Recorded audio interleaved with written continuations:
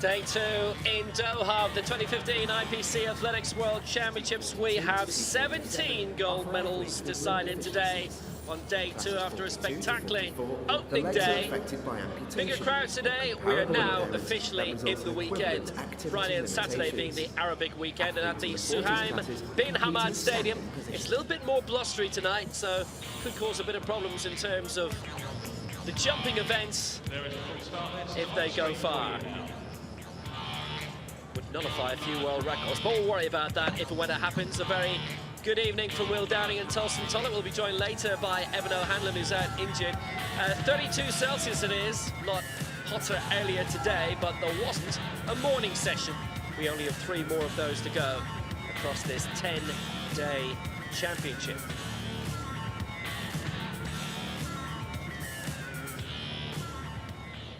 And as usual, action right from the off today. Finals in the track and the field. It's 4 p.m, almost, local time, and we start off with the opening round of the men's 400 meters T34. We will have long jump action right from the start, and one of the greats involved in that, Marcus Raim, so we'll be seeing a huge amount of him in the early part of the competition. But as the day wears on, finals in the women's 400 T11, so we'll see Guillermina in action. They'll be followed immediately by the T12s. Those are the visual impairment categories. The men's 400 T20, that's the intellectual category. And then lots of 200 action. We'll be seeing Michael McKillop and Jason Smith for the first time this week, the perennial double champions regards Paralympic Games and World Championship events, as they were 2 years ago in Lyon and 3 years ago in London. We round off with Jason Smith in around 5.5 hours time. We're with you until around 10 p.m. local time. And remember, if you're in Central Europe, we're only 1 hour ahead of you. If you're in the UK and Ireland, that is 2. Another 24 hours at least until your clocks change. The clocks won't be changing here. Conditions a little bit cooler today, and we start off with track action. First time heat of the men's 400. Yeah, good afternoon, everybody. Let's start off with this first heat, shall we? Let's run through the list. Al Kabizi there, heading in lane 2. Thomas Manny, whose brother, the European champion Henry, goes in the next heat. Belja Mitic in lane 4. Reid McCracken of Australia, who's mentored by Kurt Fernley, who competes a little bit later. He goes in 5. Isaac Towers in 6. Ashton Schmink of Canada goes in 7. And Walid Katila of Tunisia, he won gold in this event, as well as the 100, 200, 800 in Lyon in 2013. He heads off as the favourite from lane 8.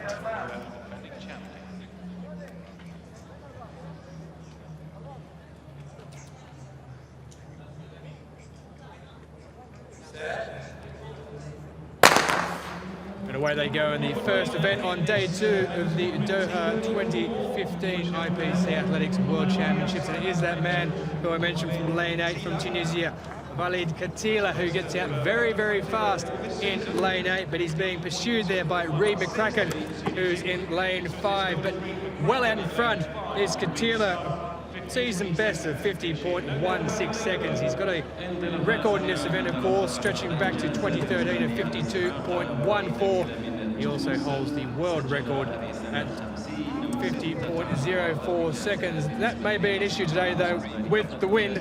But there is Katila coming down the outside straight, well out in front. It's just a battle on now for second place, with Reid McCracken holding on to that at the present time. And here comes Katila down to the finishing line. Let's just have a look at the time, shall we? 53.59 seconds, so well off his season best of 50.16, but he takes the win in 53.59 seconds. Reid McCracken there coming across in second place. A bit of a battle on there for those places. The first 3 in each heat, of course, goes through to the final with the next 2 fastest qualifiers to advance. It's actually Mitic who's taken it on the line there. Belja Mitic in just over 56 seconds, and Reid McCracken coming in 3rd place in 56.88. So they will be the first 3 who go through to the final of the men's 400 metres T34 event, but there was no doubt at all, straight from the off, the Tunisian Katila rearing around the first bend, taking the lead out straight away to at least 10 to 15 metres, and he just cruised home with a little bit of wind assistance in the background there. So an easy first up win there for Katila of Tunisia, taking the opening win. Followed home by Böje Mitic of Switzerland and Reid McCracken coming in third place. There's your confirmation of the winners. Katila in 53.61 seconds. 56.82 it's Böje Mitic and Reid McCracken. The third of the qualifiers in 56.89 seconds. There is your winner there, just working his way. So the first field event to be decided today is the men's long jump T44. And a very, very big name indeed, and Marcus Rame, who is our world record holder, 8:29, the current rating. World champion, he's won the last 2 world titles, and also the Paralympic Games champion.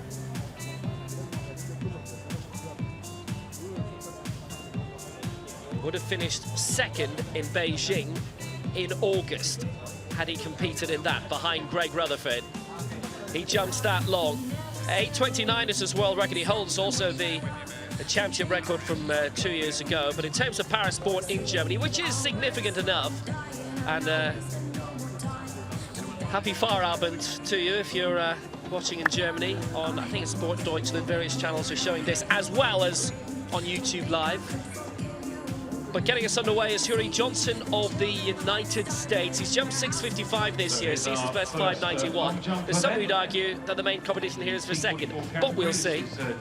That's a red flag anyway. Just completely misstep regards his technique. Now, it is very blustery over in the far side. It's on the back straight, and you'll have seen the flags earlier, how very strongly they're blowing here. A lot stronger than yesterday. And in the case of Lafleur, for example, in the women's long jump final, 6 times she went beyond her world record distance, but only 2 of them counted towards the world record distance. So that's an X against Hurie Johnson. And he was bang on the acceptable limit there of +2. Christos Kapellas of Greece didn't look as if he used the board at all. That's fine. That'll put him into the lead. +2 is what's acceptable for personal bests, world records, etc.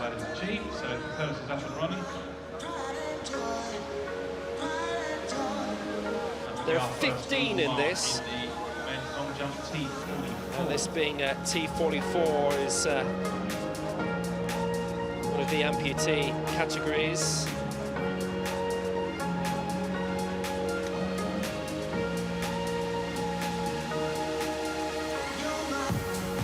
5:96 puts him into the lead.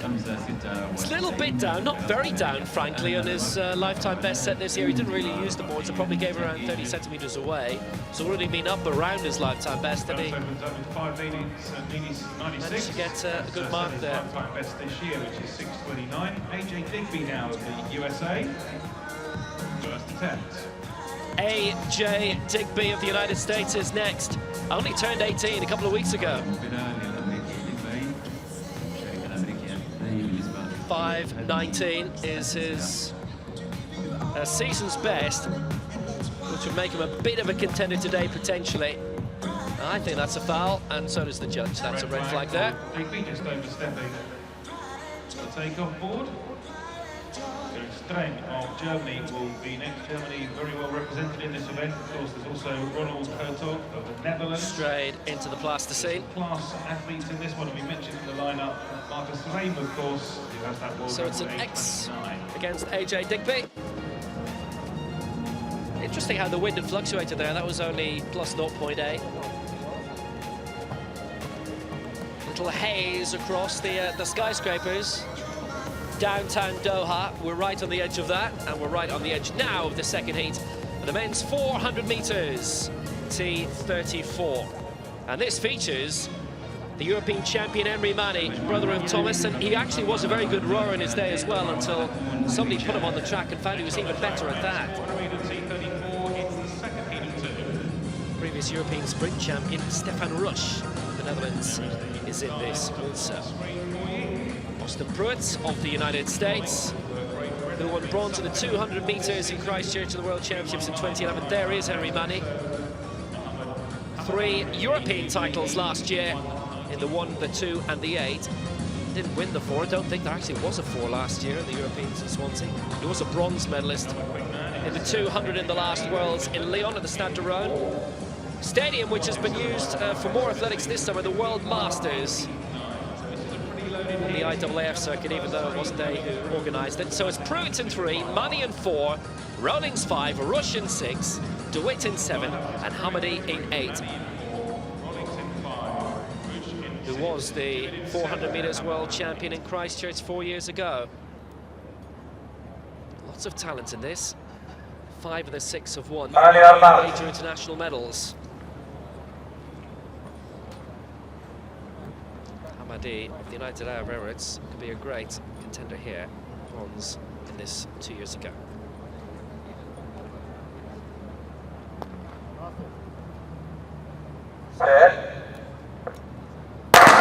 So Pruitt, Henry Manny, Rowlings, Rush, DeWitt and Hamady, and this is the strongest of the cerebral palsy wheelchair categories. There are 4 of those, and the higher the last digit, then the stronger the athlete is considered to be physically. And it's Rush who's putting on a good movement. He was twice European champion in 2012 in Stadskanaal in the Netherlands, and he led home a Dutch 1-2-3. Manny's beginning to come to the fore as well, straight away. So it's Manny in 4, Hamady in 8. They certainly look as if they'll be well in the lead once they get into the closing straight. Manny really powering up. Rush beginning to come through as well for the Netherlands, but it's Manny and it's Hamady. A little bit of movement from Rowlings in lane 5, but Manny looking very strong indeed, and he's having a look around, and look at that, freewheeling in, no problem, for the last 30 metres, 55.16 unofficial. Manny takes it, Hamady in 2nd, and making Rowlings in 3rd. Rush was coming up behind also, with very little problem for the Flint. He did fly towards the line, glided very, very easily, capably, and while the rest were pedaling quite feverishly towards the line, he didn't need to. It was a very good start by him, and also notably by Hamady in 8. Rush actually got off, I thought, to the best out of all, but then here comes Manny gliding along. And where was it where he took his last little action? I think about 30, 40 to go. He knew he had a 1 by then. There we go. Thank you.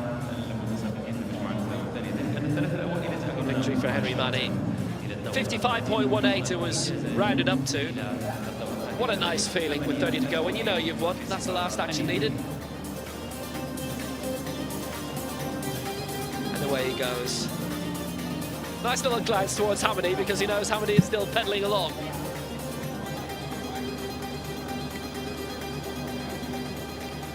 So Manny wins 55.18. Hamady also an automatic qualifier, 55.55 for the UAE, and Ben Rowlings in 3rd for Great Britain, 55.95. The rest won't have to wait too long. Austin Pruitt and Isaac Towers, who were the 4th placers in both heats, go through as the fastest losers to the final. Classes F35 to F38 are allocated to athletes with coordination impairments. The impairments typically affect the ability to control legs, trunk, arms and hands. Athletes in the 35 to 38 classes show better leg function and trunk control, therefore compete standing. Of South Africa, first attempt of the long jump. 10 in total, and they include the world record holder from Germany.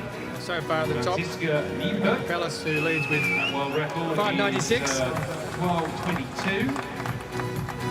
And also from China, see there, competitor 13.31, championship record holder and the defending champion, Li Na. Brady gets there.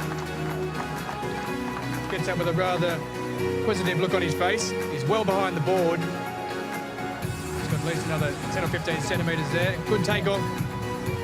Nice kick in the air.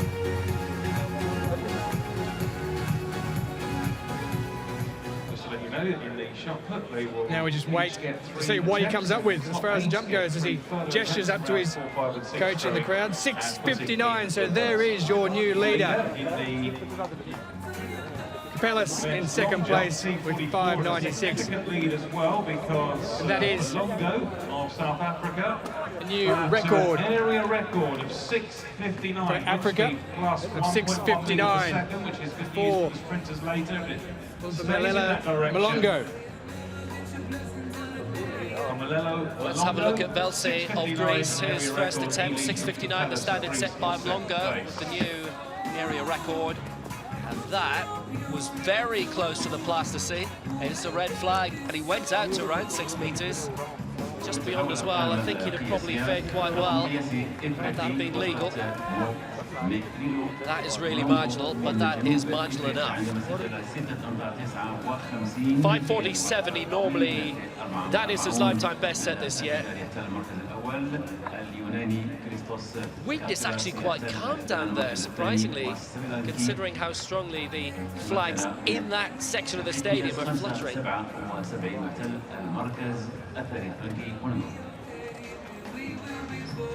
Next up for Indonesia is Rasidi.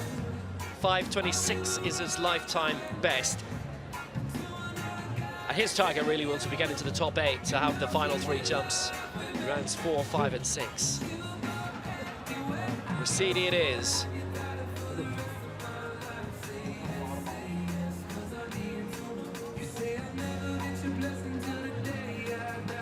That is a white flag.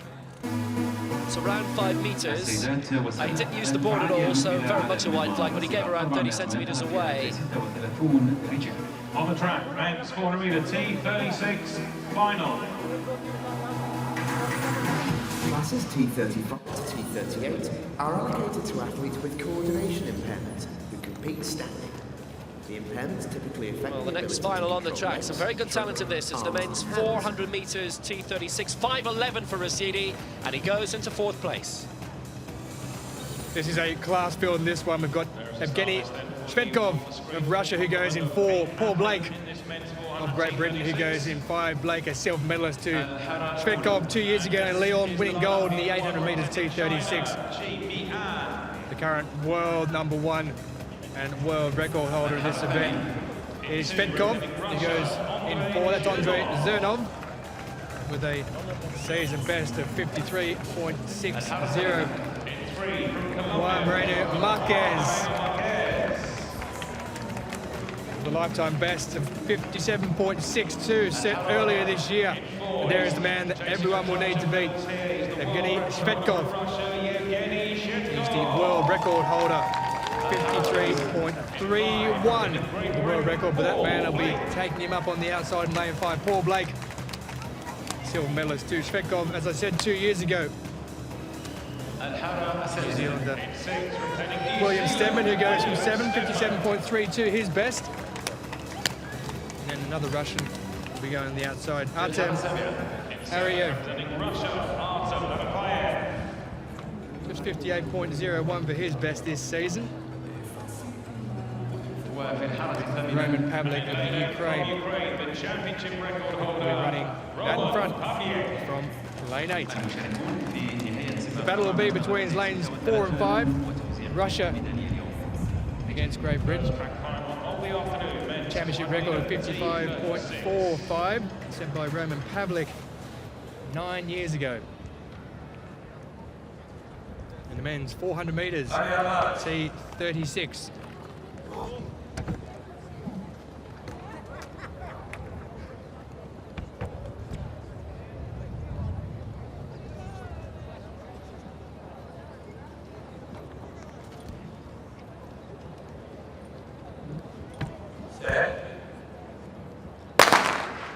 Away they go. So here we are. Chi Min of China in 1. Zernov of Russia in 2. Moreno Marquez of Colombia in 3. Shvedkov of Russia in 4. Blake of Great Britain in 5. Stedman of New Zealand in 6. Paravev of Russia in 7. And Pavlik of Ukraine in 8. But it's the man who we expected to be out in front, Svetkov, who really cruises up to take the lead down there in that 200-metre mark. Paul Blake is on his outside shoulder. He's just coming around there. We've got 3 there that we can see that look like they're going to be in those top 3 places. Svetkov is just easing himself around the corner, and Blake's coming up on his right-hand shoulder. On the outside there, in lane 8 is the Ukrainian in Pavlik, who's coming down the outside, but it's Svetkov who's coming up to the line. It'll be Blake just on the inside to see if he can hold on there for second spot. And Blake just gets through in second, but 53.72. That's going to be very, very close for the victory when it comes down to second place and third, but 53.72 for the winner of this event, rounded up to 53.70 for Evgeny Svetkov. Paul Blake getting in second place in just a little over 54 seconds, 54.58. That one there is rounded up to for Paul Blake. So he takes second place. Svetkov, though, into first, and they move through to the final. So that is a fantastic effort there from Evgeny Svetkov. He wins this event. And Paul Blake in silver in the same one. So silver medalist to Svetkov 2 years ago. And yet again, it is the same man who wins it in Svetkov. And Paul Blake, yet again, in second place. It happened in the Lyon just over 2 years ago. He got on the 800 metres on that occasion too, Paul Blake. But this time, there it is, confirmation of Evgeny Svetkov, who's won another gold medal in the men's 400-metre T36 event. Just waving to the crowd there. But he always had it under control coming around that back straight, with around 250 metres to go. There was Svetkov who took the lead, a championship record for him as well. Evgeny Svetkov taking over from what he made from Roman Pavlik back in 2006 when that was 55.41 seconds, but 53.7 Paul Blake in the silver medal position and Roman Pavlik taking out the bronze. As we go back, this is the lineup long jump T44 China, Marcus Rame as hot a favourite as you could get in any event. So here he goes, his first attempt. In 3 from Oh, that's a foul, is it? Oh, he's got a huge one out. That's beyond 8 metres, but immediately the rakes come out. And Paralympic in 4, he's chasing a clutch of medals here. He's the world record holder from Russia, Evgeny Shetkov. Just glided over, so that's a foul. And he's one of 7 to foul in the first round.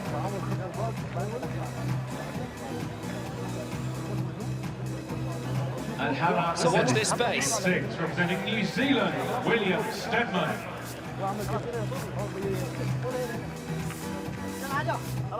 In 7, representing Russia, Artem Adafayev. Well, that opens the door slightly ajar for the rest, but probably not by much. The championship record holder, Piatto, Roman Pavlik. another talented competitor. Expect him to be in the shake-up for medals. Track final of the afternoon, men's 400-metre T36.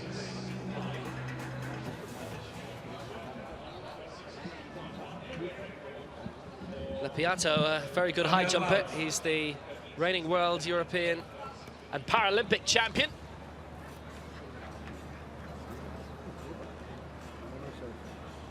That's around 6 metres or so. Might give him an opening to get into the top 3, and he used the board perfectly well. Set.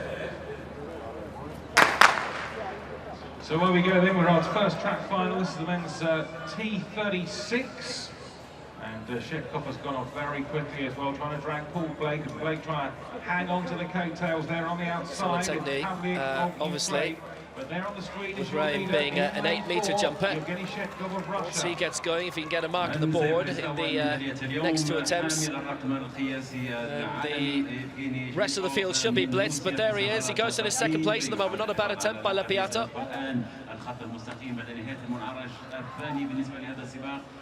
Vadim Aleshkin.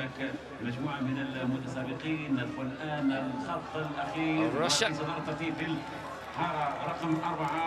Evgeny Zvitkov. Shevkov then is going to come home to claim gold. Yet again, it's going to be close to the silver plates, pushing hard. Pavliev in lane 8. I think the brave front majors have got there for second place. No doubt about the way. So his first attempt, and he didn't really use the board at all, but that's fine. Aleshkin, his lifetime best is 6:52 set this year, and that might just test that. It's near the board actually in the end. Record by an absolute country mile, nearly 1.7 seconds, 53.70. Given the wind speed when it comes up, must be legal though, because otherwise the CR should put him up into a podium position. Better than that, the top one. He's our new leader, 6 meters, 61. Next final on the track is the men's 400 meters T47. It features the European champion from Russia, Alexei Kotlov, and Gunther Matzinger, the reigning world champion from Austria. Lane 1 for Namibia, Elias Ndumalunde. 49.52 his lifetime best set this year. Adonis Oresti of Cyprus in lane 2. Hemis Mavunyi of Rwanda is in lane 3.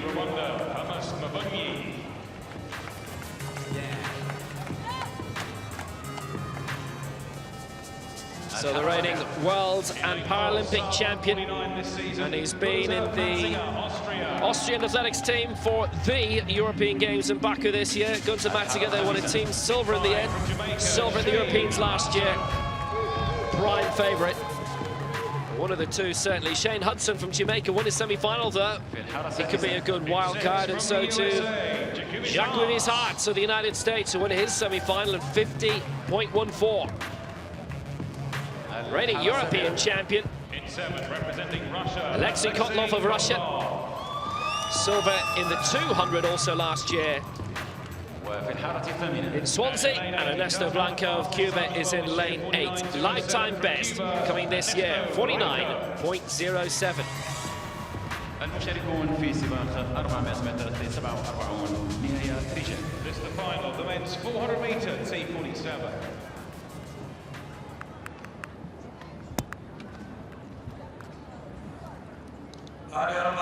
So a major joust coming potentially between the Paralympic and world champion Matzinger, European champion Kotlov, semi-final winners Hudson and Hart, lanes 4 to 7.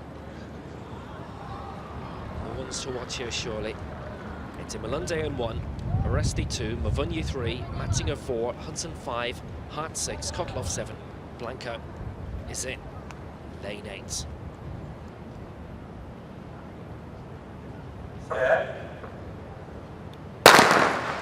Away first time, good start by Matzinger in 4. Hart looking very good in 6. Kotlov in 7's got off to a great start, and particularly Hudson in lane 5. He left Matzinger behind in 4 at the moment. Kotlov's going very well. He's got Blanco, the Cuban, on his outside. Hudson absolutely flying in 5. He's overtaken Hart for now. Hart beginning to fight back. Those in lanes 1, 2 and 3 pretty much left behind. This is going to be very interesting when it straightens up. Hart now beginning to fight back on Hudson, and Kotlov has caught up on Blanco. This could be 5 in a line when they straighten up. In 6 it's Hart, in 7 it's Kotlov. At the moment it's 6, 7 and 8. Blanco's going well, and Hudson also at 5, and Hart's beginning to fly in 6. It's Hart for the United States. Kotlov fighting for second place, but what a win for Hart. Hudson in second place, and Kotlov in third, 48.19. I make that a new championship record. What a great win by Jacques Hart. 48.19, and that's the gold for the United States. Very tight for second and third between Hudson and Kotlov, and the outgoing world champion finishing down the field. What a triumph that is by 1 1/4 seconds, a new lifetime best for Hart. Hudson with a lifetime best too. He took half a second off it to take the silver medal, and Kotlov with a PB in third. It was an absolutely blistering start by the Jamaican Hudson, and he was threatening to leave Hart behind, but what a fight back by the American here. Kotlov trying to wrest the silver away from Hudson. But Hart with a great stride. Looked around to his left. He was expecting something from Hudson and Matzinger, perhaps. Hudson particularly. But Hart crosses the line first in championship record time. It's about half a second off the world record of Heath Francis sets in Beijing in 2008 at the Paralympic Games there. PBs for the top three. Hart gold, Hudson silver, Kotloff the bronze. Brilliant race with Blanco fourth and Matzinger fifth. نهاية أخرى على الميدان هذه المرة. ربيع الفرس F1 نهاية سيدات على الميدان. Well, brilliant triumph, and the first two track finals of the day have been really scintillating. And the athletes now on the big screen, they include Tilly of Tunisia, just saw her go through shot there, the world record holder with 29.98. And also in the field is Loretta Onye of Nigeria, who's the F40 world record holder. That mark is the 9th. Let's head now to the women's shot put F37 final. Mina, defending champion, with her first attempt. She set the championship record of 11.72 2 years ago when winning in Lyon. What could she come up with this time? 12.22 is the record that stood only for the last few months, actually. That is a big, big throw. Franziska Liebhardt of Germany with that world record back in June of 12.22, and that will take her certainly near that mark, if anything, for it. We'll just find out and get confirmation of what that throw was from Mina. Just a moment or two ago, we will find out that there is Ronald Hertog in the long jump. Dutchman, who should be a major candidate for a medal here. And that's how he's blitzed out to beyond 6 meters, certainly. Shoulders, arms, and hands. Russian lead, Alexin 661 at the moment with his lifetime best. Hertog, who we regularly see in the IAAF circuit as well, 7:53 his lifetime best set this year. If Rame is anyway slightly off form, then this is the man to seriously test him. He took bronze in the Europeans last year behind Rame and Daniel Jorgensen of Denmark, and that's 6:69, and that's the lead for the Netherlands. Hertog is off the mark, and very impressively so. But he has, you would say, probably another meter in him. We have a change of leader. We now have Ronald Hertog leading the way for Netherlands. Back to Murray Johnson of the United States with his second attempt to get round two underway. It was a foul by him in the opening round by both him and his compatriot AJ Digby.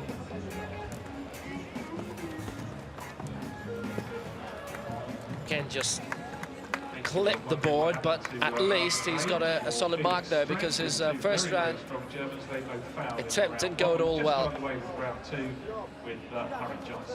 And maybe that's what he was intending to do first time around. But got the rhythm just slightly wrong in the first round. That's adequate for the second. It's a conservative jump, should put him in around the top 8. Those to progress all the way. It's 7th for him, 5 meters 70. Interesting to see what negligible breeze there is down trackside compared to a bit higher, because I will tell you it is still quite blowy around the rest of the stadium. For Greece, this will be Christos Kapellas, 5.96 in the opening round. He's jumped 6.29 this year. Greece having staged a branch of the European Athletics Team Championships, Crete, Heraklion back in June. Staging major international athletics events again. Never really stopped despite the lack of cash flow in the nation at the moment. That's around the same mark, I think, really, for Kapellas, but probably not much of an improvement for him. Should stay in the top 6. Again, really clip the board.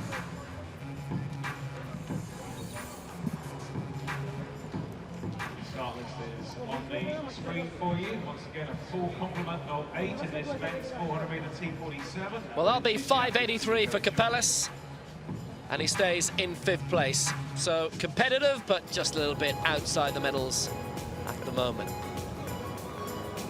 It was really, really hot yesterday. And if you are watching us around Qatar or around the Gulf, we would love to see you for the remaining 8 days here now. Crowds are up by a good few hundred in yesterday, incidentally. It's a lovely little stadium here, the home of Qatar Sport Club, Sulhan bin Hamad Stadium. And the first medal ceremony of the day. And what an event this was last night. Well, I mean, this was fantastic. And for our winner, talk about an incredible result. I think he beat his personal best 7 times last night. Yeah, Sam Grew, a fantastic performance from him to pick up the gold medal. The best part about that, though, is when they just kept on going and going.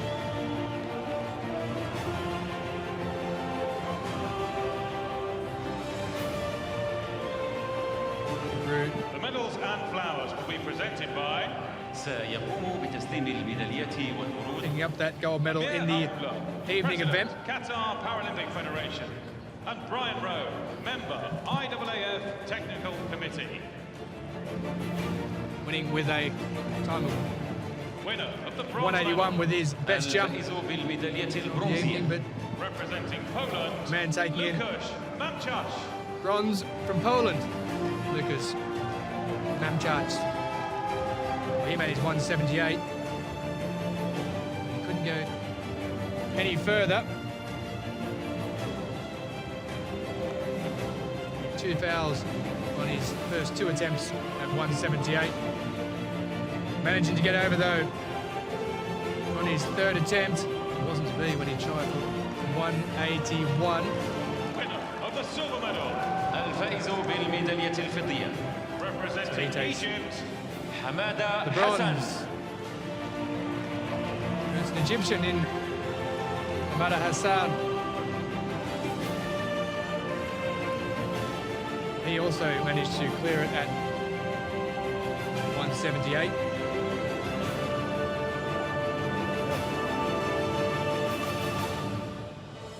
Started off at 169. Eventually up to 172. 175, easy enough. Struggled in 178, but he got there, picked up the silver medal, crashed out, trying to go 3 centimetres higher. But the man who jumped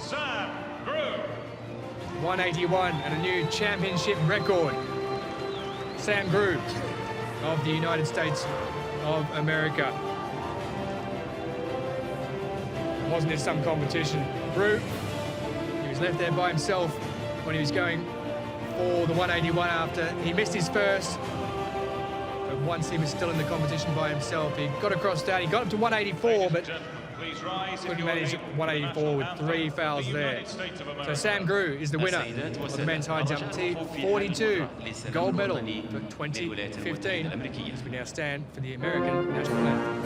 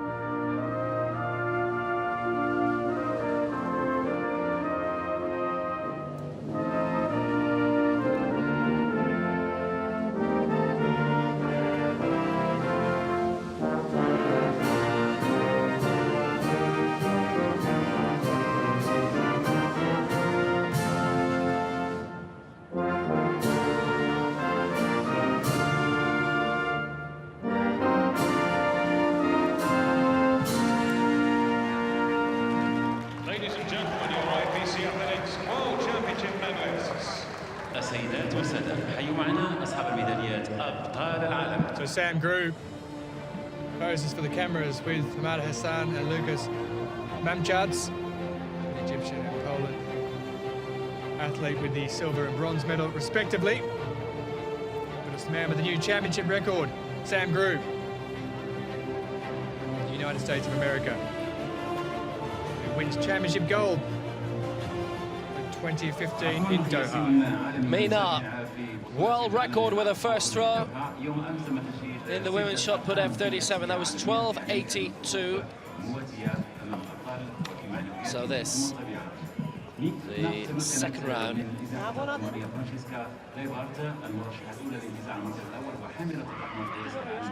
And that's another fabulous throw, and that again looks close to 13 meters, and that very close to a world record mark from a little earlier. 12 meters 93, and Mina breaks the world record again. Just taken her second attempt. Hotting up majorly in the women's shot put.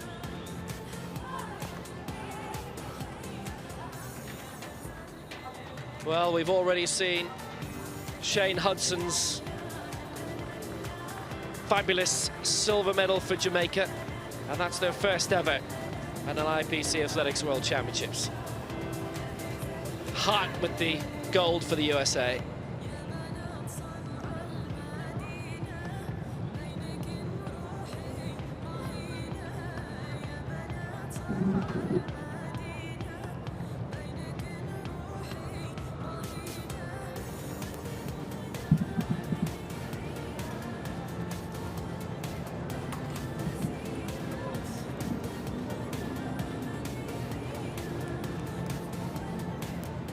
There's Sam Grew, Hamad Hassan, we saw just a moment or two ago.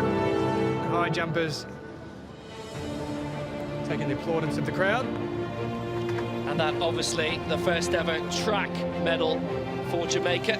They previously won 7 at Fields. Victory ceremony for the men's shot put F20. السيدات والسادة، مراسم التتويج لمنافسة رمي الجلة الفئة F20 رجال.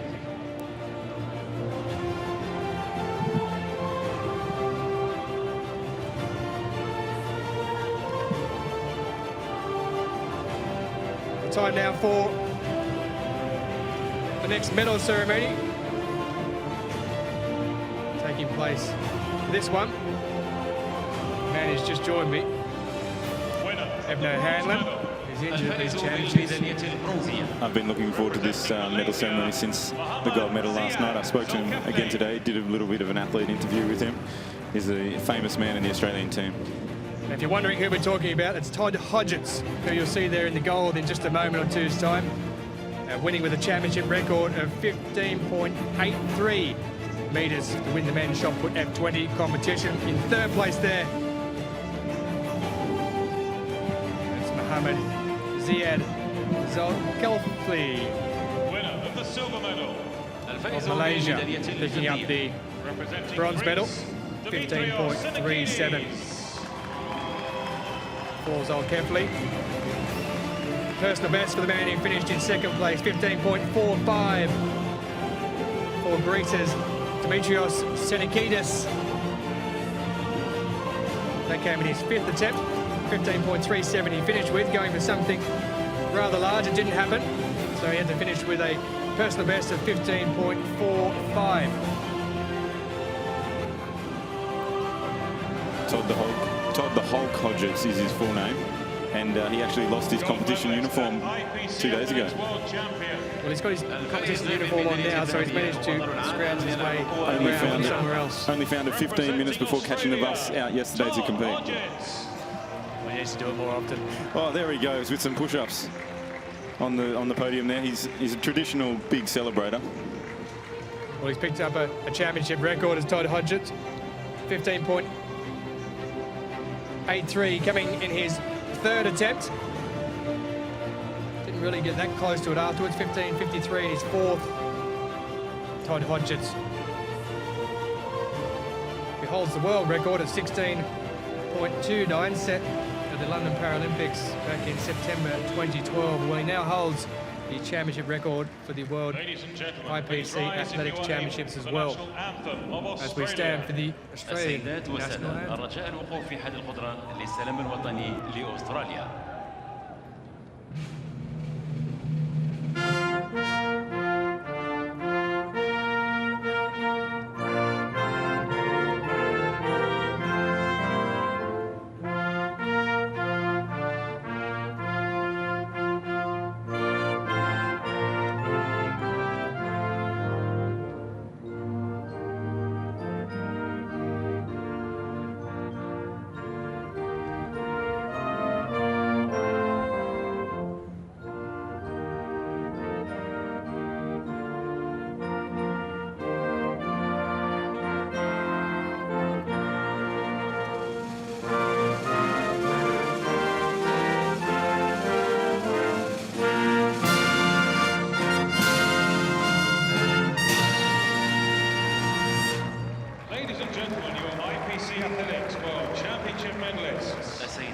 السادة حيوا معنا أصحاب الميداليات أبطال العالم.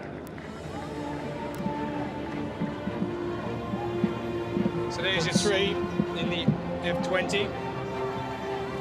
Todd Hodges picking up the gold medal for Australia, doing a few push-ups for the crowd.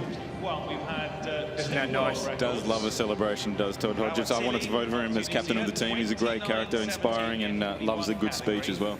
Too much energy, that man. Too much energy.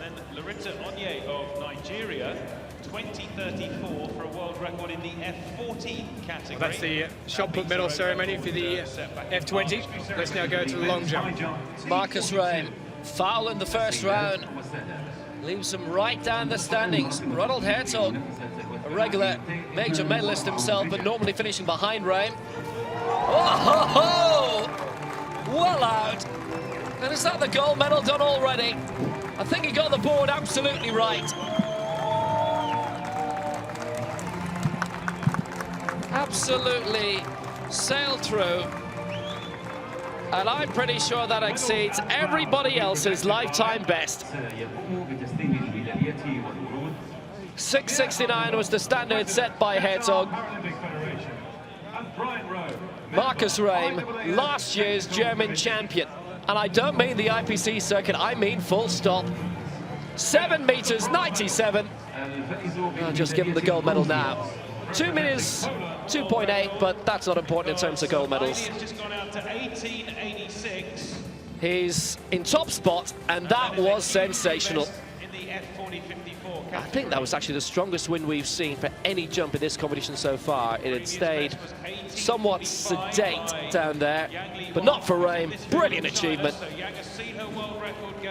And he is over a meter clear of Herzog.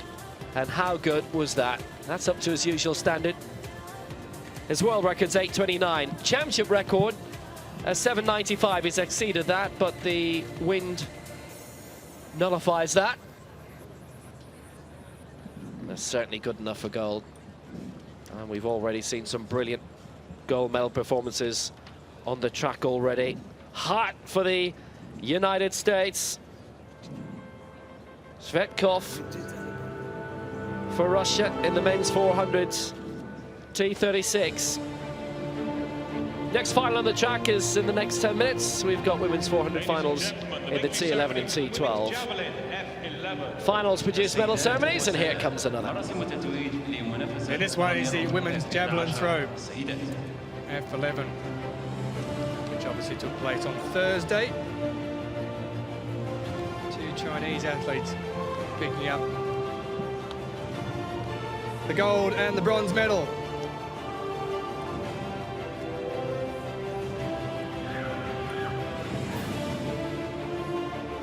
The medals and flowers will be presented by سيقوم بتسليم الميداليات والورود Amir Al-Muller, Chief Executive Officer Jeong of Hu-min 2015 Athletics with an World Asian record of Championship 25.31. the IAAF Technical Came in their Committee. 4th row of the competition.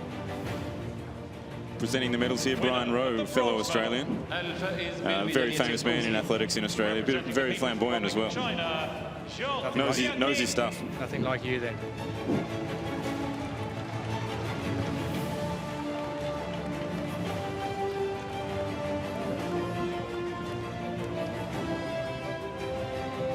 Zhang Liang Min, the best of 20.86 meters. That came in her 3rd attempt.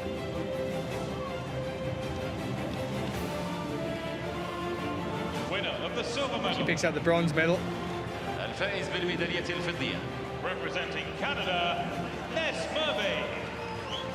Ness Murby of Canada. Fouled in her first. Throws of 20.30, 22.74, which picked her up the silver medal. 21.94, 21.10, and 22.69. All of those would have been good enough to keep her in the silver medal position if she hadn't have thrown 22.74. But she picks up the silver medal for Canada in the women's javelin throw F11. World champion. الفائزة بالميدالية الذهبية The one that everyone's been waiting to see. There she is. Representing the People's Republic of China, Jeong Hu-min. to the warm applause of the crowd, Zhong Yu-min. Only 21 years of age. Plenty of years left in front of her. 25.31. Fourth attempt, 3 fouls along the way, didn't matter. 25.31, 24.51 for sixth attempt. She had plenty in the bank. And she was certainly going to pick up the victory all the way through. Time now for the Chinese national anthem. The People's Republic of China. السيدات والسادة، الرجاء الوقوف في حد القدرة للسلام الوطني لجمهورية الصين الشعبية.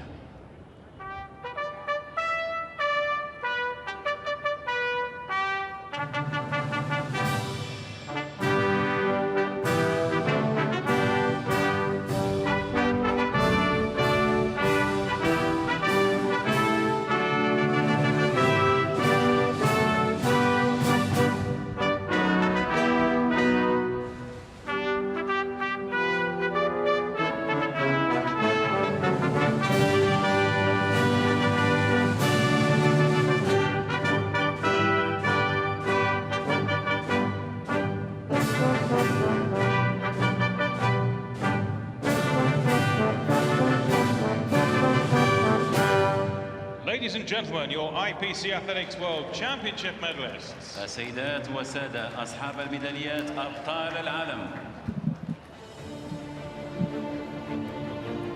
So that's the end of the women's F11 javelin throw. Chinese 1-3.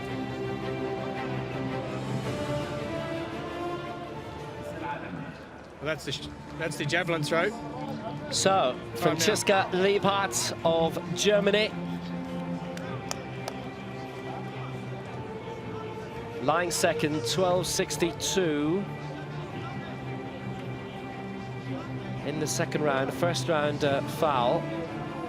Mina with that brilliant world record in the previous round, and you know something? That's around the same mark. It's another world record. Liebhardt 13.39, absolutely sensational. Mina had broken the world record twice with the first 2 throws, and now Liebhardt's gone and done the same in round 3. So if Mina is to take the lead, she's going to have to break the world record for a 3rd time.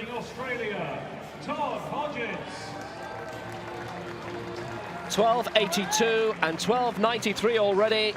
Liebhardt with that sensational 13.39. She's the reigning world and Paralympic champion. She's won the last 2 world championships, the last 2 Paralympic games as well. And look at that! That's a very similar response from Mina, and that's her 3rd world record of the day. She's rested it back in the gold medal too.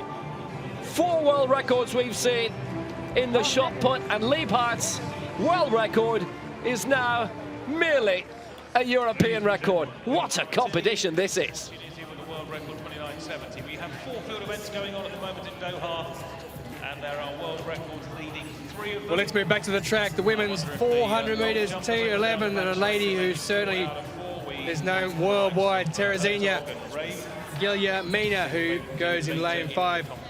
She's dominated this event over the past decade or so. She's on track to defend the first of 3 World Championship titles in this event. Did it quite easily yesterday. 2 more Brazilians going as well. Simplicio da Silva and Santos as well. He'll be going along with China's Li Ku-Qing. But let's just quickly go back to the long jump.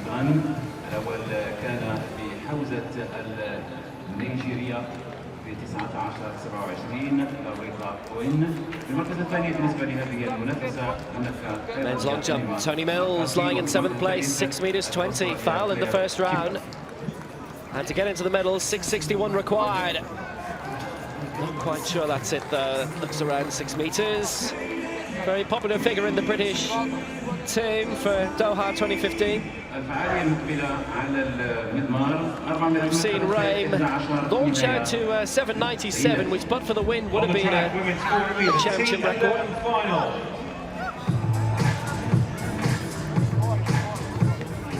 Ertug in second place and Alexian in third. 6 meters 11 was around the same mark, but he stays in 7th place. And/or no light perception. So let's head back to the track of the 400 metres T11. The athletes out warming up at the moment. 3 Brazilians, as I said, but the lady everyone's going to be looking at, she's the world record holder, 56.14, setting Rio back in 2007, 56.56, Guilhermina and Leon back in the 2013 championships. And if you're looking at this, Evan O'Hanlon, you'd be hard-pressed to back against her. Everyone knows, Teresa's a bit of a character, everyone knows her. She's actually an ambassador for this event here, and she wears a lot of colours. You may see her hair there coloured and the coloured eye mask there. She's got a quote. I've got a very good quote from her. She said, "My world is dark enough, so I wear all these colours to brighten the world for everybody else." Well, it's a perfect way to be, isn't it? The crowd looking on there certainly is going to be looking in with interest with 3 Brazilians as we head towards Rio 2016. Irusa Geber Santos with a personal best of 59.63. Season best just outside that mark. Luku Quing, who goes in lane 3. 58.18. Very impressive in winning a heat. Actually qualified in a faster time than Guilhermina, but Guilhermina did pull up with a 58.60 in her winning heat. 10 times world and 6 Paralympic golds, undisputed for the best part of a decade in this event. It's confirmation of the start list in lanes 1, 3, 5 and 7. 3 Brazilians and 1 Chinese athlete going in this, but last season Lu was second in the rankings for the 100 and 200, but fastest in this event in the heat. So could we be in for a shock? Many would say not, but with what happens during World Championships, you just don't know whether world records are being set, athletes coming through who surprise many people, and this may be one of them. The rain has to finish at some time. She obviously doesn't want it to finish now. There is Irusa Geber Santos. Will be running in lane 1. Luku Quing, who we just mentioned, season best of 57.93. Slightly quicker though for her personal best time. She'll be running with her guide, Chu Dongling, in lane 3. There's the lady, defending champion, Teresina Guilhermina, running with Guilherme Suarez de Santa in lane 5. A long-standing partnership, and very important to have that partnership in this event, isn't it? Definitely, the guides play a major role in all the blind athletes' performances and general life as well. Simplicio da Silva, also Brazil, running in lane 7 with her guy Felipe Veloso da Silva.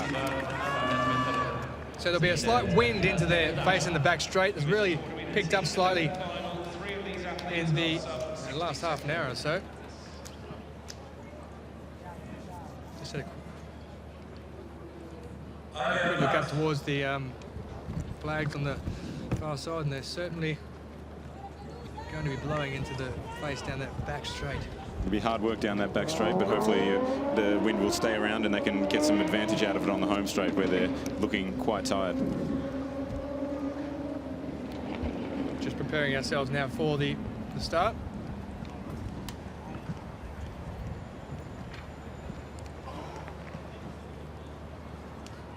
Of course, in this discipline, in the T11, the guide has to make sure they don't go across the line before the athlete.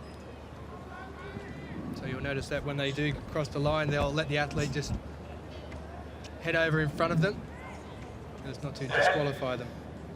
And away they go, and it is Guilhermina who heads off in lane 5, gets out rather sharply. Luku Quing started rather well though around that opening straight, but Guilhermina has already taken the lead. They're only 100 metres in, but Luku Quing has just stuck with her there in the back straight.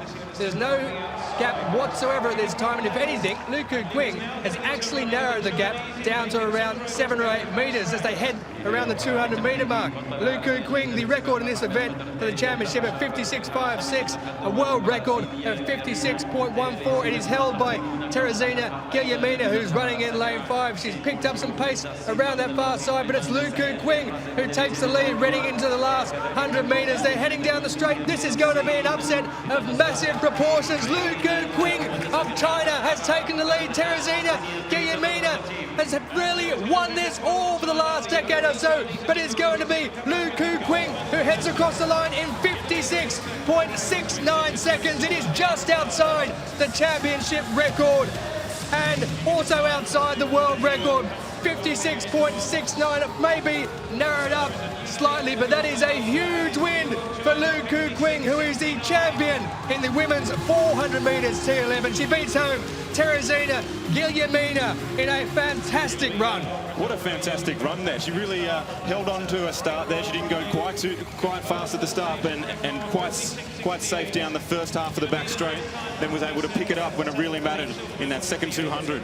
And I think that the first half of that second bend really counted for her. Well, that is a lifetime best for Lu Ku-Quing of 56.68 seconds, beating her previous mark of 57.75. A brilliant effort of more than 1 second.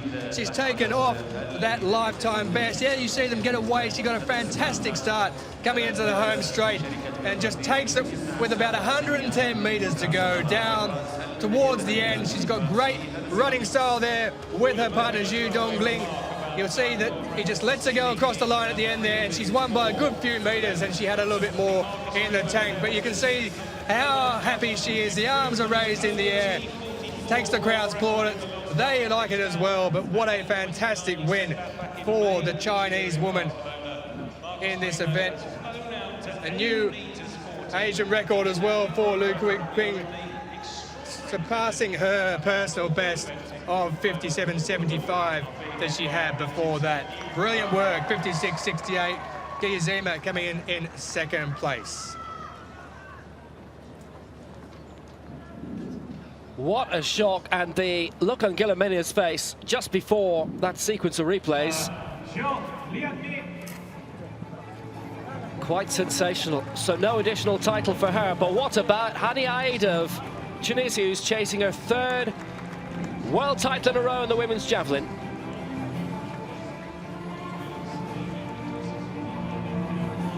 So 3 throws in a row.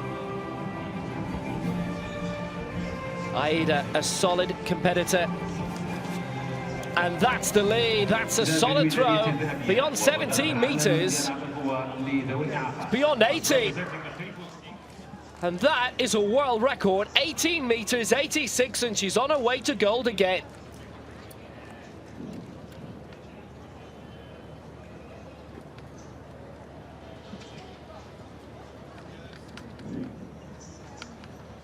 Third round of the men's long jump. Marcus Rame with a very impressive 7.97 in the second round.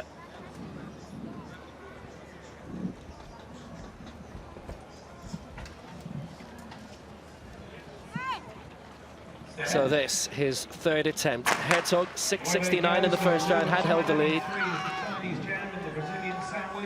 Rame, so eminently successful. The reigning World Paralympic and European champion. And that's another massive attempt by Rame. Well, I think the wind reading was all right there. That should be a championship record at the very least. And he couldn't really have used the board any better than that. That was a marvellous, major attempt by Marcus Rame. Hit the board well and just got up there and took that hang time like a champ. He was just floating up there. Worth pointing out, 8.29 is the world record held by Marcus Rame. Not anymore, it's not. 8 meters 40, and the wind reading is perfect. World record, Marcus Rame, 8.40. It's history again.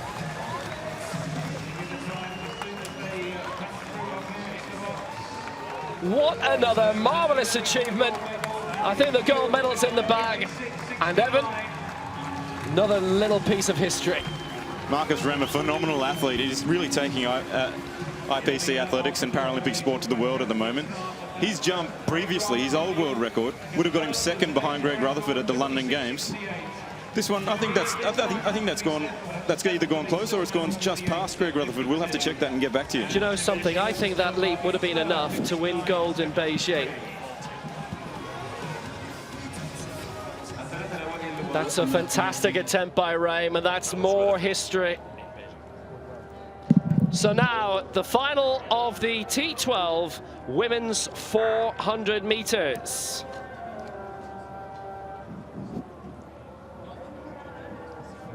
.841 it was by Greg Rutherford in Beijing. He was a centimetre shy of that. Anyway, the women's 400 meters T12. 4 finalists in this: Shen Yaqing of China alongside her guide Xi Pengyu. In lane 3, Omara Durand of Cuba alongside her guide Yuniol Kindalan.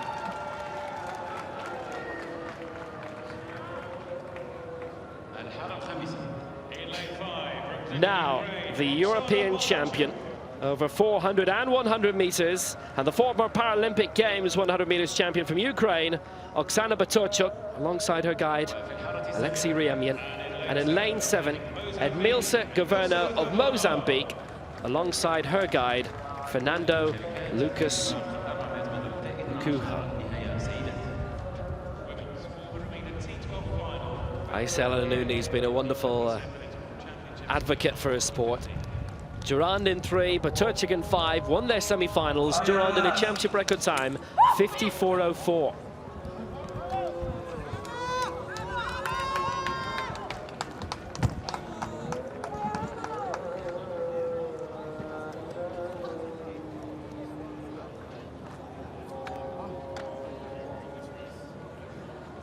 Omar from Cuba in this race has a lot of speed over the 100 meters, so look for her to go out like a bit of a bullet. Shen in 1, Durand 3, Baturchuk 5, Governo in 7.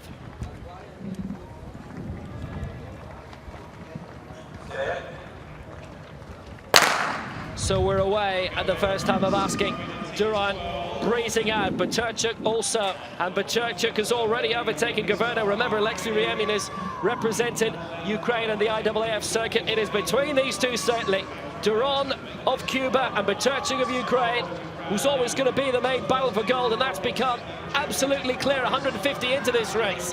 Baturchuk just holding around at the moment, but certainly the commentary alongside from Riemyan will tell her how close Durand is. Durand so fast in winning that semi-final yesterday in the championship record time and hitting the front as they straighten up the final bend. The lead being held by Durand of Cuba. Baturchuk of Ukraine trying to fight back, trying to get the gold here, but it's looking like it's going to Cuba. Durand has done everything right up to this stage. It's Omara Durand for Cuba, and it's gold fantastically. She's released by her guide and let go. 53.08 is sensational. That's a world record. Baturchuk in second place, but Durand absolutely sensational. 53.05, that's been rounded down to. And she has smashed the 11-year-old world record of Aisela El-Anouni, which lasted for 11 years. She did do everything absolutely right. A magnificent performance, a great display, and a world record and a world champion for Cuba. Well, last week it was the Boxing World Championships here in Cuba. Don't tend to do terribly badly in that either.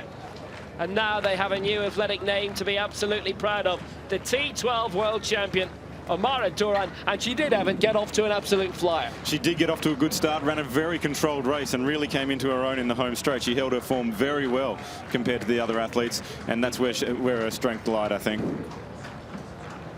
And she was released very, very early by her guide, who knew at that stage that Yuniol Kindalan, that victory was hers. Let her go with around, 10 meters to go. Durand often elects to run the 100-meter over the shorter distances without a guide, and then electing to have the guide when she needs to go around the bend because it is more difficult for the blind athletes. A magnificent triumph, a new world record of the women's 400 meters T12 for Omara Durand, 53.05. Baturchuk second, a lifetime best all the same, almost 2 seconds down, 54.92, and a new African record for Edmilce Governo in third place.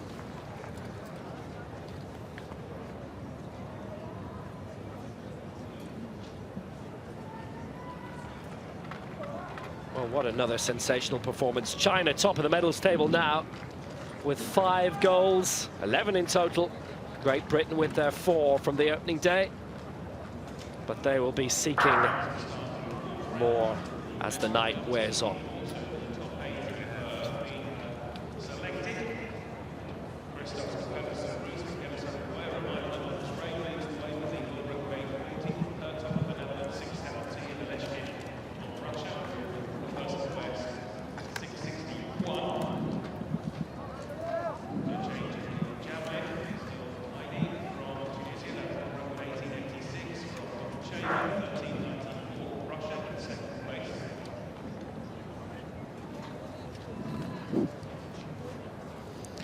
And a replay there of the Cuban athlete crossing the line. Beautiful start. Look at the smile. I wish I looked that good after 400 meters. I'm normally on the ground in the fetal position. You did a few occasionally, kind of successfully. When I'm talked into it. So now the F41 women's discus, and this is Raoul Tilly of Tunisia. She is the reigning Paralympic Games champion. This wasn't competed for at the last World Championships in Lyon or last year's Europeans in Swansea.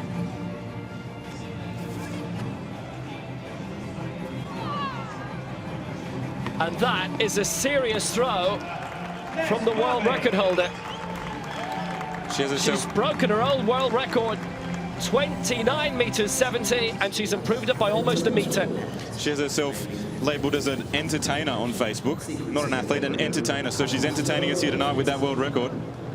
Cheers to that. Let's hope we get some more entertainment on the track here in the men's 400-meter T20 final, which is about to get underway. Barbosa, Ovcharenko of Russia in 2. Rodriguez Ramirez of Spain going in 3. Daniel Martins of Brazil goes in 4. Artem Muratov of Russia, he goes in lane 5. With a season best time in winning his heat. Rukatiki, also season best, so he won his heat. And the European champion who goes in lane 6, the Italian. Luis Arturo Paiva of Venezuela in lane 7. And Alberto Campbell of Australia, second in his heat. He'll go from the outside lane, lane 8.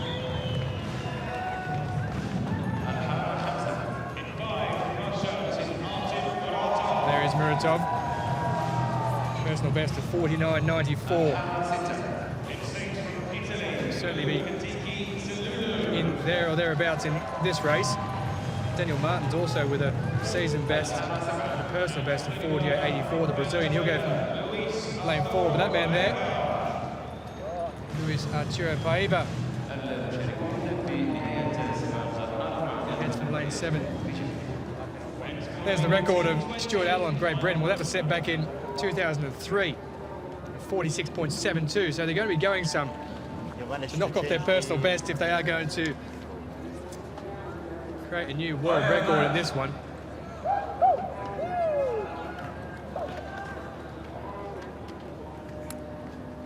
Yet again, that breeze is just clipped up a little bit down the back straight. In the women's 400-meter T11, it didn't seem to affect them too much with a record in that one. So down at ground level, doesn't appear too bad.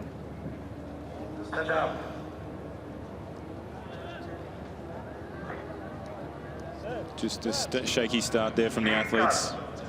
Standing up slowly after a bit of confusion. Well, up they get, and a few of the athletes just running down, just shaking their legs off to get themselves into position again. A green card given there, and a warning across the board. We saw a red, didn't we, yesterday to Jonathan Ntutu in his race. Saw him miss out in the 100 metres altogether, so we're hoping we don't see anything else of that description during any further events. Unfortunately, it is part of athletics when people just get a bit nervous and twitchy at times on the start line. There's a nice shot, isn't it? As we just await the starter to get them underway.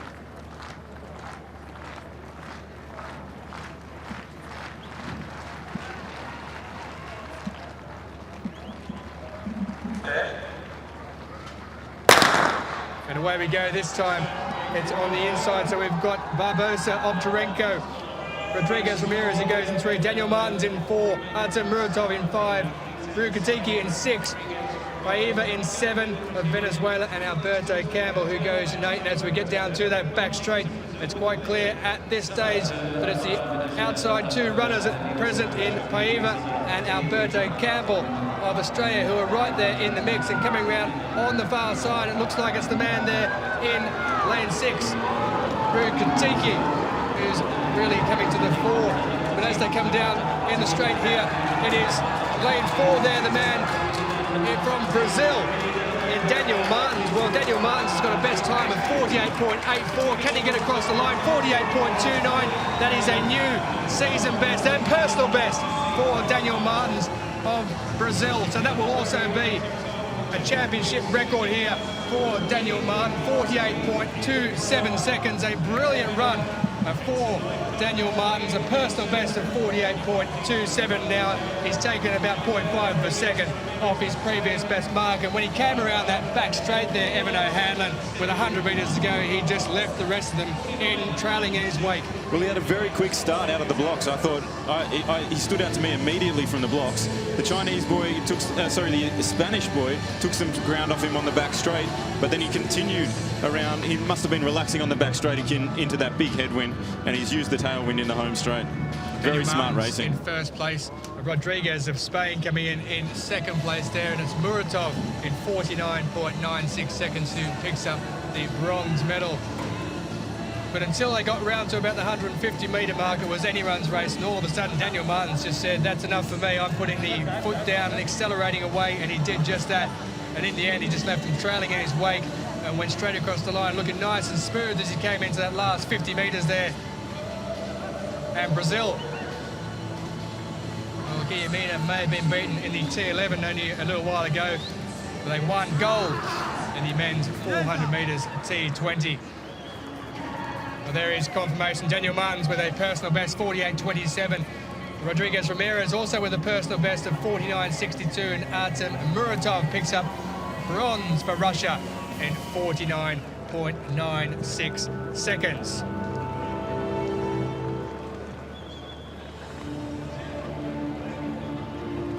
Confirmation of the women's shot put F37. Mina with a world record of 13.56 metres, taking gold. Liebhardt in second position. Personal best there for the Ukrainian Yasevich in 10.28, but Mina, well, she was right there in position to take up the gold medal, as we now have the men's 400 metre T36 medal ceremony.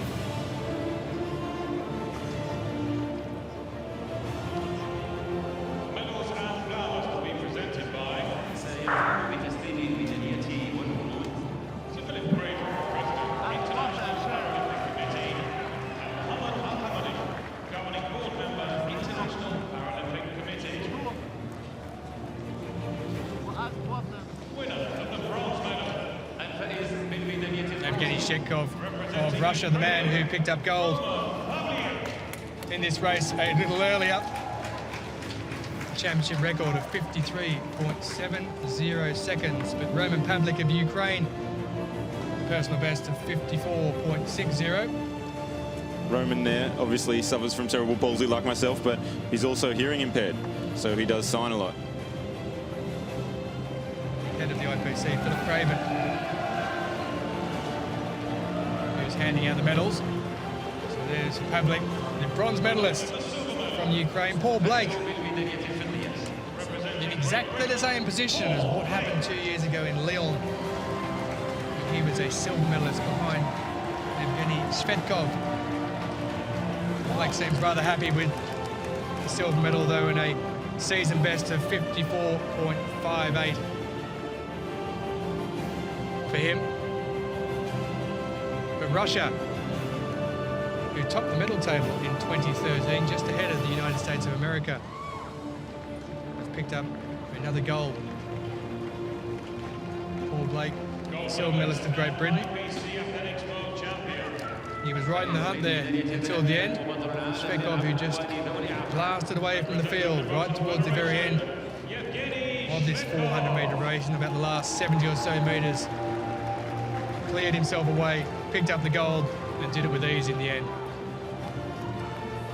Setting a new championship record of 53.70 seconds. It was Pavlik who finished in third place. He held the championship record of 55.41 before that, set in the Netherlands back in 2006. But this time he's in third place. It's Great Britain in second, and it is Russia taking the gold medal as we await the Russian national anthem. السيدات والسادة الرجاء الوقوف في حفاء القدرات للسلام الوطني لروسيا.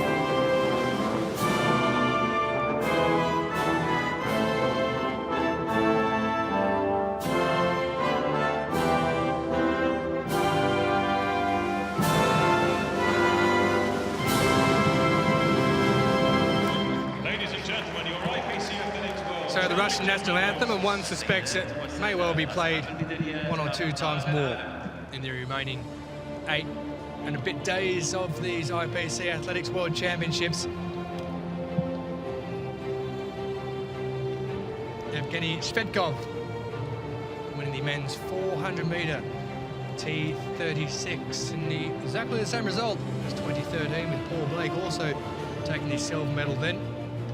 And Ukraine's Roman Pavlik, who did hold the record before for the championship, is now relegated to third place. Over on the back straight, the men's long jump T44 continues. We're into the fourth round. There has been a change in the top three because it's now javelin 1-2 at the top of the leaderboard. Marcus Frame, who's that world record 8 meters 40. He's been joined now by Felix Streck, who's gone foul, 6:45, and then 6:70. Well, there is Svetkov. So he's taken second place from Getting congratulations. Perfect conditions now here in Doha for both field and track events. And we'll be seeing plenty more of both as the evening progresses. The temperature has cooled somewhat now. The breeze is still slight on the far side. Looks a lot stronger. The moon looks absolutely brilliant. You can almost touch it, couldn't you? A little bit further away than it actually looks though.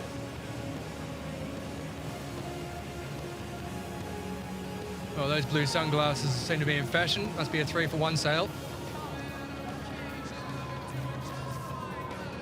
They're clearly texting about Doha 2015. We had a lot of footage of the telephones yesterday on the live feed. I found out why. They were throwing iPhone 6s, brand new iPhone 6s into the crowd. There you go. That's why. Well, you can, of course, tweet us at IPC Athletics. On Facebook, it's IPC Athletics as well. Doha2015.org, and hashtag on Twitter of hashtag Doha2015. If you do want to get in touch and mention what is going on here in Doha, because it is an absolutely brilliant championship so far, we're not even 2 days into it. Next medal ceremony, the men's 400 meters T47, which gave us a fabulous championship record. A terrific result, brilliant race, full stop, great running in this. We had a Paralympic World Championship, European titles on the line, and the holders of all of those, including the European champion Alexei Kotlov, did not take the victory here. The Russian finishing 48.92, which was a new lifetime best for him by 0.02 of a second.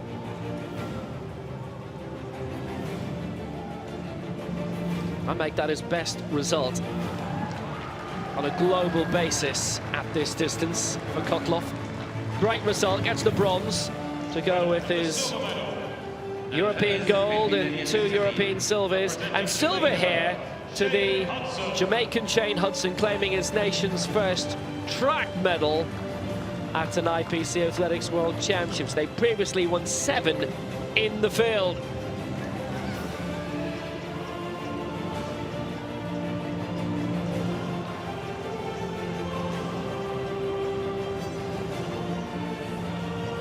So Philip Craven with the medals.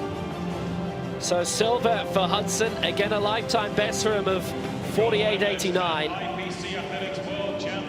And likewise for our winner.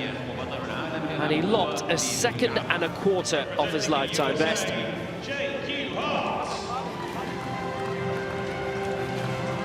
JC Hart takes the gold for the United States, 48.19. 2 seconds faster than his semi-final winning time, a new championship record, beating the mark from 2002 of Antonio Sousa. A new American world champion to be in awe of. Ladies and gentlemen, please rise. And he did show a lot of heart. Here's an anthem you'll know. السيدات والسادة، الرجاء الوقوف في حد القدرة للسلام الوطني للولايات المتحدة الأمريكية.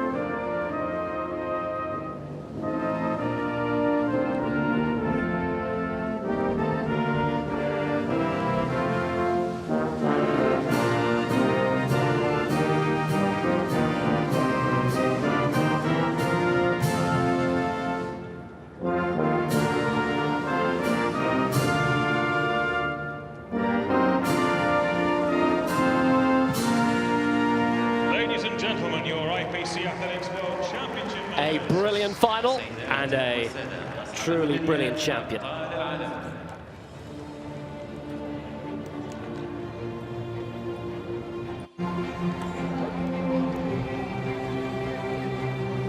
So back to the men's long jump T44 final. Here's our leader, Marcus Rame, world record in the previous round of 8 meters 40. His previous attempt, which would have been a championship record, 7.97, was windy, plus 2.8. Obviously, the 8.40 is the new championship record as well. So here he comes, 8.40 last time out. What's he going to produce here? He used the board very well. It's another tremendous effort. Has he only gone and done it again? So Marcus Rame, who started off with a foul, went 7.97. Excellent attempt by Rame. He didn't use a huge amount of the board. Maybe gave a few centimetres away. Now, very quickly, the result to come through for Rame. Has he gone Again, further? decent hang time.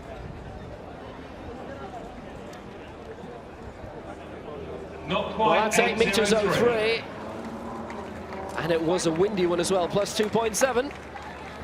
And he maintains his position. He's on his way to another goal. Marcus Rame leading for Germany.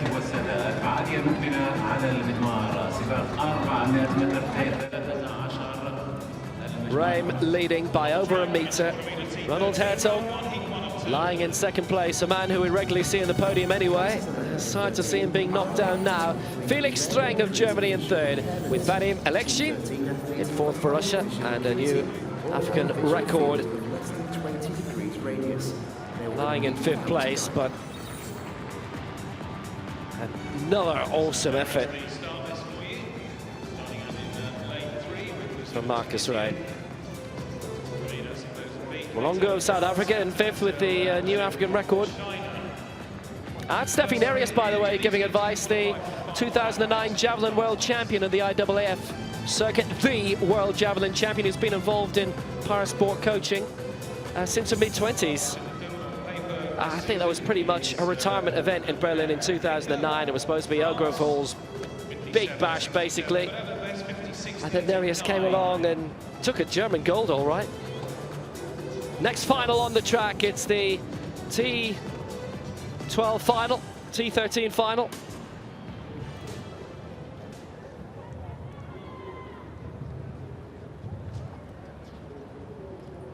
So into the T13 we go.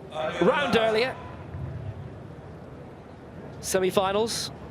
Women's 400 meters T13. First three and the next two fastest losers go to the final.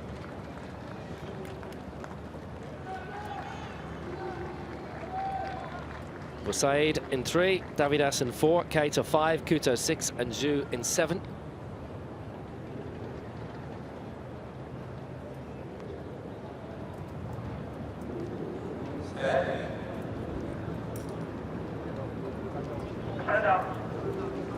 They were left there a long time by the starter, I'm afraid.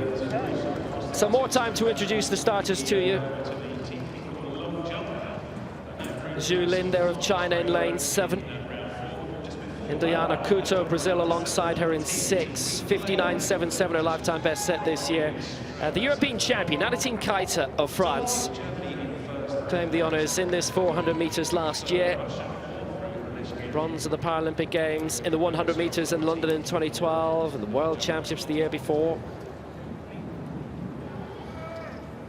The world record in this event held by Omar Durand, who just finished with the gold medal previously in the 400 meters we just saw in the T12 category. So she's moved down a category. Denise Davidas of Mozambique is in 4, and Samaya Boussaid of Tunisia in lane 3. Silver at London 2012 in this. World champion in Christchurch in 2011 in the 1500 meters, and had won the Paralympic title in Beijing over 800. She's in lane 3. This half the distance. You would expect this lady to qualify. Talented family. A lot of you will have heard of her dad, Salif Keita, the singer. She's made a name for herself in her own right, being European champion in the 400. First three to qualify. Boussaid in 3, Davidas 4, Keita 5, Couto 6, and Zhu in 7.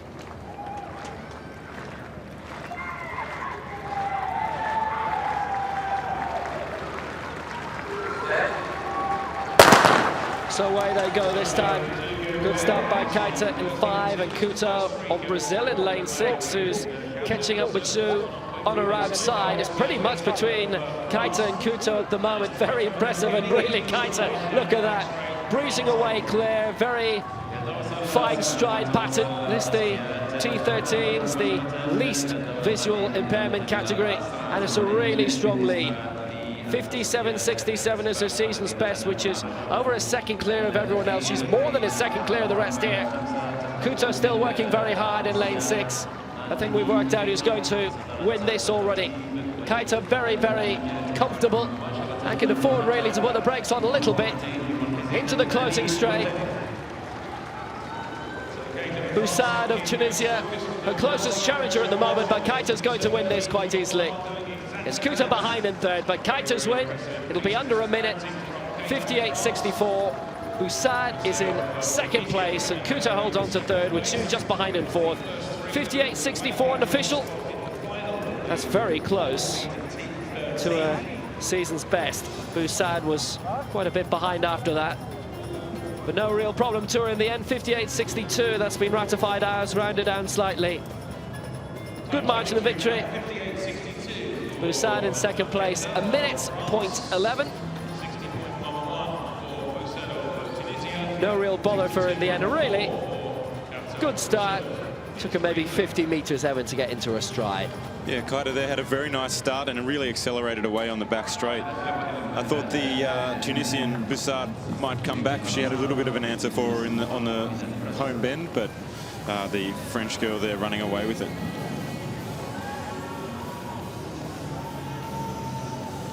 Untroubled. takes her place in the final without any duress at all.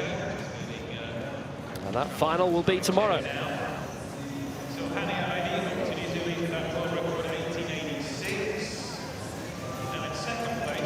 So Keita, Musad and Kuta all qualify straight through to the decider.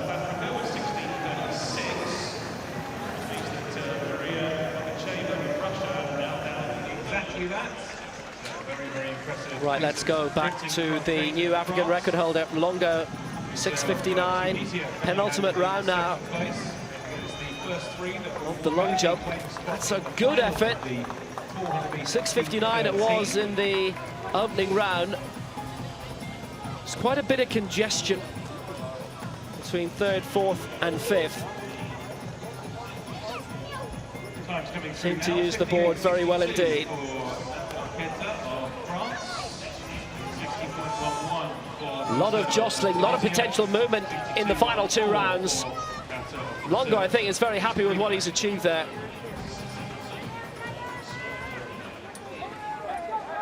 Why shouldn't he be? He's up to the bronze medal position for South Africa, 6 meters 82. Brilliant. Extends the African record that we've been telling you about.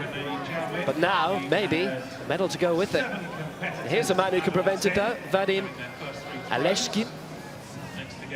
6:61 he's come up with twice. Has him now in fifth place. And that's a personal best, by the way.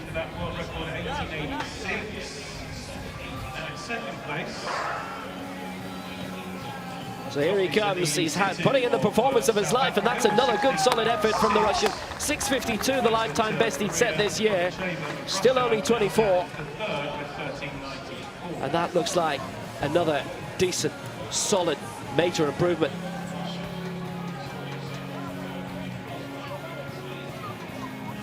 Seem to use the board very well indeed. Longo, the man to target now in the bronze medal position, 6:82 with that African record, and he likes it, and every reason to. He's extended his lifetime best to 6:91, and Aleshkin goes into the bronze medal position. Time now for the second of the heats in the women's 400 meters T13. And what to look out for here? We'll be running in lane 4, but that lady there, Sana Benhama, Elena Klerbova of Ukraine, is the one we should be looking out for. It's a world leading time of 57.44, the IPC Grand Prix meet in Italy back in June. There she is. Irina Baranova, who goes from Russia in lane 5. Season best of 58.23, also a personal best. South Africa's Johanna Pretorius in 6. And the American Kim Crosby, who also has a best of 59.01 under that 1 minute mark. She goes in lane 7. So the first 3 to qualify. The next 2 fastest from this and the heat previous will go through to the final.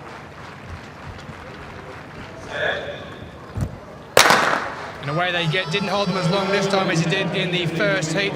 And it is Gliadova who gets away sharpishly from lane 4, but running away nicely there on the outside. It's Kim Crosby, the American there in the all red running suit on the far side. On her inside is Johanna Pretorius of South Africa, who's staying with her, and they've made quite some distance out in front at the beginning. Already almost out of it is Sana Benhama, but Gliabova is struggling there on the inside. She's going to have to pick up in that last 200 metres. She's managing to get through the field. She knows she only has to finish in third place to qualify for the final, but at this stage, it's out in lane 7. It's Kim Crosby of the United States of America. Can she hold her form? Can she hold her technique as she heads down into the final 100 metres? Coming through on the inside. Well, I can tell you though, Gliabova, the defending champion, she's pulled up in the background. She looks like she's done a hamstring injury, but in the inside there, it's a battle between Crosby in the outside and 7, and it's Ben Harbour, who comes through in a time of 59.11 seconds. It's not up there with her personal best, but it is a season best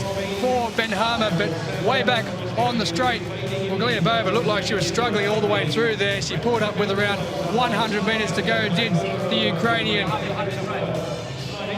Well, that's a tragedy for her, but it's not a tragedy for that lady, Sana Ben Harbour. 59.08 it's been rounded up to, so that is a season best for Ben Harbour. Baranova, who has taken third place, will round out the positions there, and not finishing Gliabova. Well, she's getting treatment down the far end of the track. Ben Harbour in first place is certainly through to the final. As I said, the first three go through. Kim Crosby, who finished out in second position, 59.98 for her, not quite up to her best of the season, which is 59.01, but disappointing for Gliabova, but it certainly opens up this field, doesn't it? Yeah, Gliabova looked to be struggling right from the beginning, and coming into that final straight, I think something happened and she's had to stop there. Kim Crosby of the US running in a Kathy Freeman-esque suit from 2000. I was having flashbacks there, and but then the Ben Harbour coming through for the win, and she really ran a strong final straight. Well, there is Gliabova, who pulls up literally as she gets to the 100-metre mark. She's pulled up and she is out of this competition. So it is Ben Harbour, Crosby and Baranova who go through. There are your three definite qualifiers. Ben Harbour with a time of 59.08. So we now know who will be going through to the final of the women's 400-metre T13. But there is Elena Gliabova of Ukraine, the winner of this competition back in 2013, being taken away in the handicap. There are the qualifiers: Pretorius from the second heat, he goes through 1:3.83, and Davidas in 1:09.02. Round up the qualifiers for the women's 400 metres T13 final. That is going to be a belter, with Keita of France going through quickest with 58.62, who looks as though she'll be the favourite for this competition now. Ronald Hertog of the Netherlands. His penultimate attempt in the men's long jump T44. Led after the opening round, Marcus Reim with the foul. Hertog with a very good 6.69. He's improved on that a bit since then. 7 meters 19 in round 4. He's a 7.53 jumper this year. That's a lifetime best for him. It's a good effort. It's not an 8-meter one, but it will solidify probably his spot in second place, and it has. 7 meters 26. Reim still leading. Next on the track, the final of the men's 800 meters T13. Minimal, at least visual impairment. And going in this, the World and Paralympic Games champion from Algeria, Abdelatif Baka. This is the European 400 meters champion, Igor Sharov of Russia in lane 1.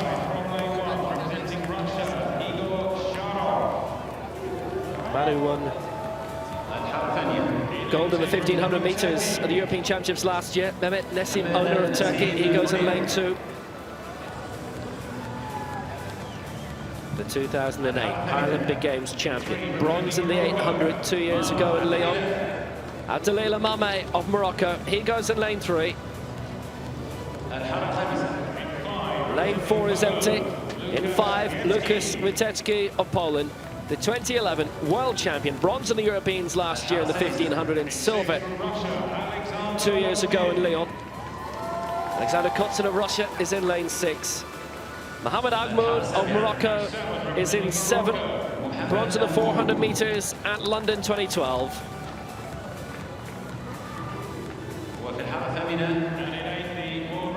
And the reigning World and Paralympic Games champion, world record and championship record holder as well.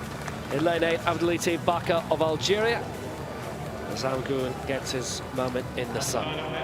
Baka winning the double of the 800 and the 1500 meters at Lyon in the last World Championships, and the 800 meters alone at London 2012. Tamiro Tamise of Ethiopia does not start. He was due to be in lane 4.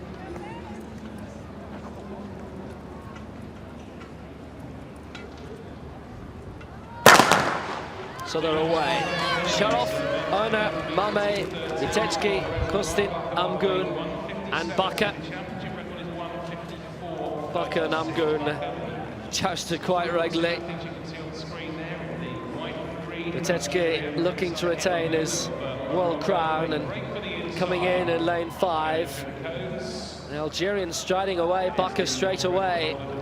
It tends to be an occasional tactic of his, and quite a successful one as well for the World and Paralympic Games champion. He's been here before, and he's only 21. Remarkable what he's achieved from a very young age, having been crowned Paralympic Games champion in Beijing at the age of 18.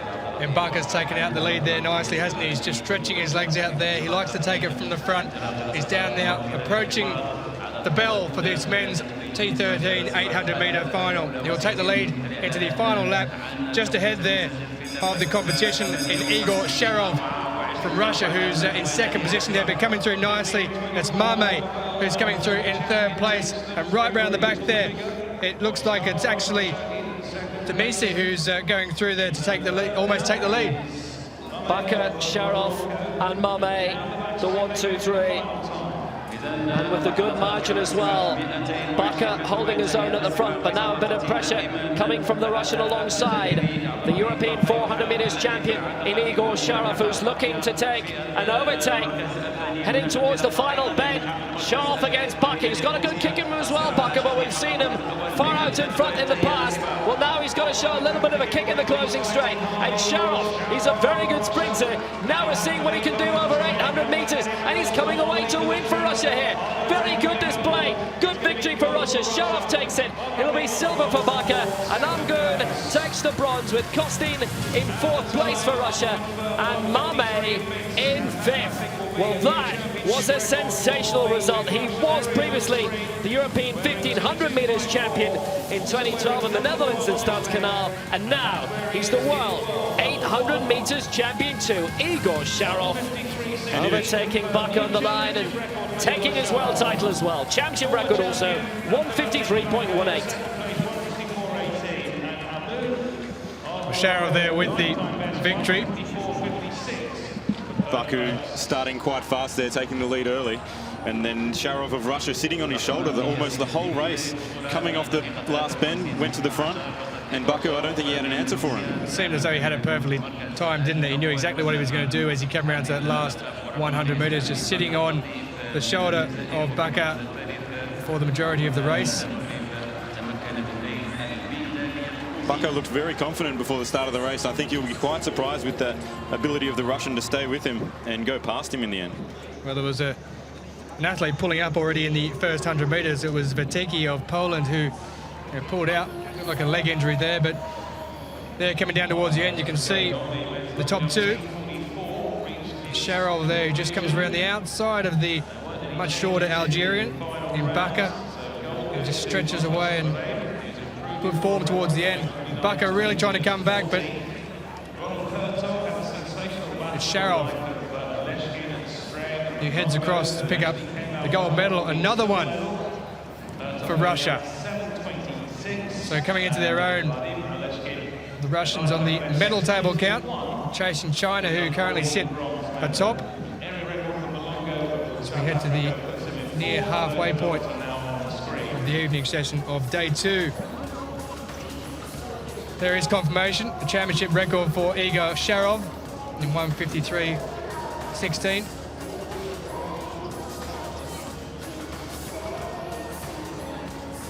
Time to head back to the long jump pit though.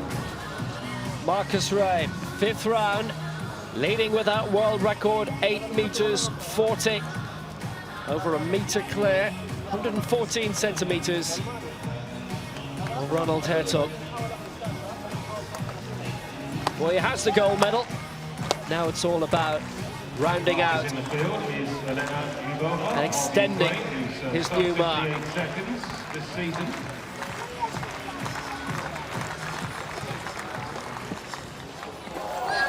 That's another long jump, but it's a red flag, and I think he's acknowledged that pretty much straight away.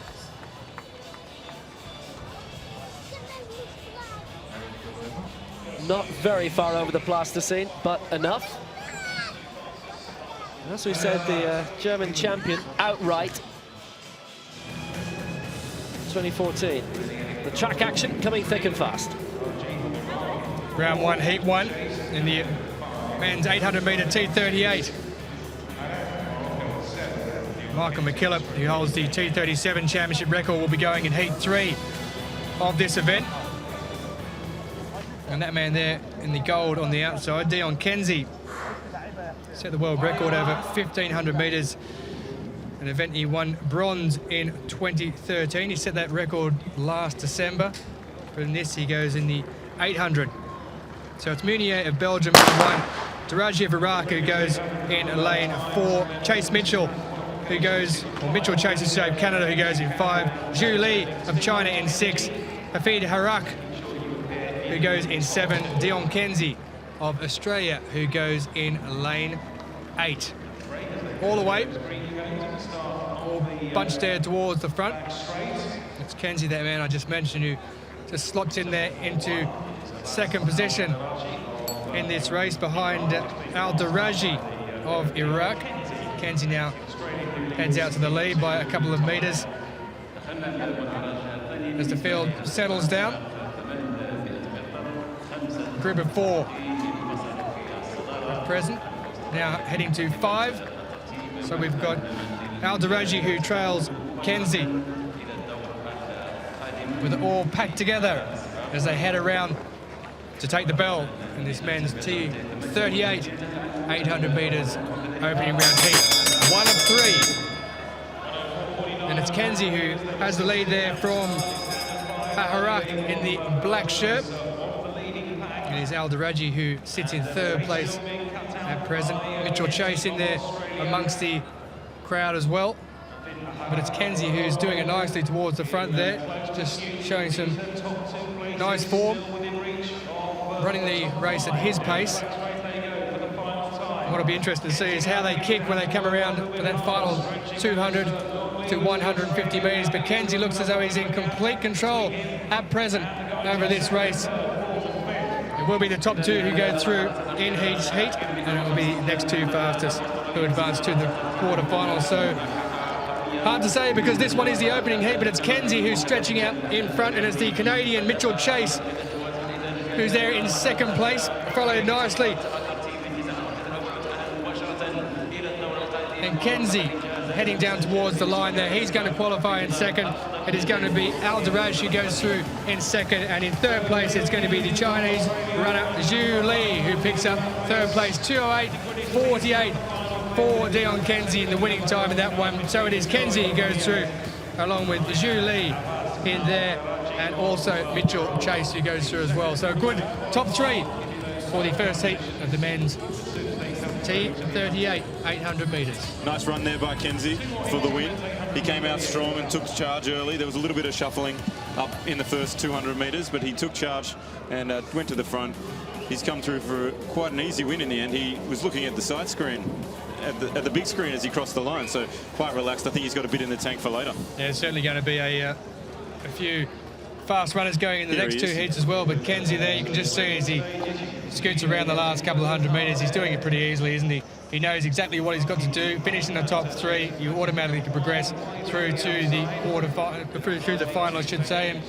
And from there, he took the lead straight away from the front, so it wasn't as if he waited until the 2nd lap to really take control. He just led from the front, he kept pace of what he needed to do, and he came through there nicely along with Al-Daraji and Zhu Li to take those top 3 places. There are the top 3 who go through. We've got more action coming up in the next couple of heats for the men's 800 T38. We'll get confirmation of those who have qualified. It is Kenzie who goes through along with Al-Daraji, and we will have the next 2 fastest who qualify and advance through to the final.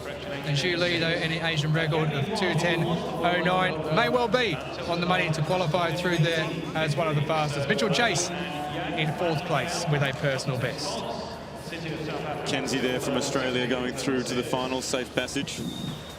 He is a fellow Tasmanian of Todd Hodgetts, who picked up the gold last night in the men's F20 shot put. So there could be 2 golds for Tasmania. Small little island, but they may come home with 2 golds.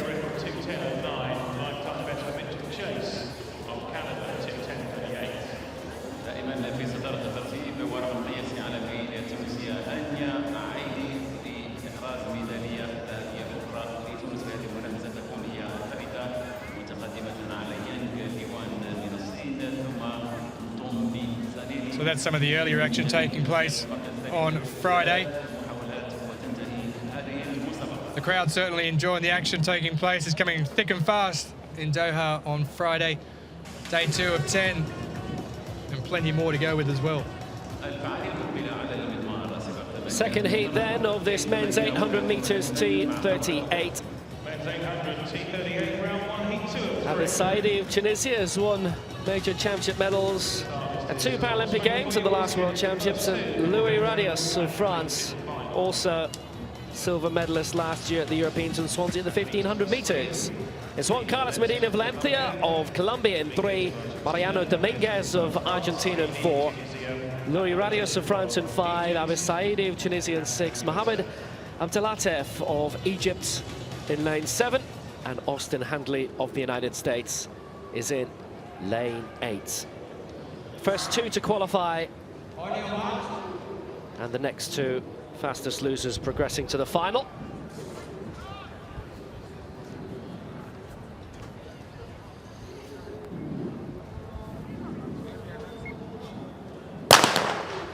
So away the first time of asking. Medina Valencia, Dominguez, Radius, Saidi, Abdelatef and Handley are the 6 going in this. World record held in the T37 category. There are quite a few T37s guesting in this, and we'll see the world record holder from that category in the 3rd and final heat here. As they step inside, it's Radius who's leading things out at the moment quite comfortably from the Tunisian Abbas Saidi, and a little bit of a gap then between them and the rest as Abdel Talef is fighting hard to keep up. But Saidi and Radius quite clear ahead of the rest of the moment here in Doha. And conditions are a lot more conducive to fast times tonight. It hasn't been as hot today, and no morning sessions here either. So as they're approaching the bell, it's Saidi leading the way and in the front quite strongly ahead of Radius in 2nd place. 3rd it's Abdelatef. 4th is Medina Valencia. Quite comfortable. Saidi not really being pressured by the rest, and at the moment Evan's lead over Radius is increasing all the time. Yes, the Tunisian pushing away there, and the Frenchman looking slightly content there, I think, in 2nd place, knowing that this top 2 go through to the final. I think he'll save himself here and run a smart race. Tunisian will take charge at the front and finish this off. The Frenchman content to be in 2nd place. No real pressure in either, to be honest, with the top 2 going through. But it's all about staking a claim, putting the foot down, dominating, and that's what Saidi is doing. Into the final straight. Abbas Saidi of Tunisia. Well, he'll be looking for his 4th major championship medal out of the final.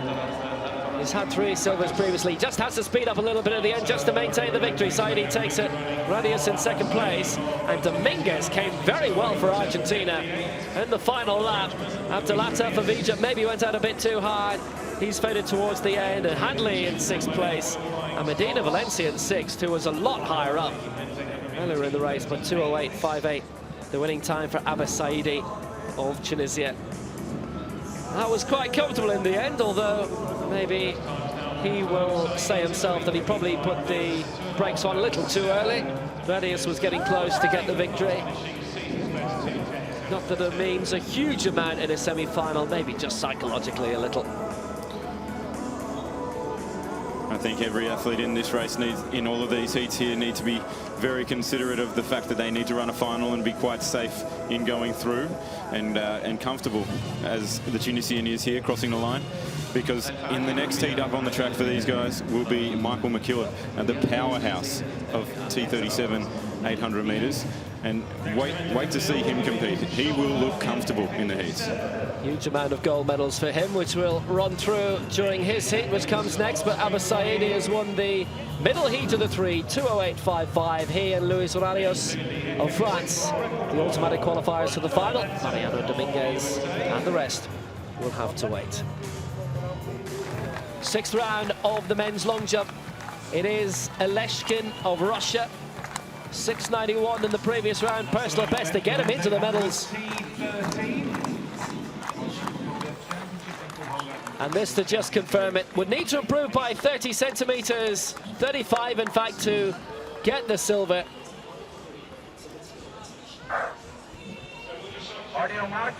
Couldn't have used the board any better, really. And great consistency today from a man who went in to this final with a lifetime best of 6:52, and only one leap has been less than that. He's exceeded his previous lifetime best all the way through with 4 of his 5 previous jumps, and it'll be the case again here. 6:69 won't be an improvement, but 3rd place and a bronze for Vadim Ileshkin, and what an excellent result for the 24-year-old. Hertog, silver in the bag now. Would need to improve really by too much in order to claim the gold. That's 8:40 for Marcus Raim. And had he been in the IAAF World Championship final, Raim would have been very, very close to gold. Well, Hertog rounding things off. It's silver for the Dutchman. We know that now. That's around 7 meters. 7:26 was his best in the 5th round. Didn't use the board at all. Doesn't really matter. Gave around 25 centimeters away. I would have been around 7 meters 20. But all the same, it's an excellent silver medal for Ronald Hertog, just as it was behind Raim 2 years ago in the last World Championships in Lyon. It is silver for Hertog here again. Once more, best of the rest. It was the flag bearer for the Netherlands at the opening ceremony in London.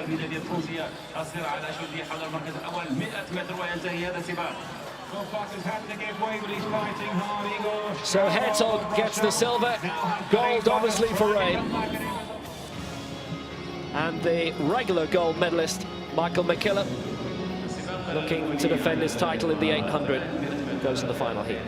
Michael McKillop will go from lane 3 with Shane Dobson of Canada in lane 4, Wu Zhilong of China in lane 5, Takafumi Igusa of Japan, who goes from lane 6, and Majid Jemai of Algeria, who will go from lane 7. All of these runners classed as T37, running in this T38 race, the 3rd heat, and McKillop gold in 2013 in the T37 in this event, along with 1,500 metres gold in the T38, which also did in 2011 and London 2012. The ruling in these races being that, as they're all cerebral palsy categories, the T37 and 38 categories, the 37s can run up in the 38s because they're, strictly speaking, more disabled. Or Evan Hanlon, a man who's a world champion in the T38 category. So we wait for the runners to get underway, and away they are. It's the first time of asking, and it's McKillop on the inside, who takes out to a very handy lead already around the first 50 metres, but they're coming back to stay with him. On his inside, it's Shane Dobson who's there, along with China's Wu Zhilong. In 4th place at present time, it's Takafumi Igusa. And it's Majid Jemai who's also there, all 5 of them bunched together.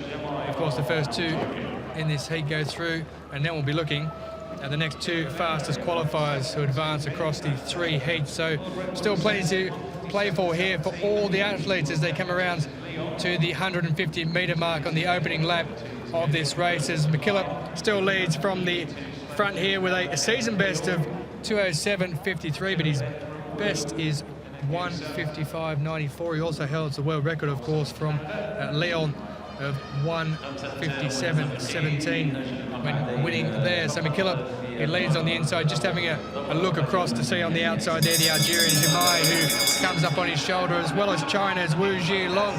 So McKillop's just having a look there. He stretched the legs out a little bit when the crowd has come up toward him, and this time it's both he and Wu Zhilong who are out in front. So a race between the 2 of them at the moment, with Jemai of Algeria, who's in 3rd place after starting out there from lane 7 at the beginning, but shows Jemai there just falling back a bit in 3rd place. At this stage, though, it's a two-horse race between the men out in front. Michael McKillop of Ireland wearing bib number 1728. And there you have it, the man just behind him in all red, Wu Zhilong, as they head around to the 150-metre mark. As they move along, it's going to be those two who finish in the top two positions. McKillop's doing it very, very easy at the moment. He's just looking over his shoulder. He realises he's got everyone covered. He's got Wu there, the Chinese runner, who's coming on his right-hand shoulder, but McKillop just eases out, keeps on looking over his shoulder, doing it very easy. This is almost a jog for Michael McKillop as he goes across the line in a time of 2:07.18, and Wu goes across in second place. There will be the top two qualifiers from this race. 2:07.18, and maybe rounded up somewhat there for Michael McKillop, but he eases through to the final in the third heat. 2:07.16, it is rounded up to 2:07.93 for Wu, who goes through in second place. I think McKillop thought that race would be a little bit easier than it was. He didn't put the foot to the floor quite too early, and in the second lap there, the Chinese, just as they went through the bell, the Chinese man took off, and McKillop had to respond a little bit. It was a little bit pushed, and I think was too proud to take second place there, knowing he'd still go through to the final. Yeah, Wu came through, didn't he, just when they got round to about the 500-metre mark as they were coming into the back straight, and then all of a sudden McKillop has said, hang on, I'm going to win this race. I want to go through in first place. As you said, pride rightly at stake. But they go through.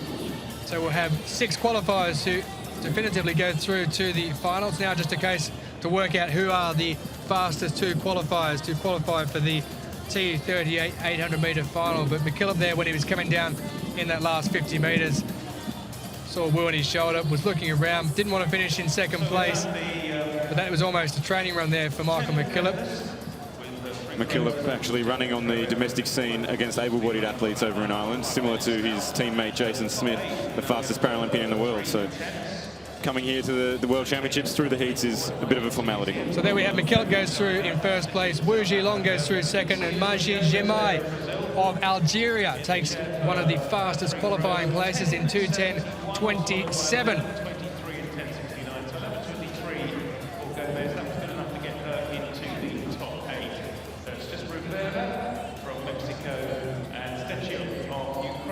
So that will be the lineup then for the final of the men's 800 T38. Wu Zhilong and Lu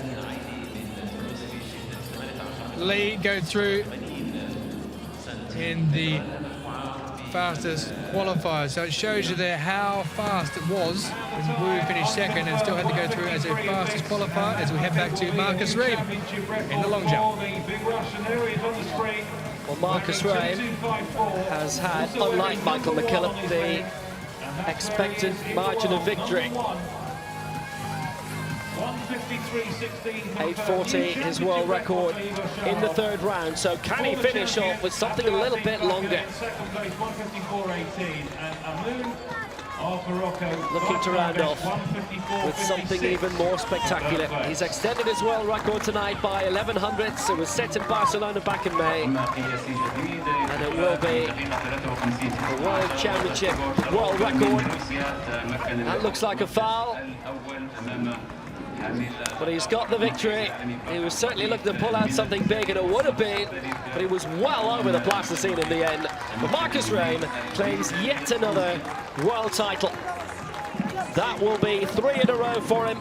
He's the reigning European and Paralympic Games champion as well. 8:40, a fantastic piece of glory. Receives the German tricolour from Steffi Neris. Great result also for Ronald Hertog in second place. But Marcus Ream is our champion yet again. And he is going out to even greater lengths. Ronald Hertog had a sensational battle with the like of magnificent triumph yet again. But eventually came out on top for the silver medal. Nice big crowd over there on the back straight to see Marcus Ream come through for the gold in what is a huge jump at 8:40. Good enough for the bronze medal. Area record for Malongo. Very much the power, the personality of track and field at the moment. Marcus Ream takes the world title for the 3rd time and extends his world record, 8:40. Ronald Hertog with silver for the Netherlands, 7:26. Personal best for Vadim Alexei of Russia in 3rd.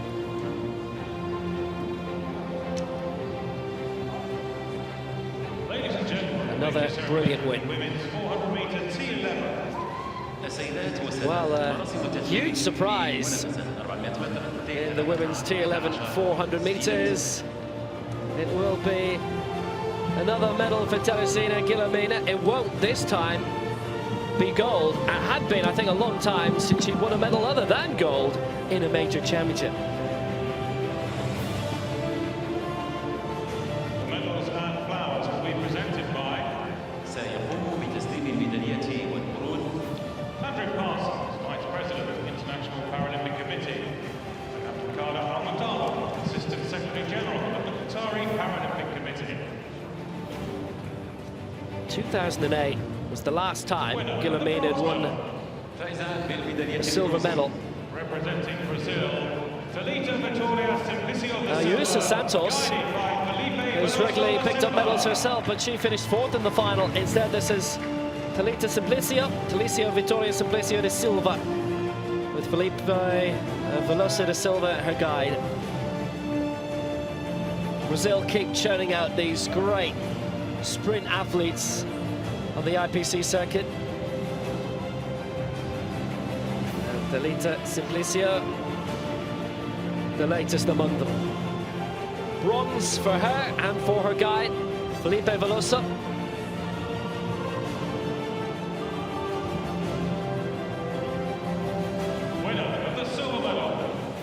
For the first time since 2008. And Beijing, it's a silver medal for Teresina Guillermina. But she's still joyful about it, even though it's a very, very rare defeat for her. Certainly spices things up going into Rio, doesn't it? And hey, this is 400 meters. Shorter distances, she's more than cracking at, as we all know. Guilherme Soares de Santana, her guide, gets the medal as well. That was brought in before London. 3 world titles in Lyon in the 1, 2 and the 4. She'd actually won 4 in Christchurch. That won't happen here. Still get that many medals though. So silver for Guillermina and gold for China. New sensation. Liu Qijing with her guide Zhu Donglin. 56.9 she won it. And she is our new world champion.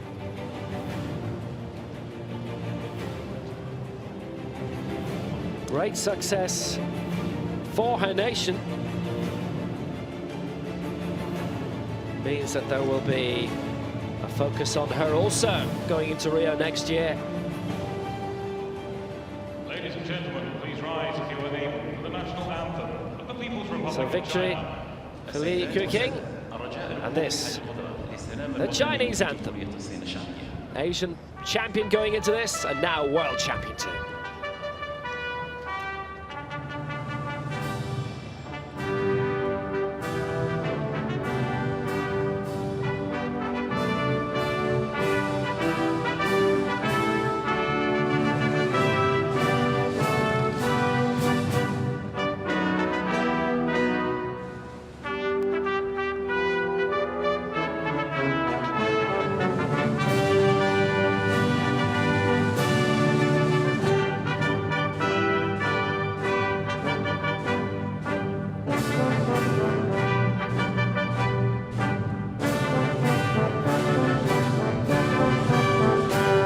Ladies and gentlemen, your IPC Athletics World Championship medalists. Well, this will be a very, very, very interesting event in 11 months' time.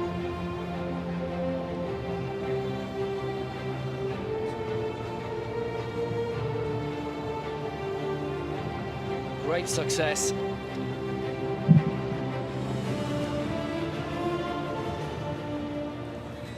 Well, that's the goal. It was a very, very swift time.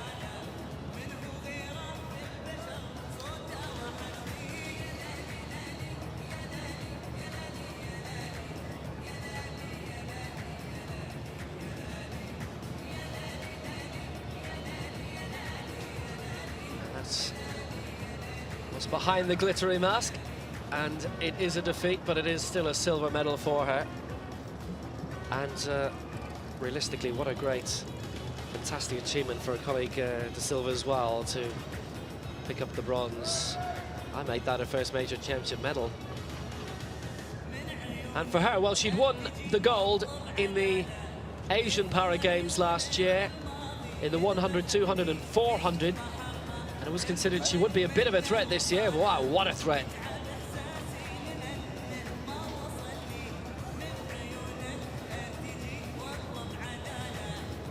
Needless to say, the other sprint events are going to be fascinating as well. And we're in the run-up to Rio, the final 12 months, which means we're going to have a huge amount of publicity about her. And I mean, she's going to be the poster girl, one of, in Rio, in Brazil, heading into the 12 days of glory after the Olympics. I hope the Brazilian flag is not being packed up for good there by the lady for the rest of these championships. I think she has had enough for today. There is the standing of the medals. That was China's 6th gold medal of the Games. Great Britain with 4 gold. United States with 3, along with Russia. China have won the most medals today. Russia just behind there. And Germany just wrapping up in the past few minutes, thanks to Marcus Raim, their 3rd gold medal of the Games. Well, as I was saying, it was brilliant to see, and she's been there for a long time, Steffi Nereus, who's in charge of the field events for the German Paralympic Committee, and has been actually for a long time, including, I think, midway through her career when she was in her 20s, she got involved first, and that's when she was still at her peak on the IAAF circuit, which culminated in her winning the javelin world title in Berlin in 2009. Has given a huge amount back. Must tell you, by the way, before the next medal ceremony, that the men's 1500 meters T20 and men's 1500 meters T13, they weren't due to be heats in that. It now will be straight finals. Women's 400 T12 is next. The medals and flowers will be presented by... This was a cracker as well. Big story. Certainly was, and the story was Omar Durand breaking the world record. She already held the championship record from earlier in this competition. 54.04. Winner of the bronze medal. That wasn't enough though. She went ahead and broke the world record, which has stood since 2004. Sia Al-Benouni of France. That was back at Athens in the Olympic Games in 2004, the Paralympics. 3rd place though to Edmilza Gaverno. 58.68, an African record for the Mozambique lady.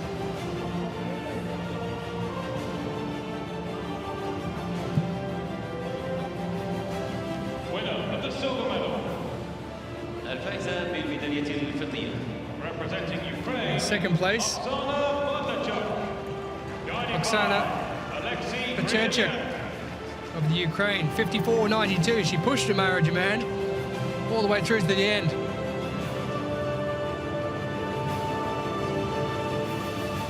But Durand had enough in the tank and pushed through for a world record. So Alexei Ramian, our guide, gets his silver medal as well as Paterchuk.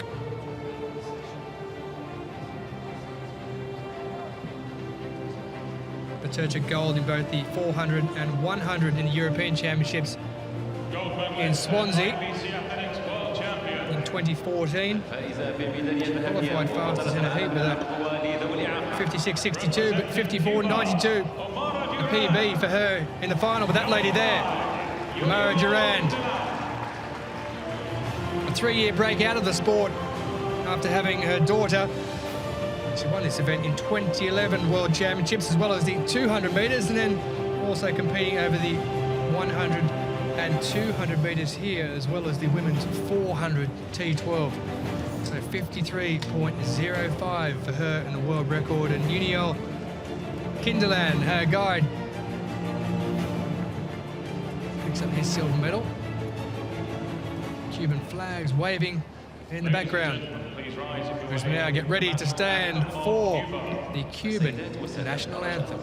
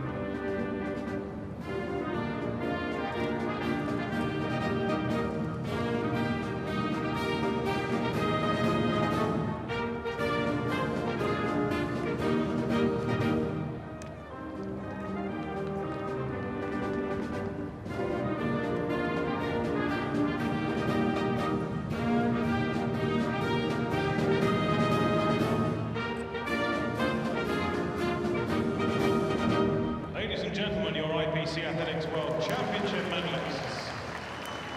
السيدات والسادة أصحاب الميداليات أبطال العالم. Brilliant race it was. So swift by Amara Duran, and Oksana Baturchuk just wasn't able to overtake in the end.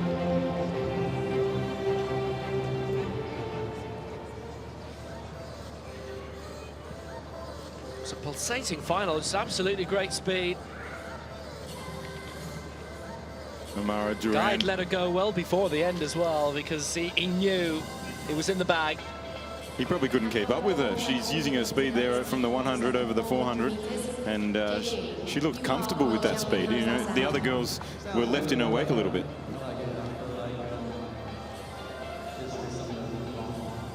All the hard work's paid off. How does that feel? Feels good. It's like I'm working with something. What are you waiting for? But you've been on top of the podium tonight. What's going through your mind when that national anthem's playing? It's good. I mean, it's an honor to represent the USA and bring back gold. You're here as part of Team USA. What's the feeling in camp? Now, I bet it took a while to collect all that. That is fantastic. It's Paris Saint-Germain. Can we zoom in on that? That's brilliant. Zoom in or zoom out? You might need to zoom out to get the whole masterpiece, I think. His pants are probably like that. He looks like he's got Evan O'Hanlon's cowboy hat on as well. He's got nothing on my hat. I'm really impressed. He's from Iran, we're told. There must be medals going back years there. I know there's this massive flea market in Moscow, right by the Lokomotiv Stadium. And you could buy a huge amount of badges like that from all over the world, going back years. Well, that's a bit cheating, isn't it? If you just go to one place and buy all the badges. It's brilliant. You need to I'm not saying, by the way, he did that. Yeah. Actually, there was a man I know from Yorkshire Look at that. in England Let's who see picks what up we could- as there's a many as camel those. there. The Canadian Japanese, Great Britain, one. Qatar, well, didn't have to go far for that. Mozambique. See Iraq there. Parisian Eiffel Tower on the back. That's Paris Paris Saint-Germain. Saint-Germain. See, I go, that's an Eiffel Tower, and you two know that that's a soccer team. I think that's Canadian. Is that Canadian Paralympic Association? It was breast cancer Breast cancer awareness as well. Good man, good man. Supporting the charities. He's a man of the people, that man from Iran. We do need to find out how long it took him to actually come up with that. I did a live Periscope interview. I didn't know what Periscope was before today, but I did a live Periscope interview with a couple of athletes from Australia. I think it's up on the IPC website. I did that this afternoon. Maybe I should go over into the stands tomorrow and do a live Periscope interview with that man. He seems to be quite well travelled. Andrew Parsons, Vice President, International Paralympic Committee, and Abdulkader Al Well, now it's time for the men's 400-metre T20 final medal presentation. Representing the Russian Federation, Artem Muratov there, who collected the bronze medal from Russia. Time of 49.96 seconds.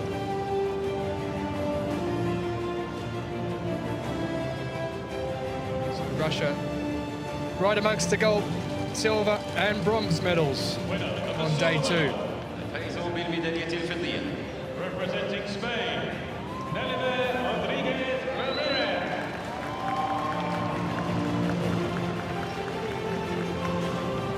Rodriguez Ramirez, a time of 49.62, coming in second place with a personal best for the Spaniard.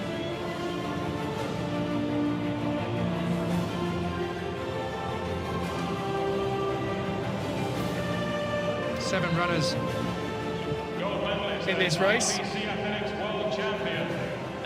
Alberto Campbell not in there. And there is the man who showed such form with a personal best for him of 48.27 seconds. A world record that stands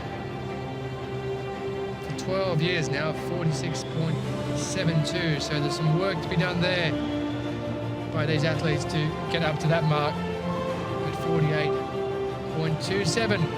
We saw two Brazilians in the previous medal ceremony, Guilhermina with silver, after being beaten into second position. But here it's all Brazil.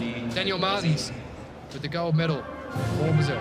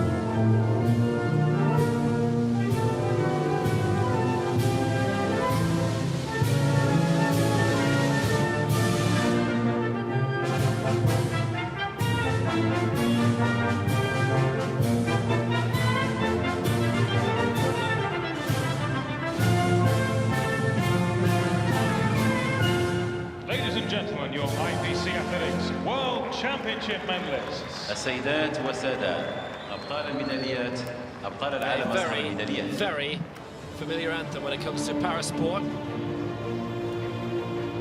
One of the sports as well, obviously.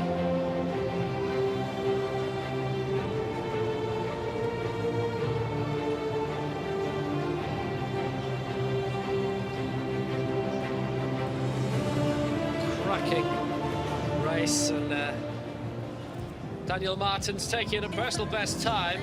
Delibor Rodriguez likewise coming through in second place.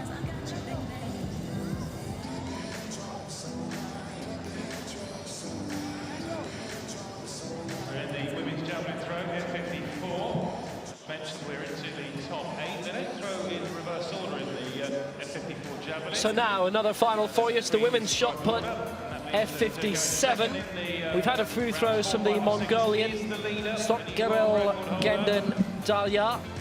7:41 was her best. That's a lifetime best. This is Safia Jalal of Algeria. Stella Neva is among the ones to beat here, and Angela Madsen, the world record holder. Currently involved in the warm-up. 6 throws, 3 at a time. Ilka Wailuda's in this, by the way.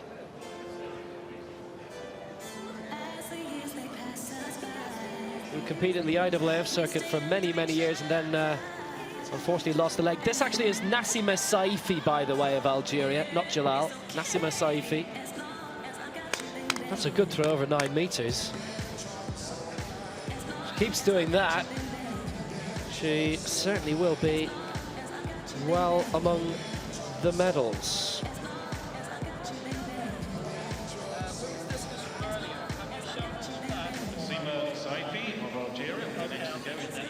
Yeah, Raoula Talili, by the way, won the women's discus F41 for Tunisia. It was a 1-2 for them. Fathia Alamia took the silver for Tunisia, and there was a bronze for Ireland. Niamh McCarthy, first Irish medal of the Games. Great achievement. So here she goes, first throw for Nassima Saifi. That is beyond 9 meters. Brilliant attempt.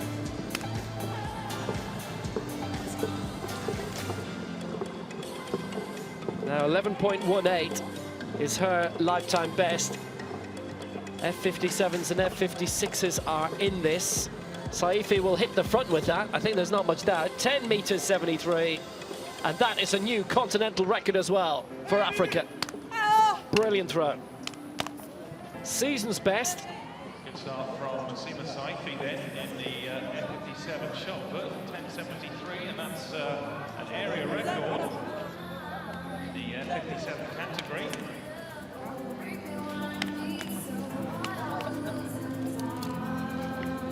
Three throws at a time. It takes a while for each athlete to be put into position and strapped to the throwing chair.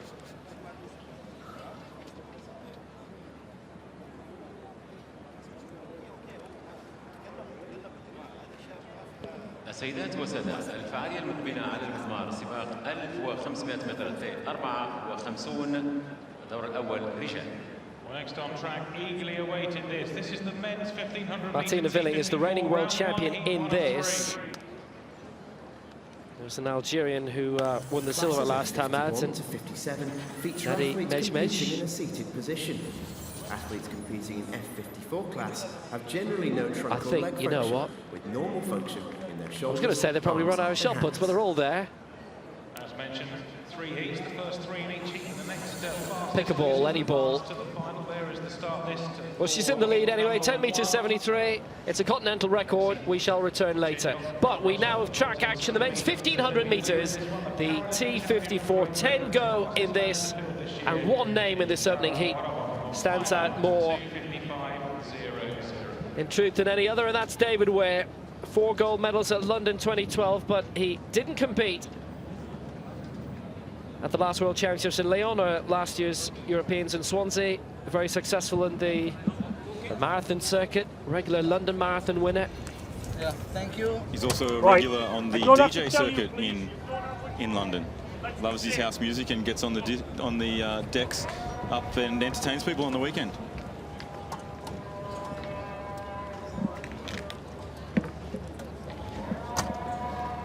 Tristan Smith of Canada, Aaron Pike of the United States, Alexei Bichanuk of Russia, Tobias Lutcher of Switzerland, Richard Nicholson of Australia, Qi Yanquang of China, Aldeheri Suzuki Waharam are the 10 in this. So it's the first 3 and the next fastest loser who progress to the final, and a huge amount of stars involved in this category.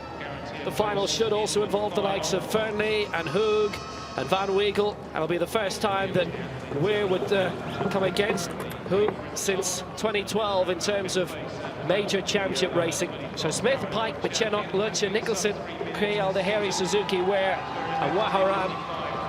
Looks like it's the Chinese who's looking to take an early lead here, Qi Yanfeng. 3:18 this season, 3:06 is his lifetime best, and Hoog's world record 2:54. We'll see him a little later, but all bunched together.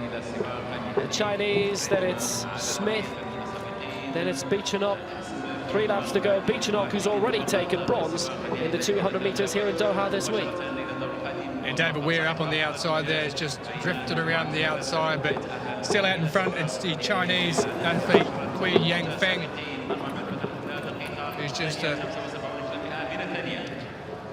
coming up on his outside, on his wheel there, but he's just holding his position. Just under 4 laps for this 1,500-metre event. When they come round to finish this lap, they'll have 2 more in which to go. The moves will be made around the 300-metre mark or so when they come around for the last lap. But as it is, it's as you were with Kui, who's out in front for China, where they're currently sitting in that favoured outside position. They're about 4th place there in the blue and white vest. Up on the inside, Tristan Smith of Canada, still holding on to 2nd position. In these longer events with the wheelchair, particularly in the heats, it's good to be cautious. There can be crashes which take athletes out of the championships. That's why they're all obviously wearing their helmets. Less than 2 laps to go. Key taking up still for China. Somewhat sedate pace. Everybody happy at the moment to let him continue to do the work. Smith and Beechenot up there.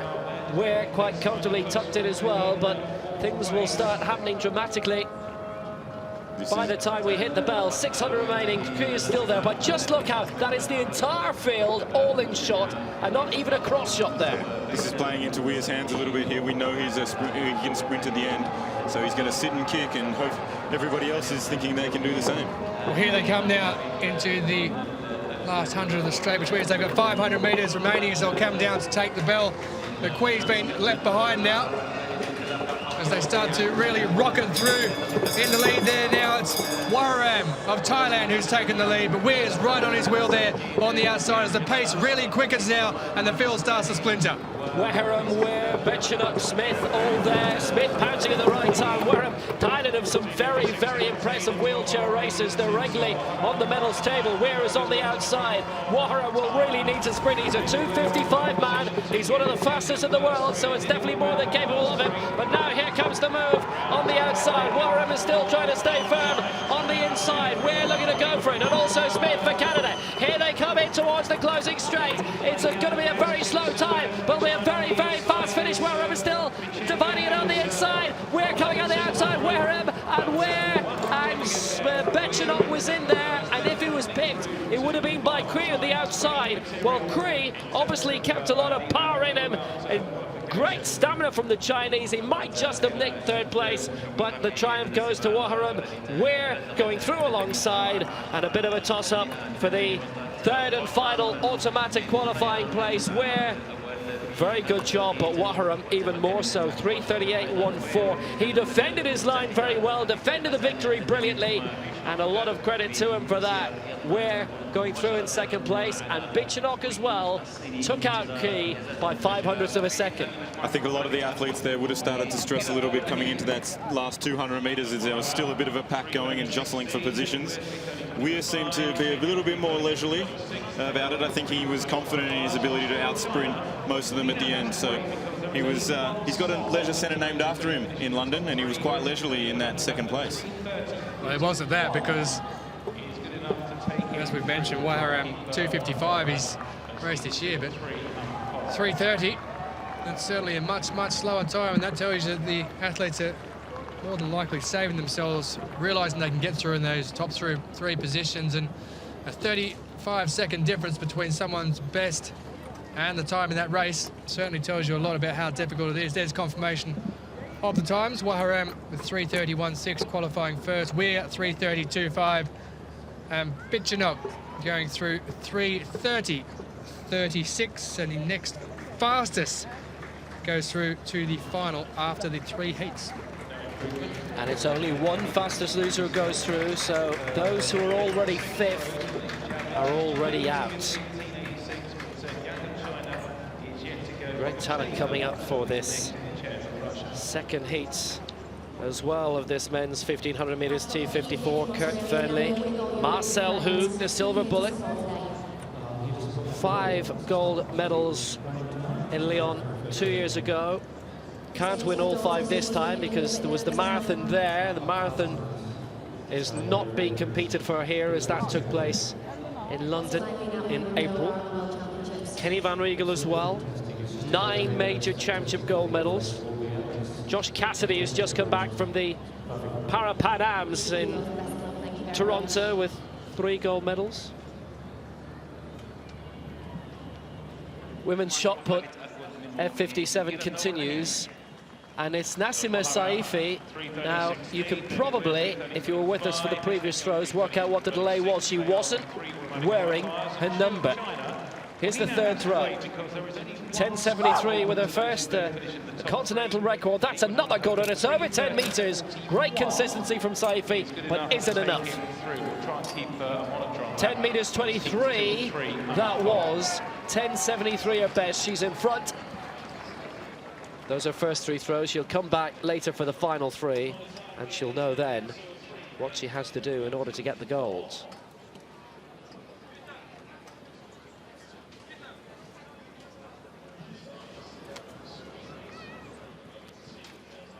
Reaction says a lot, doesn't it?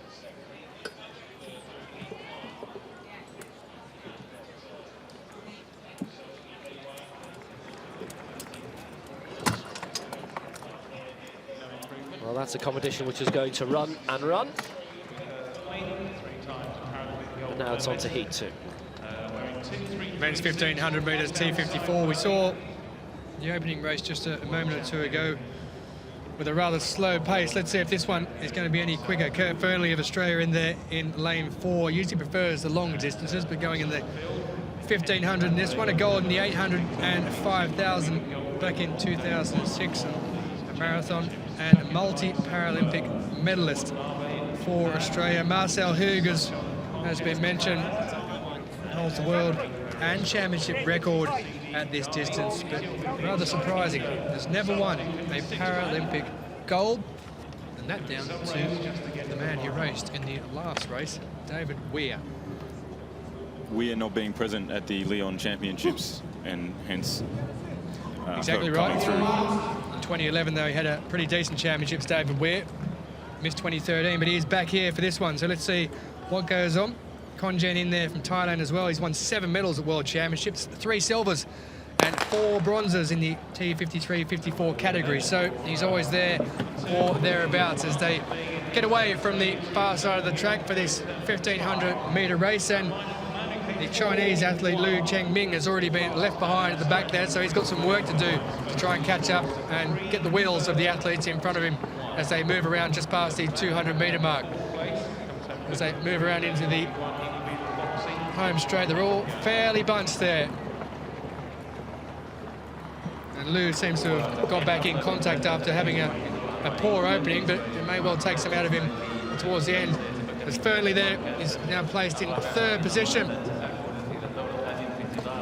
Around they come. In front there, it is the Marcel Hughes, who clearly is the favourite in this competition, and you would expect that he will stick at the front there and make the athletes come to him, because he knows he's got a great kick on him towards the end. Hug holding out in front, and quite obviously a stronger pace in this than in the previous race. Josh Cassidy up there also alongside Fernley. It was interesting to see the little signal that Cassidy came when he was making his way inside and moving up on the outside.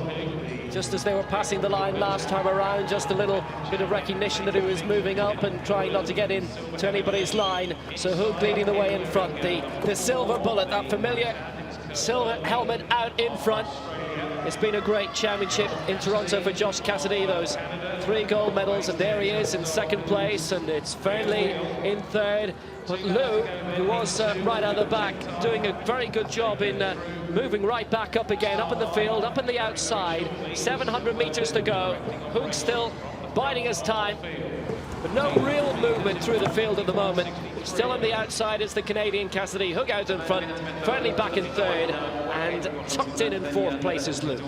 And as you were, as they head around to the 600-meter mark, Hug out in front there. Fernley's just caught on the inside there, so he's got Cassidy on the outside, but China's Liu has done very, very well after that poor start to get back into a position where he can try and challenge for one of the top 3 places. The Dutch athlete, Kenny van Wiegel, who we haven't mentioned, is also there. He's currently sitting in 5th position, so he's got some work to do as they head into the last lap of the race. And here's the bell. Lots of big names in this race, so it'll be interesting. Only 3 in the heat going through automatically. So let's see what happens in this final lap. Alice Hoog still leading with 350 to go, and on the outside it's Cassidy staying inside, quite firmly tucked in. It's Fernley. Now a little bit of movement from Lou on the outside and looking to hit the front. Well, this is a little bit of a turn-up considering how far back he was. He's a 3:01 man though, and now they're really stretching out quite dramatically. Hoog is in second place. Fernley doing his best to keep up. Back and forth at the moment. This is astonishing stuff from Lou considering he was out of it. Can he keep things going? It's only the top 3 who qualify. There could be some big names going out here. It's Lou who's out in front, and in second place is Conjen, and in third is Marcel Hoog, and fourth a little thumbs up for Kenny Van Weigel, and the rest are back and behind. In fifth place is Fernley, and that won't be enough to qualify. Well, quite a success by Lou in the end, 3:18.72, and Hoog taking second place. Conjen taking second place and Hoog third, but that was enough for the 3 automatic places. Little bit of a turn up in the end, and what an acceleration. Really spread them out with 200 to go in incredible fashion. And Josh Cassidy down the back straight there, he ran into a bit of trouble. It looks like he's hit the wheel of someone. You can see him throw his hands in the air. He's in a good position there, but he came under a bit of pressure and he got hit. We're seeing the replay of it now, and Cassidy was doing ever so well down as we got into the last couple of 100 metres, but he just seemed to have touched wheels with someone. But Lou Cheng-Ming, after the start he had, he clearly got away to an absolute shocker in his terms, and he's come home to win it, and how he's done that after having such a bad start is incredible. So 3 big names going down there, not automatically qualifying for the final. That's Cassidy, Fernley and Van Weigel. Cassidy will wait to see if there's a protest, I think. That will be very interesting indeed. Hoog there, it was certainly obviously a much quicker race right from the outset there, but your 3 who have gone through. In Conjen in third place, he's been around for a fair while as well, one of Thailand's most successful athletes, but Van Weigel missing out, and Fernley obviously usually with the longer race as well, missing out on those top 3 places. We do have one fastest qualifier from these heats that goes through into the final, so we shall wait and see, because that was certainly a quicker final or quicker race rather than we saw earlier on. 12 seconds quicker than what the last one was, so 3:19.79 at the moment. Kenny Van Weigel sits in the qualifiers position to go through as that fastest qualifier, so we shall await what happens in the third heat of this men's 1500 metre 254. But with only one athlete going through as the fastest loser, that means Kurt Fernley is definitely out. He's 5th, Cassidy 6th, and both eliminated already. Well, that was a stacked heat. Fernley, Hoog, Van Weigel, Cassidy. Conjen has won quite a few major championship medals in the past. He took second place, and Lou comes through, and that is a terrific victory. And by virtue of Lou winning it, I had been well behind for the opening 200 meters or so.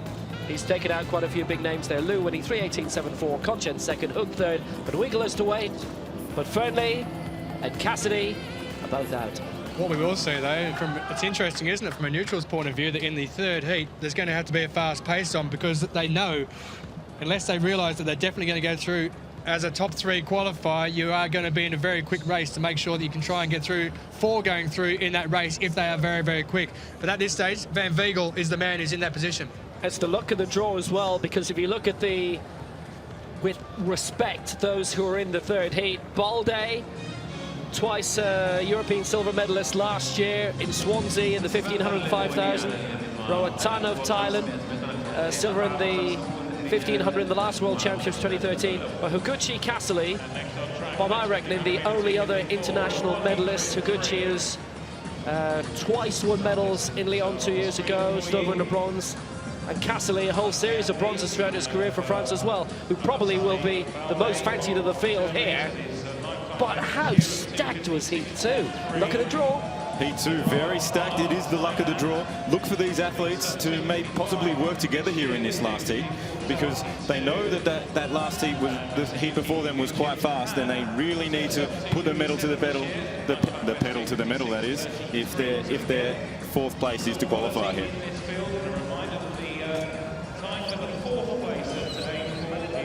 Well, if there is one big advantage for these in this race, get in the top 3.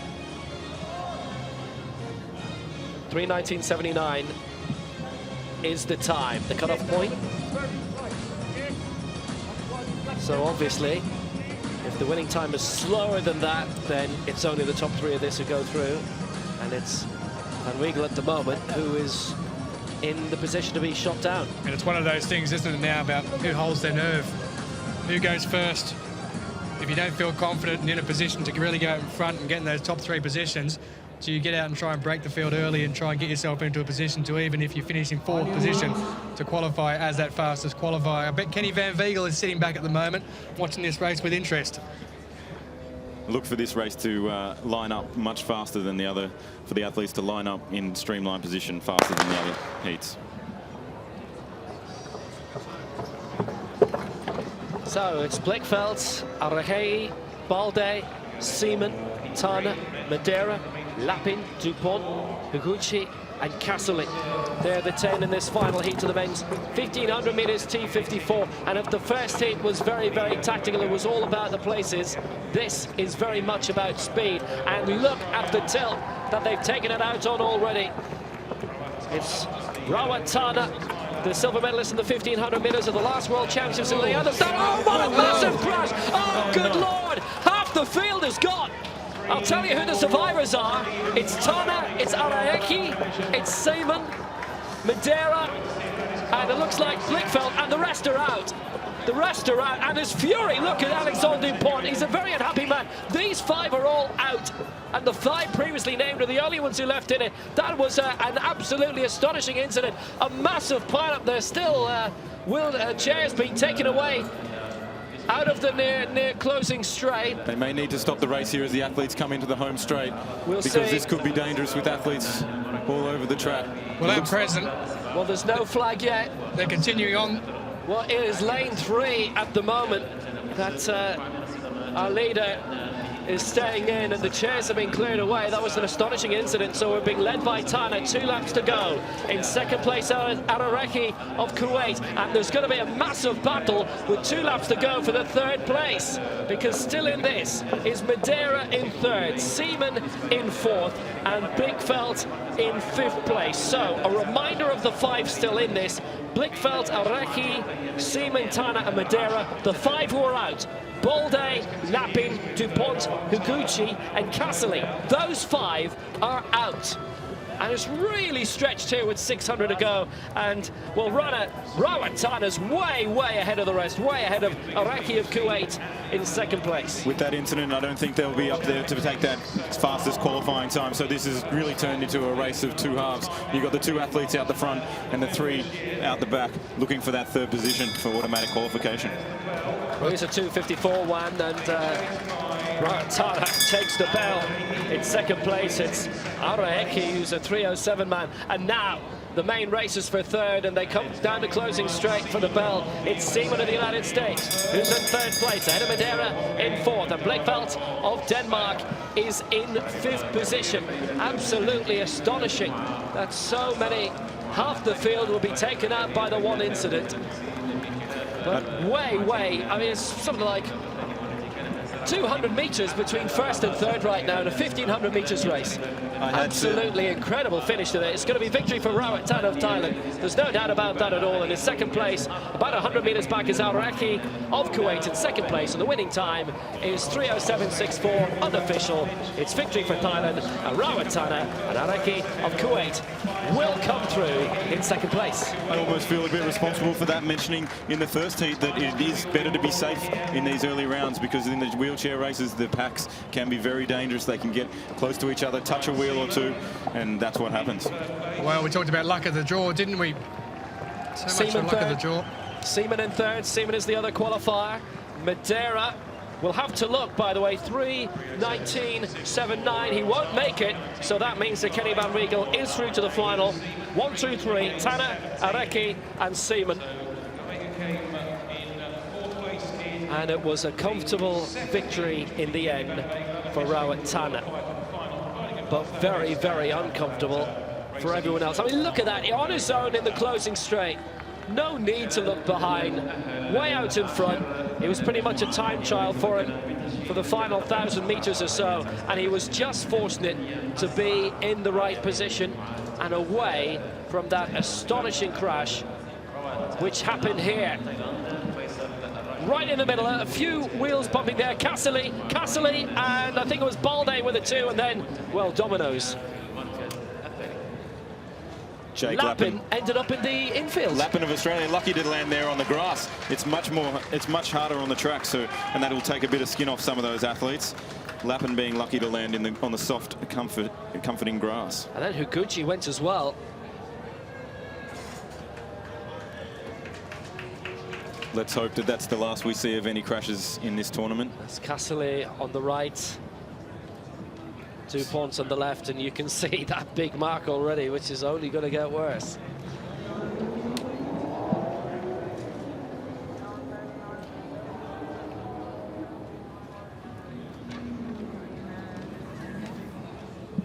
Very disappointing for those athletes involved in that incident. We'll let you know if there are appeals or anything like that, or if there has to be a rerun, which sometimes happens. In that That's race, the result for now. And the race previous with Josh Cassidy pulling up on the back straight with his hands in the air. Well, it's all happening, isn't it, in the It's not dull. men's 1500 T54. That has really brought everyone to life. 3 races.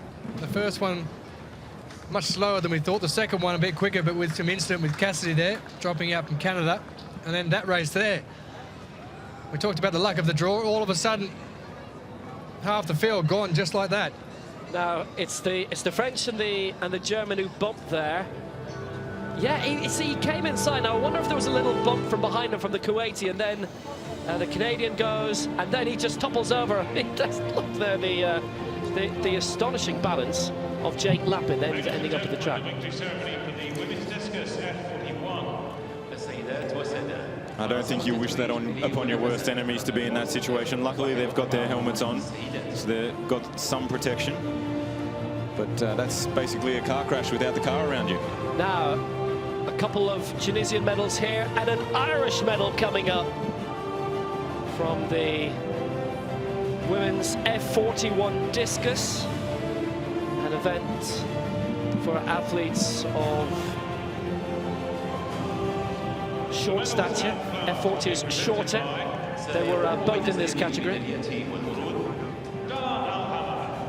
of the Qatar Athletics Federation, and Mohammed Naim Al-Dasari, President of the Qatar National Paralympic Committee.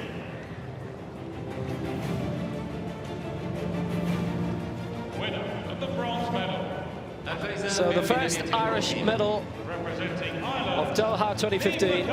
It's Niamh McCarthy for Ireland, 23.66 in the final round.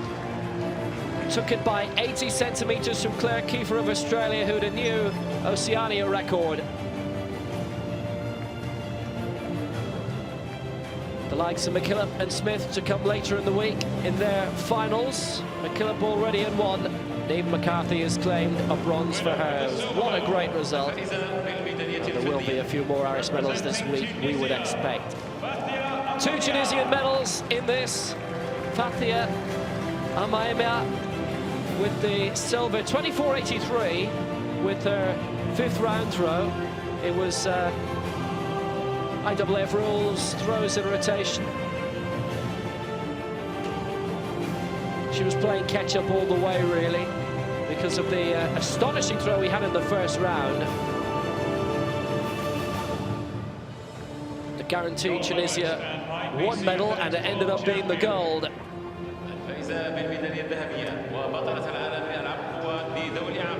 Representing Tunisia, Rawa Tili. Brilliant throw in the opening round, 29 meters 70. Rawa Tili, the world record. Beats her own previous mark set. Short hop away in Dubai in February, which was 28.98. This 29.70.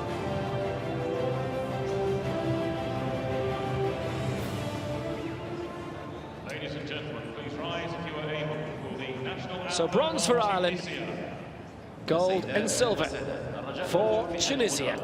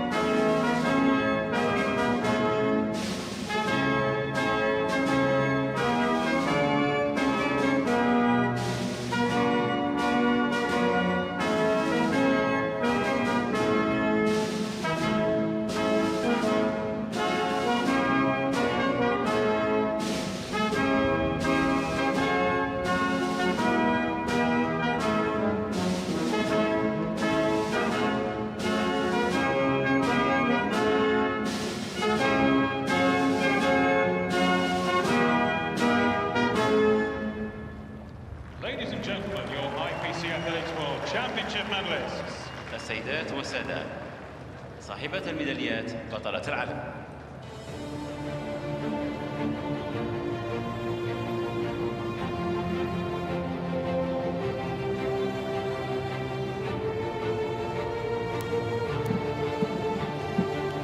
Over in the women's shot put F57, we've had our second great area achievement. record, and it also means that we Both have a nations. leader. Germany's Ilka Vailuda, 10.95, leads the way from Sima Saifi of Algeria, 10.73.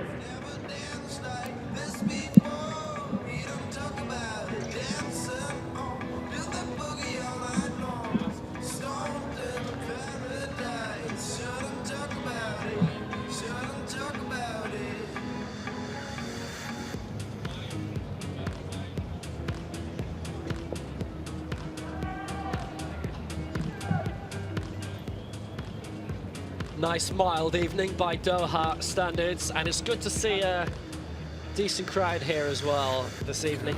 The crowd definitely improving here on the second day, and I think definitely coming in with the easier conditions for the crowd. I mean, the last night was quite hot. Tonight there's a little bit of a breeze blowing. Not as good for the athletes with the breeze, but quite nice for the crowd. We are into the Arabic weekend as well.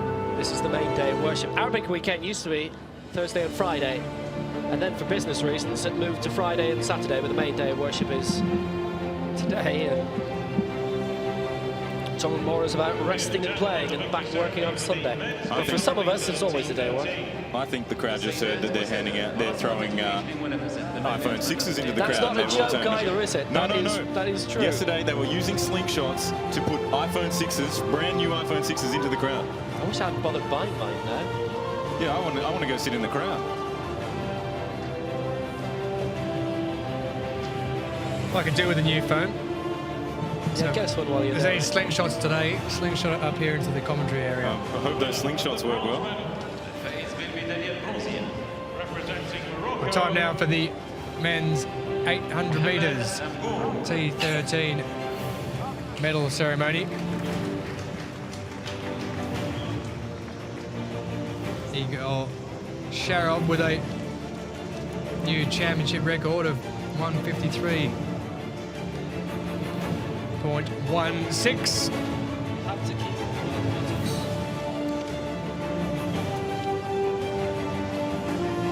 Also a PB for that man there, Mohamed Ramgouan.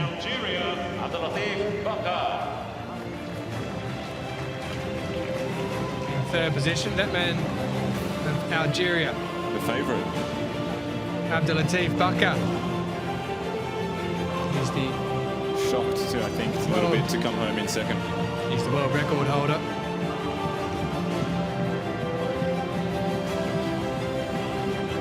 He's still smiling. It's. I think he understands that it's nice to come away from any championships with a medal in your hand. He was the championship record holder. That now is in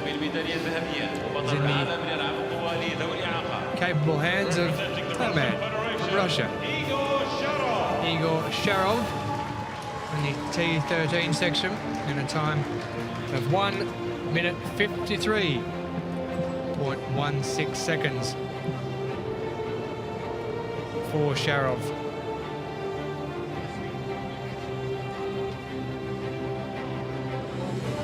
Russia adding to their medal total. In 2013, they headed the list, just marginally beating home the United States of America. So another gold for Russia as we wait for the Russian national anthem.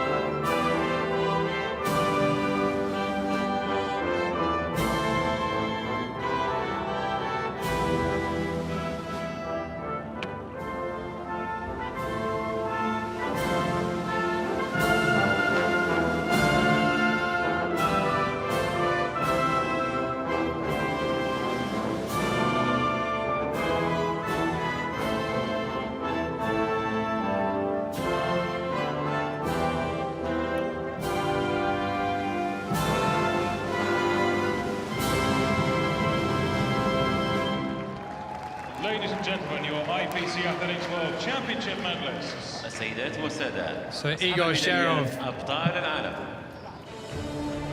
top the podium with the gold medal for the men's 800 metre T13 event.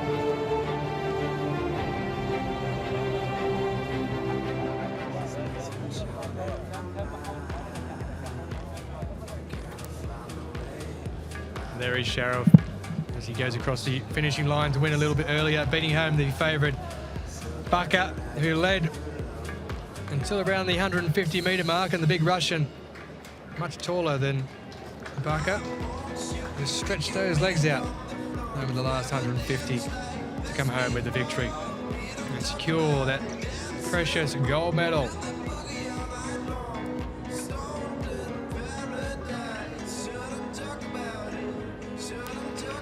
Don't drop him. Nice to see, isn't it? Great respect amongst the athletes. Huge competitors when they're out on the track.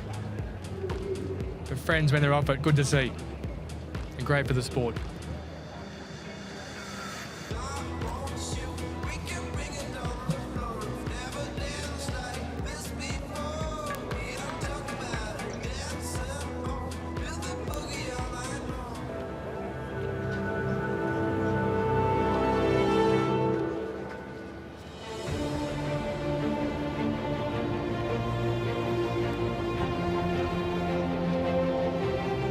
Gentlemen, the victory ceremony for the women's shot put F37. السيدات والسادة، مراسم التتويج لمنافسات رمي الكرة الحديدية F37 سيدات.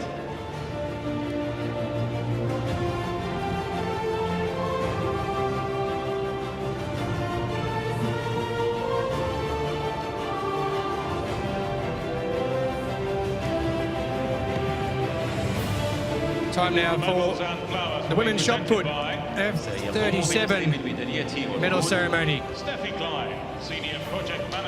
Mina from China with a world record 13.56 centimetres. She was the championship record holder from 2 years ago in Lyon, only 11.72 then. But 13.56, that is a remarkable throw, isn't it, for the shot put? A remarkable throw, or some might say a remarkable put there. It isn't that.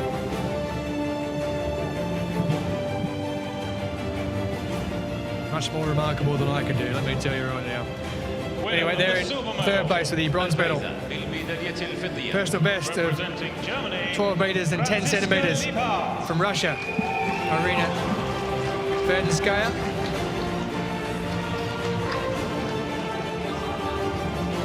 It's telling how good this championship is that there's been so many PBs, so many championship records, area records, and even world records already, and we're only into the evening session of day 2. Yeah, Francesca Liebhardt of Germany, 13.39. I'm talking of world records. The lady who's about to step up to the mark. IPC Athletics World Champion. Mina of China, the world champion for the women's shot put F37 category.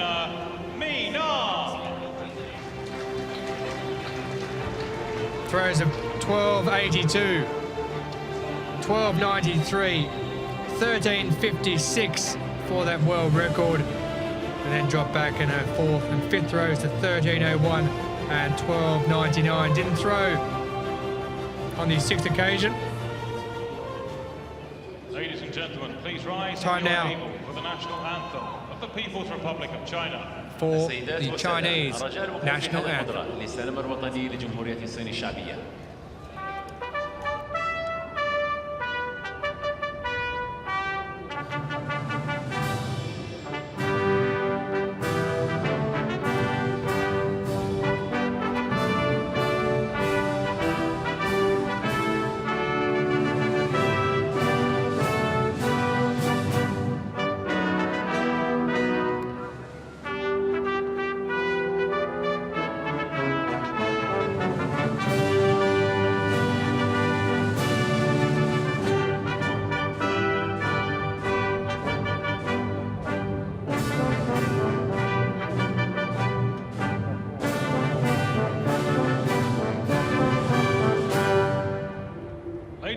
gentlemen, your IPC Athletics World Championship medalists.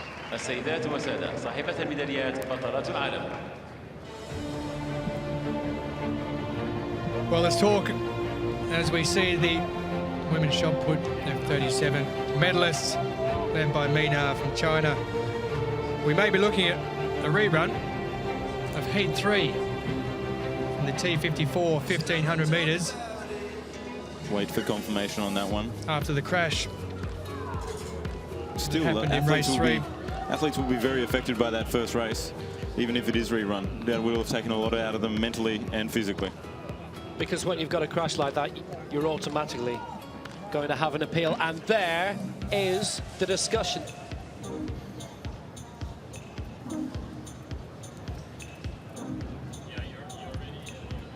The officials have come in to give their recount of what they've seen happen on the track. Well, if you're wondering why the results haven't been released, that's the reason why. Well, there were 5 finishers and 5 who crashed out very, very early in that, and it is a wait-and-see situation.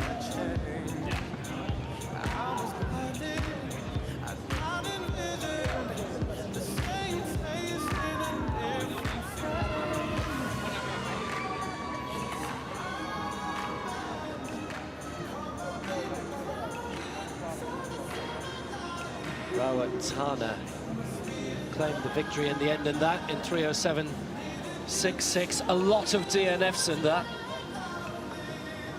3:29 was the 4th placer, by the way, which is way 10, 12 seconds behind the previous fastest loser.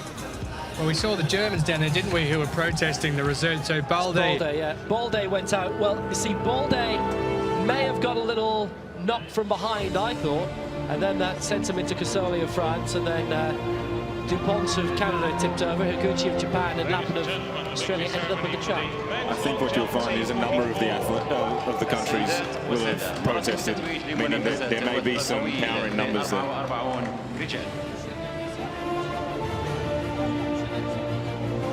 Supposedly, there hasn't been an official protest yet. I don't believe it costs a lot to put a protest there. I know the IAAF circuit is about €50. I think it's similar in the IPC.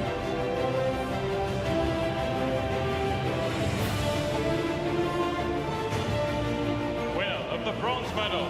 الفائزة بالميدالية البرونزية. Representing the Russian Federation, Vadim Maleshkin.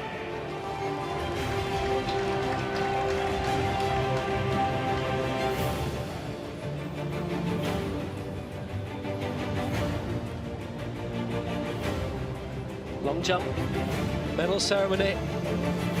With Marcus Rem about to take place. And a great election. Claiming the bronze medal for Russia with a lifetime best. Winner of the silver medal. It's fantastic to watch the competition. Representing the Netherlands. Even though you could argue there wasn't a lot of competition for gold and silver, at least. Hertog with the silver for the Netherlands. 7:26 was his best.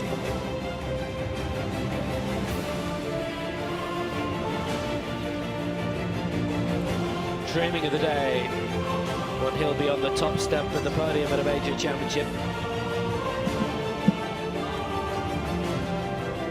3rd silver to go with 3 bronzes.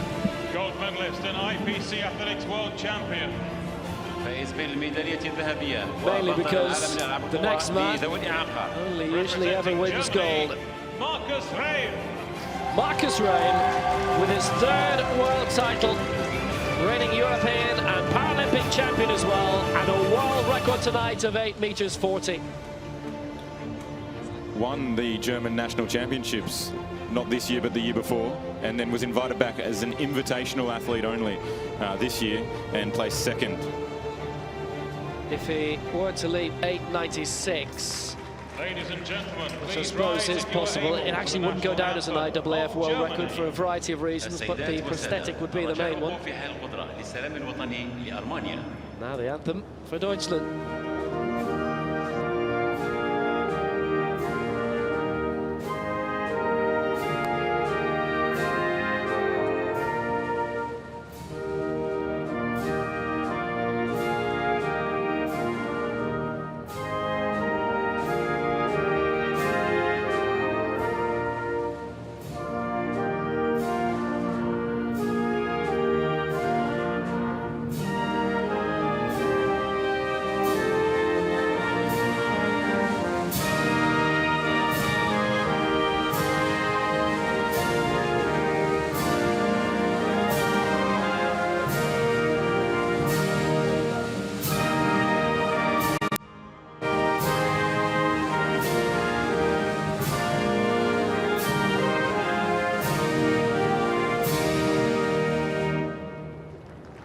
and gentlemen, your IPC Athletics World Championship medalists. السيدات والسادة أصحاب الميداليات أبطال العالم.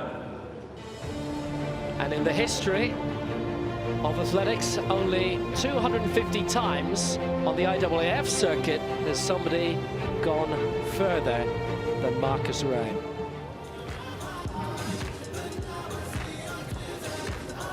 Thanks to our statisticians for that one. Final competitor in the women's javelin throw F54 is Elizabeth Gomez of Brazil, currently in 8th place. It's a magnificent achievement, a terrific athlete. And there, the 2009 javelin world champion for Germany, Steffi Nereus.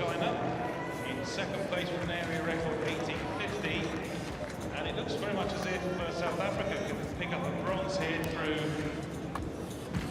Tommy Zanili Situ with 16:36, 11:17, followed by 11:70 for Elizabeth Gomez. That puts her up into 6th place. She has one throw left, and that's it. And this, the 1996 Olympic discus champion for Germany, Ilka Wailuda. Twice European champion, once for Germany, once for East Germany back in 1990. Twice World Championship medalist, silver, 91 and 95. Unfortunately, lost a leg a couple of years ago, then came into the IPC circuit in time for London 2012. And since then, silver at the Europeans last year. Great competitor. She is 45 now. Still competing, still winning medals.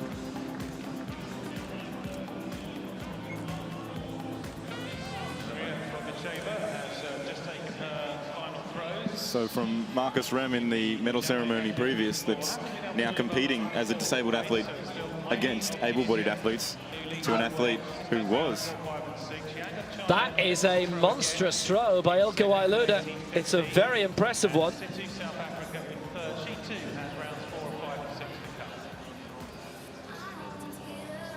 .1081 is her season's best.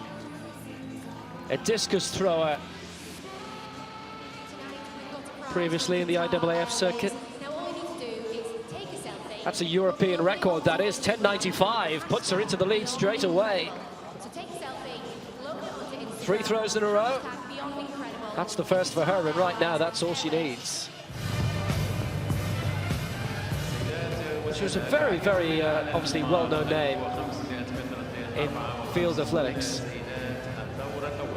Some very well-known names in chairs, lots of regular medalists here. 1500 meters, T54. And the first of 2 heats, with the first 3 in each of these heats going through to the final. The next 4 fastest qualifiers. There is your field. Madison de Rosario of Australia, Gunilla Wallengren of Sweden, Babaloa of Nigeria, who goes in 3, Vandenbroek of the Netherlands in 4, Shirley Riley of the US, who goes in 5, Helbling of Switzerland in 6, and McClemmer of the USA, who goes in lane 7.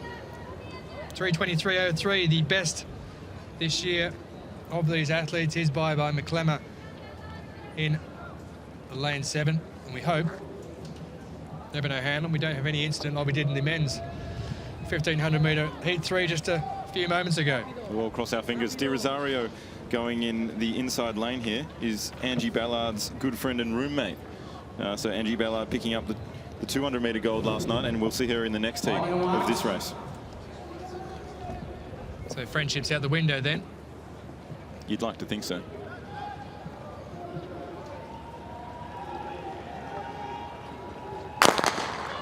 Tatiana McFadden with the world and championship record. The world record set earlier this year. She's not here, of course. She's over competing in the New York Marathon in a little while. So there's a space there for someone to perhaps set a new championship record and also to set a new world record if that is possible. And De Rosario there on the inside has the early lead in this race as they head around to the 150 mark. All the athletes bunched together at this stage. From the Netherlands, it's Vandenbroek, who's just dropped back there into 4th place at the present time. coming around down the front there. They've scattered out somewhat from where they started, so we now have a line of athletes as we head down to the straight with 1,200 metres left to go. Wallingren in front, Helbling behind in second place, De Rosario in third, 3 laps to go. De Rosario won bronze T53. She's one of 3 T53s in this, the others being Shirley Riley, Chelsea McClummer. This is a T54 category, which is the slightly stronger and faster categories between the two. Wallingren with 3 major championship medals to her name, all from last year's Europeans, and Helbling likewise, bronze in the 800 last year in Swansea. And so with the T53 category not being offered a 1,500 metres at this event, they can elect to move up into the T54 event. Well, here they come around with 150 metres remaining on this, their second lap. And there's about 10 to 12 metres separating all 6 athletes in this race at present as they come down towards the 700-metre mark. The first 3 athletes going through automatically, the next 4 fastest going through. And McClemmer reads from Wallingren at present, and De Rosario is there in third place. So here we are now as we move around into the back straight with about 1.5 laps or thereabouts remaining. Alexandra Helbling looking very good at the moment, and there's no Manuela Shah, there's no Edith Wolf in this, who've been very successful for Switzerland in the past few years, and Wallingren just keeping ground just behind. De Rosario is on the inside. Wallingren and De Rosario keeping a very good pace. Wallingren, 36 years old, with those 2 silver medals last year. De Rosario has now made a bit of a move on the inside to hit the front, coming down the closing straight. Next time they do it, it'll be for victory. It's the top 3 who will go through, but on the outside, our long-time leader from Switzerland, Alexander Helbling. It's De Rosario who leads, Helbling. Then on the inside is Babalola. On the outside, Riley was moving up, but as they take the bell, it's De Rosario who's leading them out at the moment, and Helbling moving up in second place. And Babalola has actually done quite well for the entire time on the inside for Nigeria, trying to move up in 5th place as Margaret Vandenbroek, but still De Rosario, now 21 years old, a medalist, silver 4x1 back in Beijing 2008 when she was 14 years old, part of the squad there. Getting stronger and stronger an athlete as the years go by. It's De Rosario who's still leading them out, and now moving up is the American. Looks like Shirley Riley is trying to keep up with them. Well, Wallingren also, it's going to be a blanket finish. It's only the top 3 who's going to get through. It's De Rosario all the way, very, very impressive. And then Helbling in second place, and Wallingren in third, and 4th was Vandenbroek, 5th was Babalola, and in 6th place was Shirley Riley.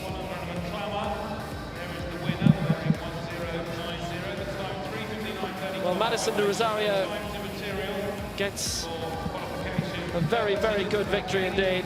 And McClemmer comes through in second place, in just behind her. So De Rosario and McClemmer come through in the top 2 places. McClemmer in 3:59.57, who comes through. Wallingren comes through in 3:59.64. The first 3 who go through automatically there. And we'll look at the next 4 fastest who also go through from these 2 heats. So De Rosario, she looked strong from the start. She knew she was in a position to move through in that top 3.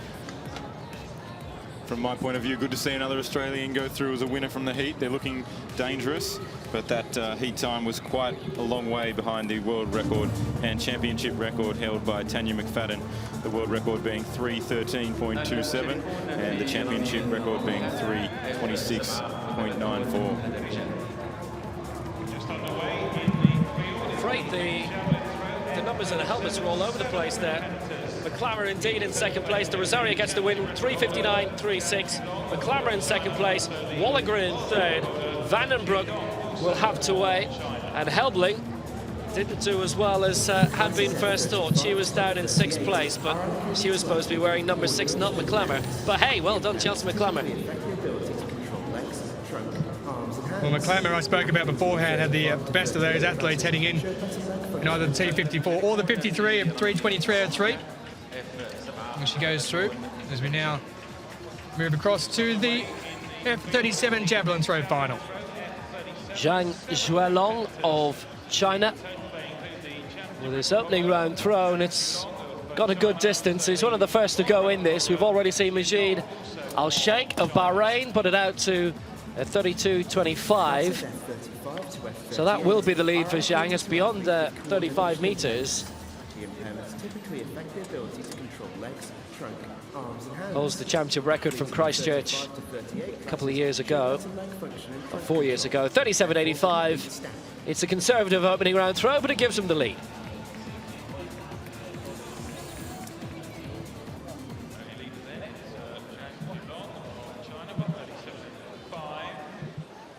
So next up, it is Juan Andre Torres Delgadillo of Mexico.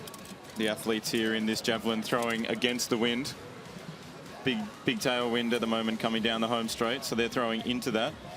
I think not that I'm an expert on the javelin, the throwing of the javelin, but I would expect that they'll try and throw it a little bit higher to get that wind to carry it a little bit further. Well, Delgadillo there with his first throw of the F37 final. The world record is 57.81, with the championship record 53.04.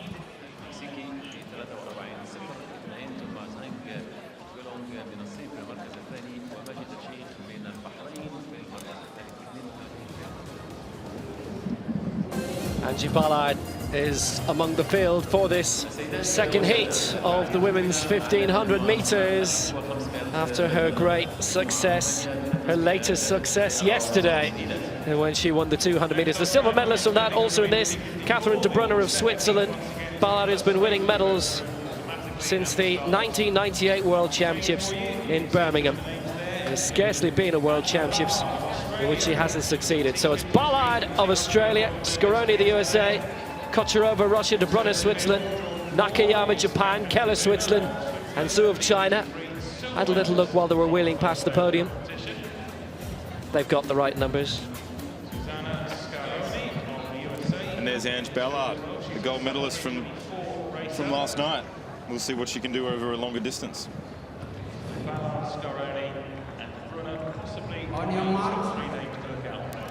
So Ballard, Scaroni, Kocherova, de Brunner, Nakayama, Keller, and Zhu are our 7 in this. Ballard, who won the Commonwealth Games gold in the 1500 meters in Glasgow last year, and looking for a second gold of the week here. Zhu making a big early move over on the far side, out in lane 7. And looking to be out in front straight away. The two Swiss are wearing different singlets, one black, one red. Looks to be de Brunner, who's at the back, who won silver in that 1500 meters. Silver in the 200 meters yesterday. But it's Zhu who's leading for China at the moment. 3:31 a lifetime best set earlier this year. And she's looking to race out, lead right from the start. Ballard in a good conservative position in second place, top 3, and the next 4 fastest losers go through. Oh, way out in front. If only this was a 300 meters race. Exactly that. Zhu with 3 laps to go. She's set the early pace. She's being followed up at present by Kocherova of Russia and Angie Ballard of Australia there in the mix as well. 4 athletes in the pack chasing Zhu must be a little bit more confident of their sprinting capabilities, knowing that only the first 3 will go through automatically. Well, it's a case of working as a team, isn't it, as you're trying to pick up Zhu at the front there. Zhu herself, she's going to have a look around in a moment or two's time and see just how far in front she actually is at the moment. At this stage, she's a good 20 metres or so out in front. She seems to be holding that gap at the present time, so let's see if she can continue that as she comes down the home straight here. Leading the same 2 as we had before, Kocherova in second place, and it's Ballard of Australia who took the 200 metres T54 final yesterday, who is in 3rd place at present, and de Brunner of Switzerland, that silver medalist, is also there in the hunt as well. Zhu, Kocherova, Ballard, De Bruyne. Zhu still way out in front. Well, this is astonishingly good so far, and she's one of the T53 athletes who stepped up to the T54 category here.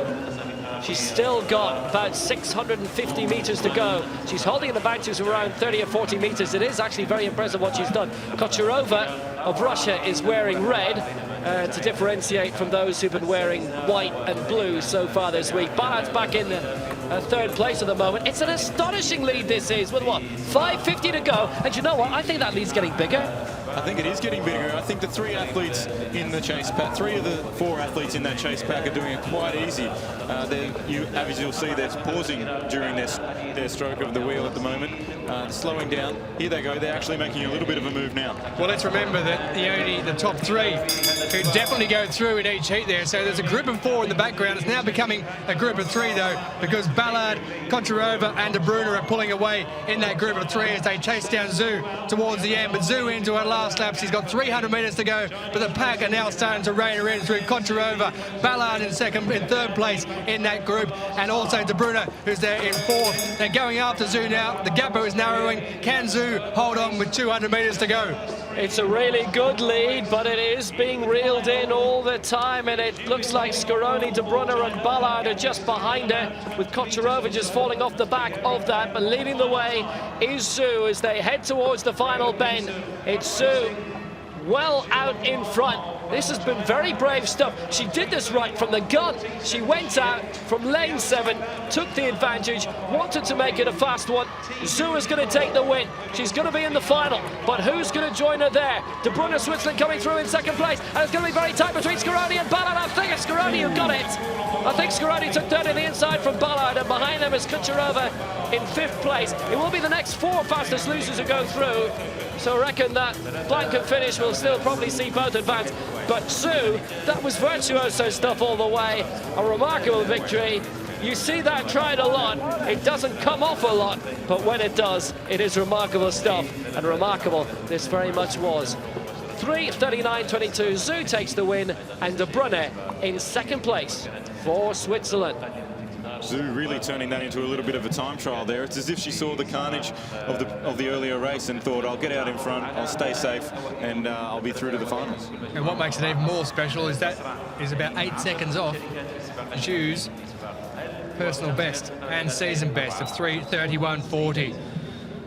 So she's got a little bit more in the tank. It's clearly something she knows, and clearly something she enjoys doing. And she went out to the front, she took the field on, she challenged the field to try and catch her, and they weren't good enough. The question is, will she do the same thing in the final? Because that will be a different situation altogether. But if that's what she does, and she wants the field to chase her out, and she feels that she's aerobically very strong, and she can bring home the winning gold medal, then that is exactly what she'll do in the final. But she's gone through. Scaroni has been given 3rd place in a time of 3:42.45. Ballard in 4th in 3:42.56, and Kocherova 3:48.89 coming in 5th place. It's all out on their own in the end with the victory, and then a real challenge for 3rd. But with the naked eye, it looked like Scaroni in truth. Looks and like the replay takes probably it. Just bears that out as well with Ballard in 4th. With Ballard in 4th. A lot of these athletes have already done the 200 meters last night. 100ths of a second, Scaroni 3rd, Ballard 4th, Zhu taking the win, 3:39.22, De Bruyne in 2nd, also an automatic qualifier. The slow pace may also be caused by the fact that a lot of these athletes have already done the 200 meters last night, and they will do the 400 meters. Silos of Latvia, round 1, men's javelin, F37, the standing cerebral palsy athlete. Latvia have a very good thrower in Happiness, and Silovs joining that party. Good throw. I think that probably puts them into the medals at the moment. All the throws being taken in rotation, a la IAAF rules. Jia Dong is the world record holder, a Paralympic Games champion. He's one of the ones to watch out for. We saw Zhang earlier with his 1st round throw of 37.85. Well, Silovs is our new leader, 48.09.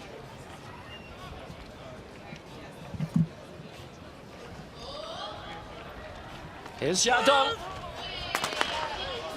one of the great Chinese athletes that has to be beaten here. His world record being 57.81 in claiming Paralympic Games gold in his native games in Beijing 7 years ago now. And that's around the same mark as Silov's, around 48 meters, I think, maybe. He's thrown further in his career. He's in second place at the moment, 45.79.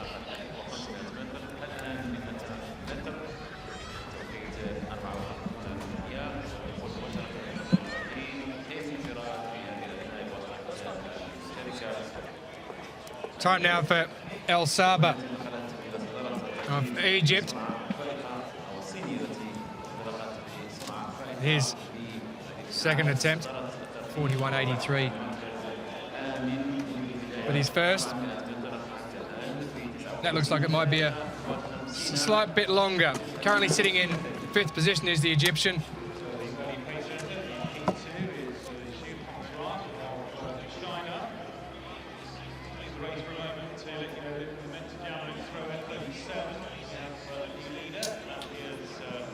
El Saba there with his second throw. 41.83 for that effort there for El Saba in the F37 javelin throw. El Saba with the sabre. So Chelsea McClammer, the fastest, 3:39.22. These are the ones who qualified for the final. Angie Ballard and Madison de Rosario going through from an Australian point of view also. Scaroni for the United States.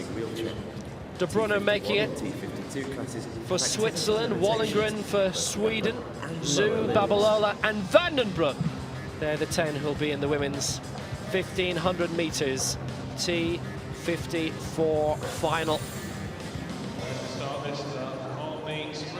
Time to head back to the track.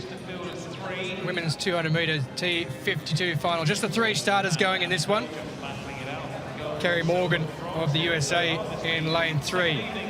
Japan's Yuka Kiyama in lane 4. And it's Belgium's Marie Vervoort who goes in lane 5. There is Morgan with a season best of 37.06, personal best of 35.68.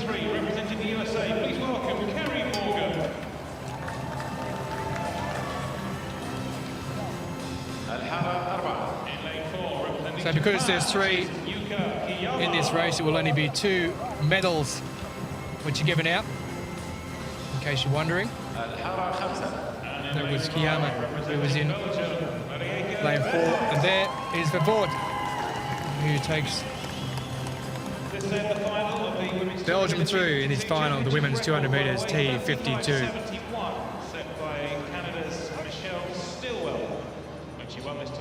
So this will be a short and sweet race. And you'll notice the arm movement as they really get themselves going in that first 10 to 15 metres of the contest.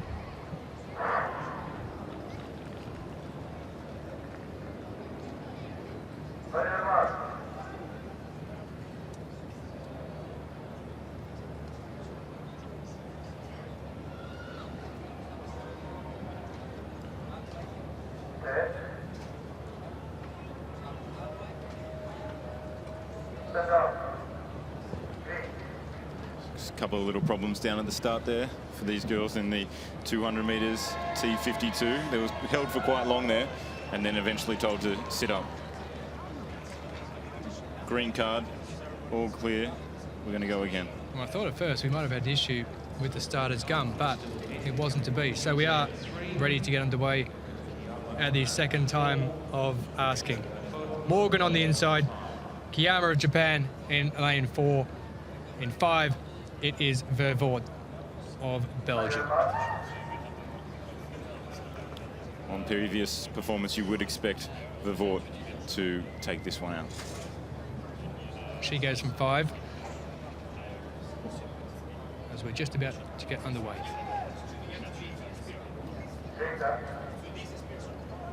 Well, they've been asked to wait again I think there is a problem with the gun. I think Yeah, you're right. I think there is. I thought actually at first there was an issue with the long jump which is taking place Getting some pictures now in the background, but it gun. could well be a problem. We had an issue yesterday, didn't we, with one of the speakers yesterday down near the finish line, because in lane 8 there was an issue because you couldn't hear obviously with the speaker, but this time it seems to be a problem with the gun. So we're just waiting for a few technical difficulties to be worked out, but the athletes have to sit themselves upright in their chairs because they were all leaned forward ready to get going. But well, do you know what they say? Third time lucky. So let us see if it will happen again. There might even be a little issue with the microphone that's next to the starter's gun there. Here we go, fingers crossed.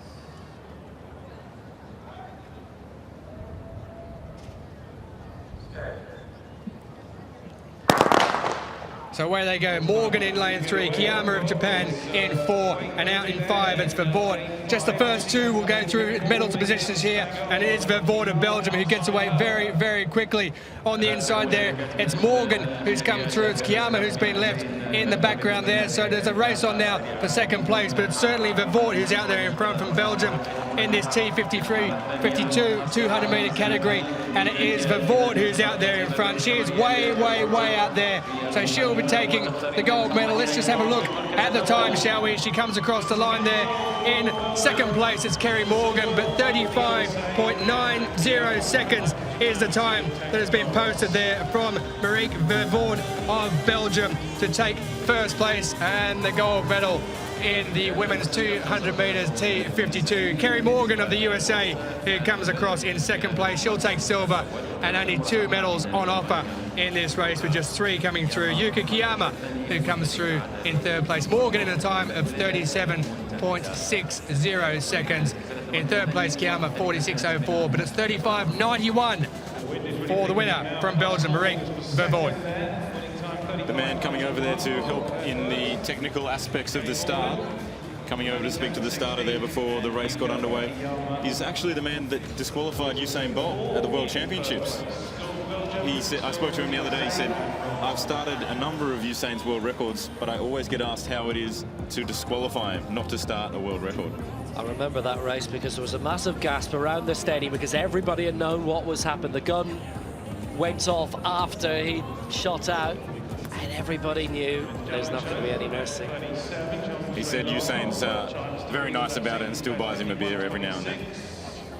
Well, there is confirmation of the result. Vervoort of Belgium 35.91, running into a headwind. Morgan 37.60, and Kiyama coming in third place there. Just the 2 medals, just to confirm that. Vervoort in first place, Morgan takes second as we head now across to the field events. Third attempt for Zhang Zhulong, the 2011 world champion in this F37 men's javelin. 49.81 in the second round. And that's a brilliant third round effort by Zhang. It's beyond 50 meters, the first we've seen so far tonight. That'll extend his lead over his compatriot Jiadong. 48.61 was Jiadong's second round throw.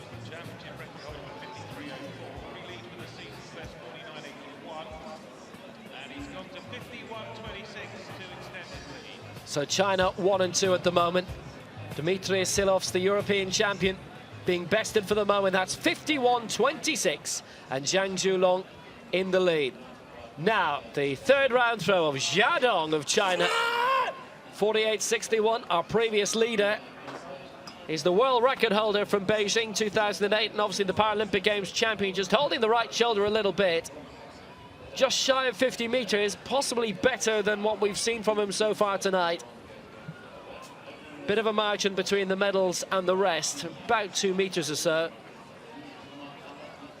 I think he's in a bit of pain, isn't there? Or at least a little bit of discomfort. 49.55 is best so far, but he stays in second place.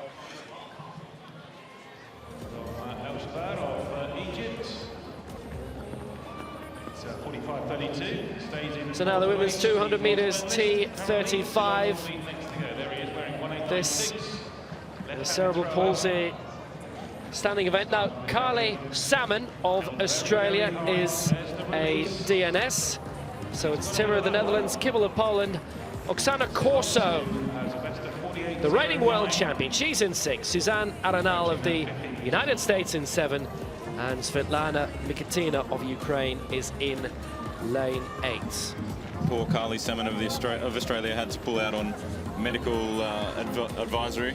The doctor spoke to her and just said, look, her legs have been sore for a number of weeks and it's time to pull out. She can't get through the training properly, so it's time to pull out. Talking of having to pull out of things, I know you weren't feeling very well yesterday. How are you feeling today? Look, I wasn't feeling great, but I battled through. I didn't pull out of commentary, did I? No, you didn't. You didn't. No, I'm back at it today, and I'm in 100% tip-top condition. Not like in these championships where you pulled out of them, but that's a story for another day. But anyway, unfortunately, you're not competing. I know that, but you're here in the commentary box. box. The championships, I couldn't pull out of commentary. I sat through it with my sore stomach. Good to see. So it's the first 3 and the 2 fastest losers who go through to the final, and they're in lane 6. Did the sprint double 2 years ago in Lyon. Oksana Corso, you'll probably know the story. Born in St. Petersburg, adopted by an Italian family, as tends to happen, kept her first name, as is the championship record from the Stade de Rome. That's a new world record this year from Isis Holtz of we'll see a little bit later from Australia. And also going in lane 7 is Suzanne Arenal, and she's got a PB of 28.39, so look for her to be making her mark as well. Faster than the world record, but doesn't go down as that. So Timmer, Kibbel, Corso, Arenal and Mikitina down to 5. And they're away at the first time of asking. Timber has started off very well indeed, and Corso going very well in lane 6. Silver in the Europeans of the 200 last year, and a great triumph in the sprint double in 2013. Oh, this is a very good advantage at the moment. Flying right now. Oksana Corso looking very well in 6, and the battle railing for second place. Kibbel and Timmer at the moment in 2nd and 3rd, but it's Oksana Corso who is coming through to win here, and will win in 31.56 seconds. It's faster than the championship record. I think it's a windy one though, plus 2.5. Corso gets the win. Good result. It was virtuoso stuff all the way from her. A good victory by the Italian, and Timmer in 3rd place behind Kibbel of Poland, and they, under 3, will automatically progress. Arenal and Mikitina will have to wait. A very young field across both heats of this women's 200 metres T35. The event is relatively new, and we do have a number of young athletes. Coming up in the 2nd heat will be Isis Holt, the current world record holder, and she's born in 2001. You feel old? I do. My friend asked me a couple of weeks ago how it would feel in Rio to be named one of the oldest people in the Australian team, you know? And I said, well, I've got Kurt Fearnley there, so I'll be all right. And if Russell Short turns up, I'll be okay. He's 14 years old, Isis Holt, and Oksana Corso herself, 20 years old, was crowned a world champion at the age of 18.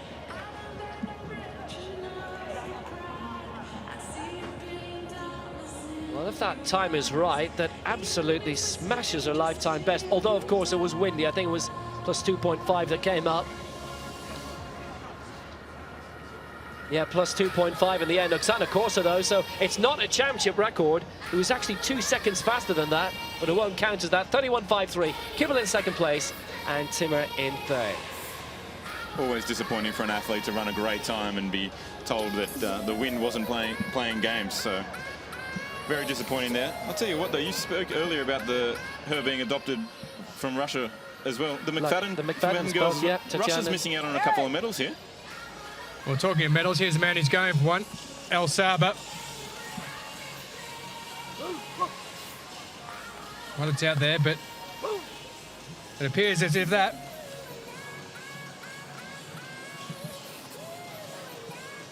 is not going to be anywhere near where he needs it to be.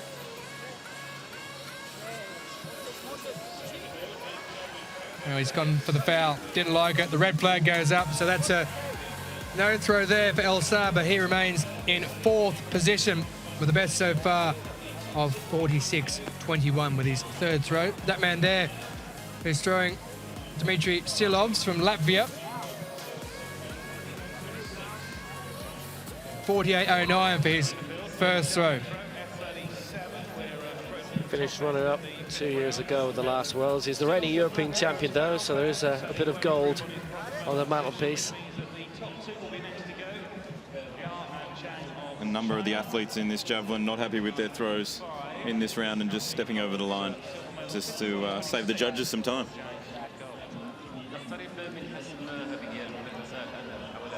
Wasn't an event, by the way, at the last Paralympic Games, but it was in 08. Well, they are throwing into the wind, aren't they, these athletes? So it's a little bit more difficult. There is the man who's in front, Zhang Zhulong. Season best with his 3rd throw of 51.26. Here we are, his 5th attempt. We've seen 2 fouls, and that one there is way, way over the line. Don't worry about the wind in that situation. That's a case of needing to get your feet in the right position. He still leads mine, 51.26. For Zhao Zhulong, who holds the championship record from 4 years ago in Christchurch of 53 metres and 4 seconds. His compatriot, Jiao Dong, who's also in this competition, he's the world record holder, 57.81. So some work to do there for that. But let's move back to the track, shall we? Because we're at the second heat in the women's 200 metres T35, which is about to take place. There's your field there. It is McLaughlin who goes from Canada, who's up there in lane 3. Brianna Coop of Australia, 1 of 2 going in this, is in lane 4. Anna Luxova of the Czech Republic in 5. Maria Lyle of Great Britain, who goes in 6. And Lu Ping of China in 7. And Isis Holt of Australia, who goes in lane 8. You were talking about Isis Holt being young a moment or 2 ago, Evan. 2 Australians going in this with Brianna Coop as well. Yeah, look for Isis Holt to take charge of this race. I think she's quite young, so she'll have to try and hold it together. We'll see how she can compete under pressure. She is the world record holder. And the brilliant young Scot as well, Maria Lyle, who won European gold and silver last year and ran a very fast 29.24 earlier this year, but not yet ratified as a world record. So it's a good field, this. Yeah, Holt and Lyle will go in the 100 metres as well.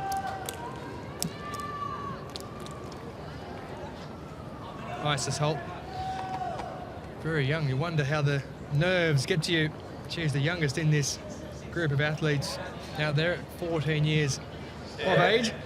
A season best of 29.49 as we spoke about there. A little bit of a stumble out of the start there for one of the athletes. Has gone. That is Maria Lyle, who's gone early there, who Will was just talking about. So we'll see what happens there. Maria Lyle in lane 6. I'm sure there's a number of girls from Isis's Holt Melbourne Girls Grammar School down in Brunswick in Victoria in Australia. They've probably stayed up all night. I think it's the middle of the night in Australia. They're school age. They need to go to school. Luckily, it's a Friday night. Well, you're looking at around 5 or 6 in the morning. Oh, they might be up early then. There you go. They'll be studying. There is Isis Holt.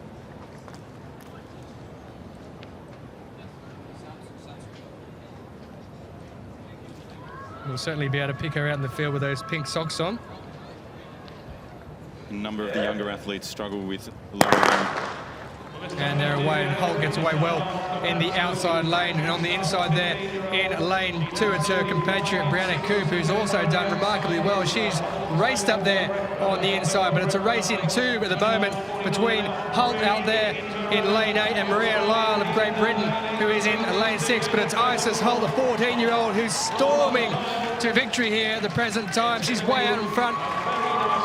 Maria Lyle in 2nd place, 28.57 for Isis Holt. It won't be a world record because of the wind factor at present, but that is a fantastic run from Isis Holt. Maria Lyle in second position. The first three go through in this, and we also have the next two fastest qualifiers who advance through to the final. But that was a brilliant run and great start there from Isis Holt. We talked about nerves when you're a 14-year-old. It didn't matter. 28.55. She's won it in, and coming through in second, Maria Lyle of Great Britain. We mentioned that they're going to be going in the 100-metre event as well. Well, Maria Lyle in a time of 30.32 seconds. She qualifies second in this heat. The third place will also go through, and the qualifier and the two fastest qualifiers will go through into the finals as well. Just confirmation, Brianna Coop of Australia, who goes through in third place in 32.86. It was quite tight there. Lu Ping in 33.23, so she'll have to now wait to see if she gets through as one of those fastest qualifiers. Virginia McLaughlin through in fifth place. It was very windy, but the first four were inside the championship record of Oksana Korsun, but obviously the wind nullifies that. As I said before, this is a relatively new event. Lots of young girls coming through, and times are getting broken almost every week in this event. Isis there on screen, holding her form very well. I saw her coach earlier in the stands. He'll be there watching, and I think he'll be pretty happy with the way that she held her form to the line. Incredible speed getting out of the blocks there, though, getting out to such a quick start over the 200-metre race. Confirmation there of 28.55 for Isis Holt. Maria Lyle also qualifying 30.32. Brianna Coop, so 1 and 3 for Australia, 32.86.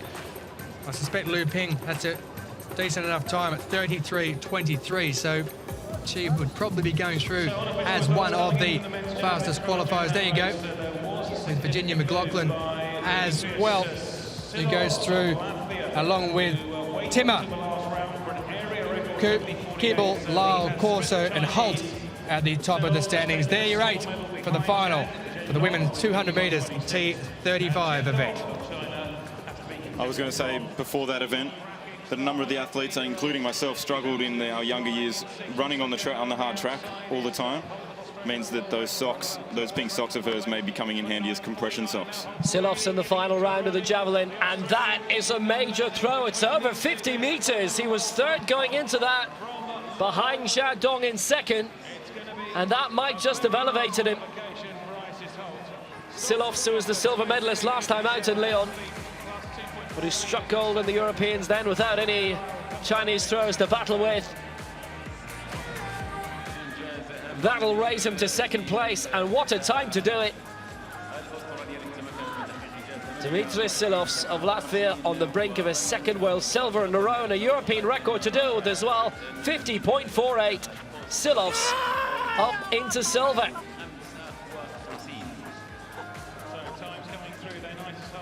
And what timing from the Latvian. Jia Dong has dropped to third. And that's not beyond 50, so Jia Dong, the Paralympic Games champion in Beijing in 2008, will get a bronze here. Zhang has elected to pass his final throw, meanwhile. He's the champion. China 1 and 3, Zhang and Jia. Silovs, the silver for Latvia.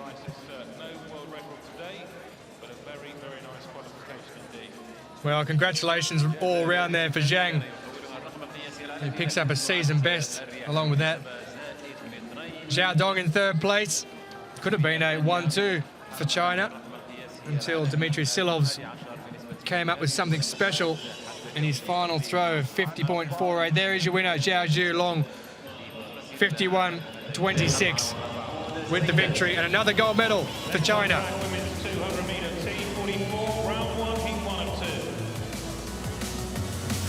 Classes T42 to T47 are for athletes with limb deficiencies.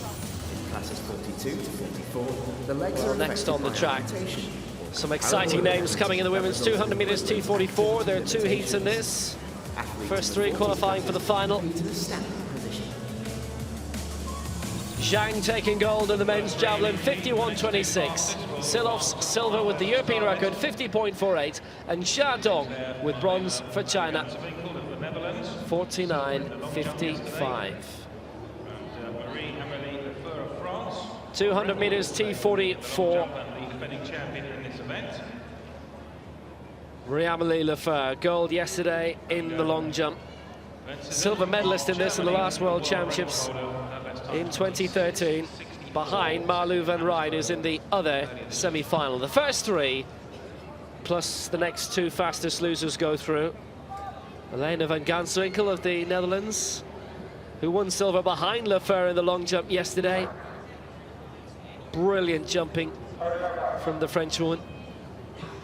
Lexi Youngberg of the United States, 29.56, a new lifetime best. So it's Maspero of Italy in 2. Liz Willis of the United States in lane 3 from Wichita in Kansas. Marlene van Ganswinkel of the Netherlands in 4. Lexi Youngberg of the United States in 5. Marissa Poppen-Canstinu of Canada in 6. Riamali Lefeur of France in 7. And Irmgard Ben-Suzanne of Germany in lane 8, who won silver in the 100, 200 and 400 in the Europeans last year. But it'll be all about Lefeur here, potentially. Ben-Suzanne is on her outside in lane 8, and Lefeur gliding forward straight away. Van Ganswinkel trying to keep up in lane 4. But it's Lefeur, and Lumbo looks to be doing very well. And now Poppen-Canstinu, also of Canada. Van Ganswinkel is moving up. But it's Riamali Lefeur for France, leading them up. Ben-Suzanne right behind, and she's easing up towards the line. 26.98. It's Ben-Suzanne in second place, and it's Poppen-Canstinu in third. And those are the 3 automatic qualifiers. That is very fast. It's plus 3.8 of the win. So won't be a new championship record. And that was just outside Ben-Suzanne's new world record from earlier this year in the T44 in Johannesburg. Plus 3.8. How about that for a win? Good win, though, in terms of the racing for Lefeur, with Ben-Suzanne in second place. And fresh from the Para-Pan-Ams in Toronto, in her homeland of Canada, Marissa Poppen-Canstinu taking third place. And she eased up very handily. Ben-Suzanne's a very, very good athlete, good consistency with her. And Lefeur could be a very golden week for her, but what a joust surely awaiting her in the final. Lefeur exercising a couple of demons there in the 200. There has been, in the past, a fall for her in the 200 metres, so coming out, coming clean through that heat.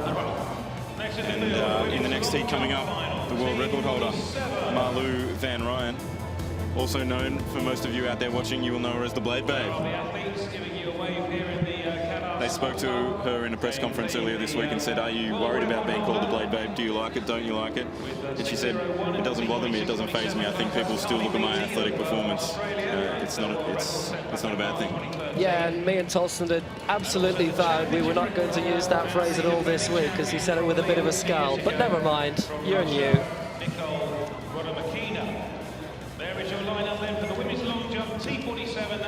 Yeah, so I did say that we wouldn't use that at all, but Classes T42 to T47. So this is Stella Neva of Bulgaria in the women's shot put, her second attempt, lying in 9th place at the moment. European champion in both the shot put and the discus last year. Twice in a row she's won the European shot put. And that, a major throw to take the lead, 11.14. And that is a new European record. So she overtakes Ilka Wailuda, who had set the European record earlier in the competition. 3 throws in a row. This will be her final attempt. That's looking beyond 10 again, but maybe not beyond 11. She's set the standard brilliantly. 10.98, so Stella Neva's our leader from Bulgaria.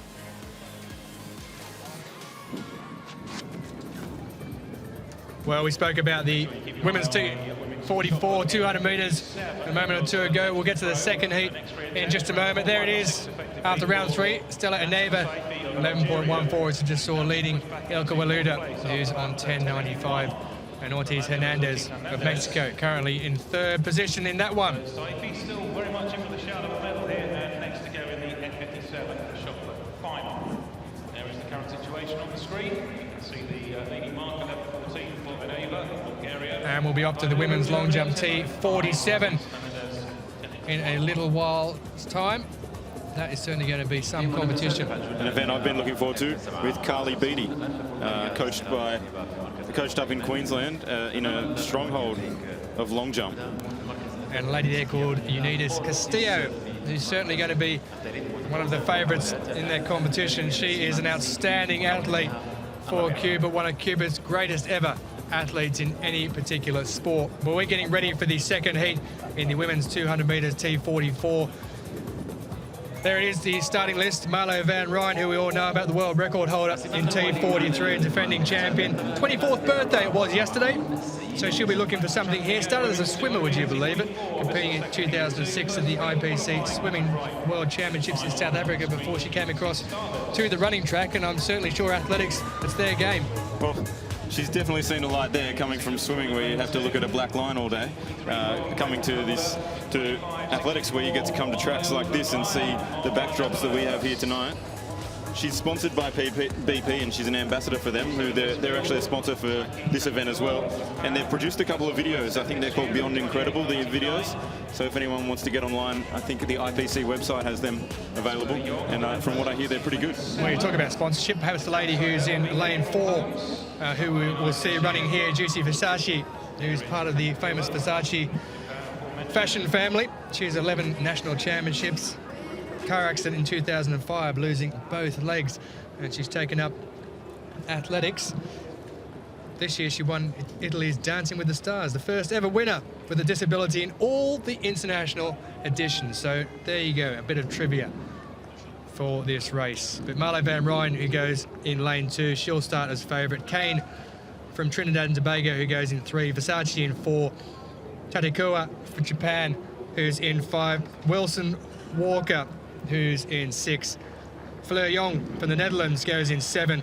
And April Holmes of the USA, who goes in lane 8. But Marlo van Rijn, she holds the T43 record of 25.64 for the world record, and the championship record of 26.74 set in Lyon just over 2 years ago.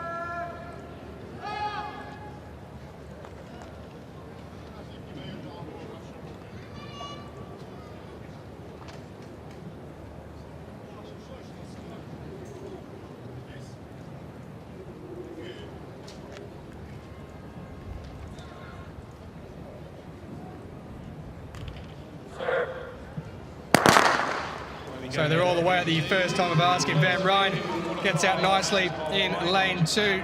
She'll be the one to look at here, but also going well there across in lane 4 is Versace. There's a good contest on here. Here comes Van Rijn through the middle, T43 world record holder. She's coming up on the inside here. On her outside in the next lane across, and Giuseppe Versace of Italy.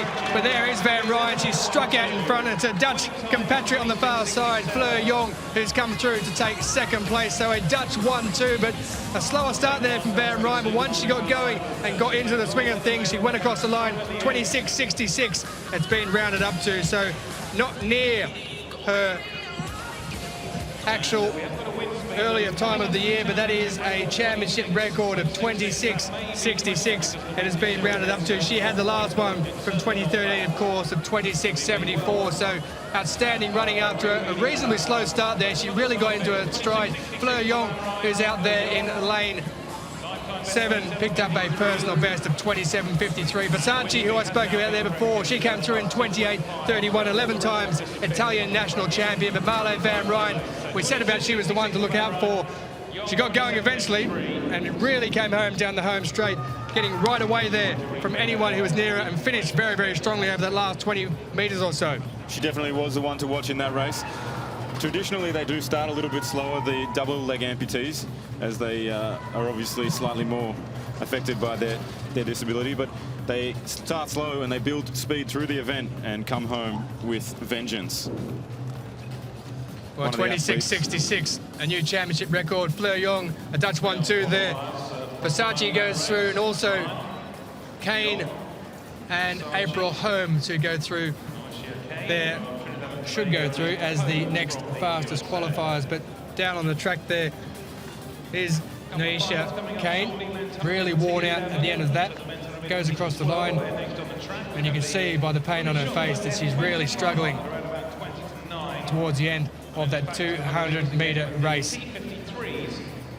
So there we are, confirmation that Marlo van Rijn and Jong in second place. Versace in third, also qualifies as the 3 fastest, and Kane of Trinidad and Tobago goes through in a time of 28.46. April Holmes, 28.85. The former leader, now relegated to the silver medal position, Ilka Vailuda of Germany. I think you guys are just going to have to accept that. So let's just quantify who's through to the final. Van Rijn, Lafleur, Young, Bensasan, Versace and Papa Constantinu go through automatically. Kane and April Holmes in that heat, then the faster of the two, they go through as the two fastest qualifiers to the women's 200 metres T44 final. I think you boys might just have to accept that you're going to have to use the term blade babe. If you need to use it and you don't want to say it, just point at me and I'll say it for you. Silver medalist in the last World Championships, long jump, Carly Beattie. Her first attempt in the T47 decider. A solid effort. She's second to go in this. Alexandra Moguchaya of Russia was the first to go, went out to 5:11.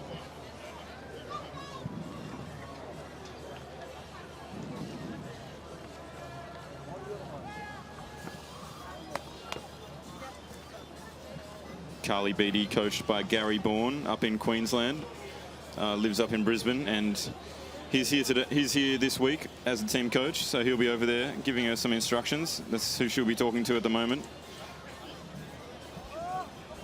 Coach of a number of great Australian long jumpers, including Mitchell Watt and triple jumpers like Henry Frame. Into the lead, 5:75. That's a season's best for the world record holder. On the inside, it's a tight bend for Van Rijn. She'll have a little bit of work to do outside. Katarzyna Pikat of Poland is next. And you can see the style of Marlo Van Rijn of the Netherlands. Really beginning to stretch it out now. It's going to be a Netherlands 1-2. Winning time is 26.67. Good competitor, regular finalist on the IPC circuit. That's another good solid 5-metre effort. But she made line to the bend and came strong at the end. Rhoda Makina of Russia is the reigning European and world champion, and she'll go much later in this. That may be questioned because the wind is showing us 0.0, and it's certainly not that. So we may well... Pikat, solid, second place, 5 metres 13, tucks in just behind Beattie. So next on the track, the final of the men's 100 metres T11, complete visual impairment. 2 from Brazil, 1 each from the United States and China in this. Includes the reigning world champion from Brazil, Lucas Prado, did the sprint double in Lyon. But in lane 3, we have the world record holder, David Brown. Prado going for 3 in a row, who holds the championship record. Brown setting the world record in California last year. Felipe Gomez, who also won his heat. The second fastest time. Gold in the 200 at London 2012. It's really as strong a field, you could say, as you could have asked for in this. Prado and Gomez representing Brazil, and Prado with a couple of late warm-ups alongside Rafael Lazzarini, his guide. Guide of Felipe Gomez is Jorge Pereira. David Brown in lane 3 of this race. I should be interviewing him live on Periscope for the IPC tomorrow afternoon, so if anyone's got any questions that they want answered from David Brown and Jerome Avery, his guide, they can tweet the IPC or me at Evan O'Hanlon, and I'll get those questions to them tomorrow and you can watch live.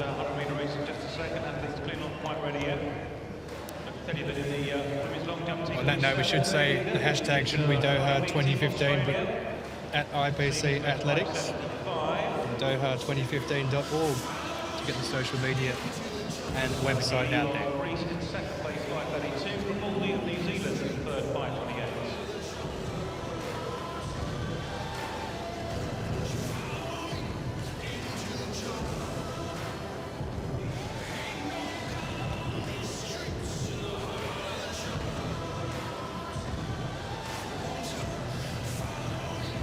The athletes just settling down around the start line, waiting for the starter's orders.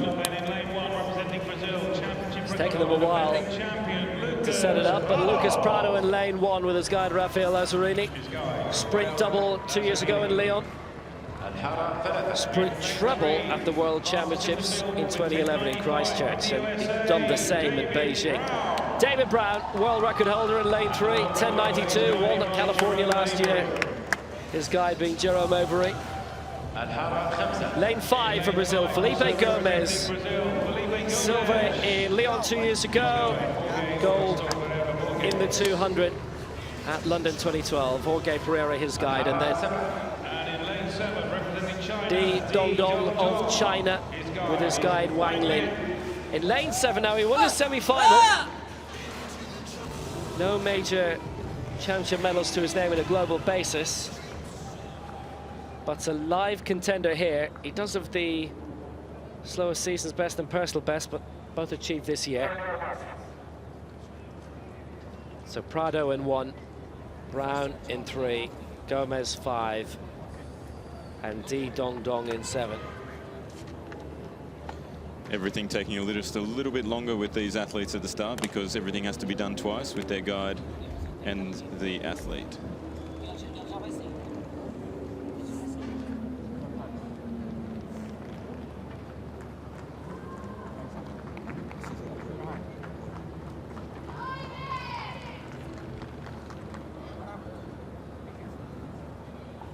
Brown with the fastest time this year, fastest of all time. So away first time, Brown in 3, starting very strongly indeed. Gomez in 5 alongside, and down goes Prado. It's going to be Brown who'll get the victory. Brown through, and Gomez just in second place ahead of Di Dongdong. And Lucas Prado, the defending champion, crashes out. Brown takes the victory, and he's the world champion. 11.04 unofficial. It was a good fast time, but too fast for the man in the lane inside him. It was a very heavy fall for Lucas Prado, and it happened pretty much around halfway in, just before the halfway mark.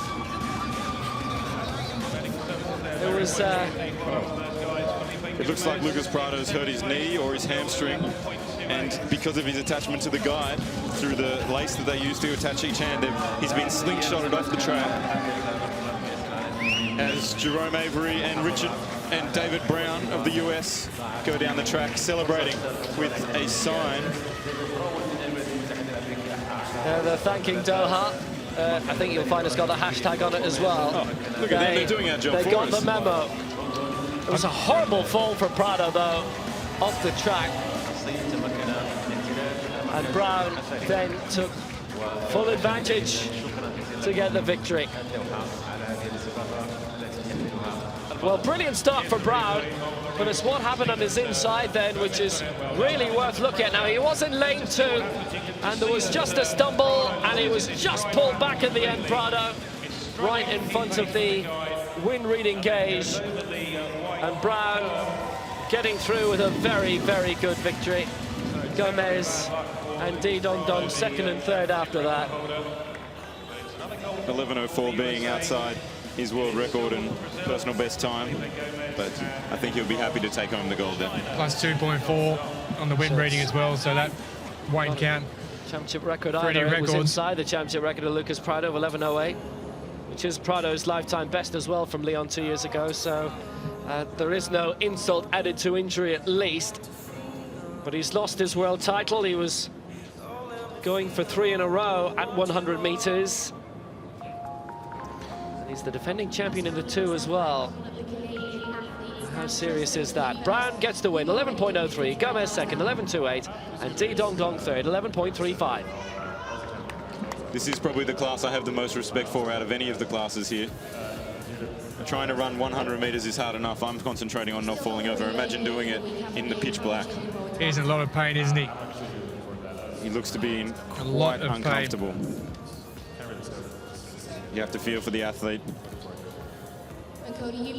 He's put a lot of effort into getting here to Doha. And I know it wasn't his fault, but you have to also feel for Rafael Lazzarini as well, because he's obviously the guide and helping the runner through, but when he picks up that original injury and then he goes down. So he'll be feeling bad about the situation as well, but there's nothing he can do in that position. That will be a big blow for the Brazilian team as well, with Prado due to compete later in the week in the 200 metres as well. I want a little bit more from that. I mean, come on, Canadian team, you're working together, you're all part of the, you're coming here for your country. Put into the electronic card. It's a big thank you to the Qatari capital. What's it like to represent your country? He is the world champion. You've got to be confident. And with less than Thank you very much, guys. a year to go until Rio, that's not good news, is it, for Lucas Prado, as we now move across to the long jump.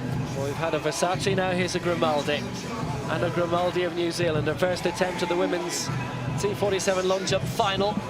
BT leading 5.75. The medals at the moment 5.19, and that will be very close to it, if not better. Quite congested around the middle at the moment. All of the top 8 have cleared 5 meters, and that looks to have done the same from Anna Grimaldi. 18 years old. The New Zealand team having a bit of a coming of age at this championships, I think. Historically, they've had quite small teams, and they've brought a small team compared to the Australian team of 50, but quite talented this time. Oh, she's got into second place. 5 meters 28 is very impressive indeed. You might have just heard the applause in the background as Prado was carted out. Well, let's move on to the men's 100 metres T12. Fedor Trigalic of Russia, who goes in 1. Gold in London 2012. Artem Loganov, who goes in 3. Season best of 10.99 in qualifying for this final. There is Fedor Trigalic, PB of 10.81, but only a season best of 11.06. So he's got some work to do. Loganov, who goes in lane 3. He's one of 3 Russians in this race. The lone Cuban, Savon Pineda, championship record in qualifying last night, 10.77. So he is the man to be, because you've got Andrei Kuzmin, the third of the Russian athletes in this event, who's running in lane 7, season best of 11.19. No, Jonathan Ntutu, of course, who was disqualified in his heat when jumping the gun yesterday. There is that championship record from Savon Pineda. But if the wind remains as it is, we won't be seeing an improvement on that here today.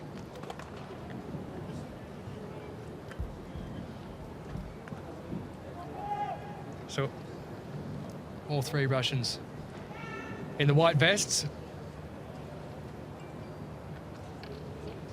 Savon Pineda, the Cuban, wearing the blue shorts and red vest.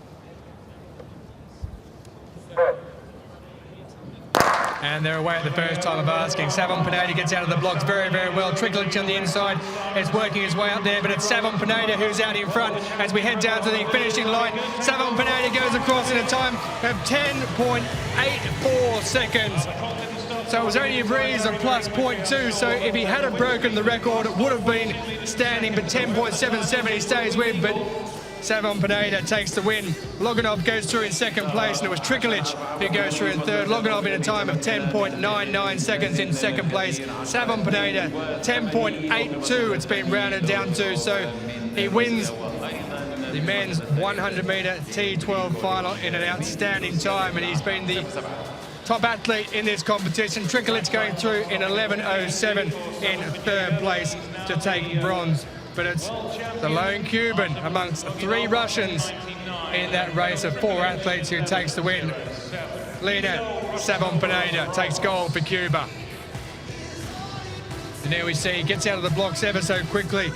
Kuzmin on the outside was left behind straight away, and he worked his way through that opening 30 metres where he really won the race. And from there, it was just a case of keeping his momentum as he came towards the finishing line, and a good 2 metres in it. Yeah, the Cuban looked good in his heat yesterday, and he showed his class tonight again in the final. He started well, got out in front, and from there it was all his. None of the others could catch him. He took off and went home. Decent time as well. He's been rounded down to 10.82. Yeah, 10.82, really good time. Only 0.05 of a second off his championship record, which he set yesterday. Loganov comes through in second place, under 11 seconds as well in 10.99, and Trikulic takes third place in 11.07, with Kuzmin rounding up the field on 11.22 seconds.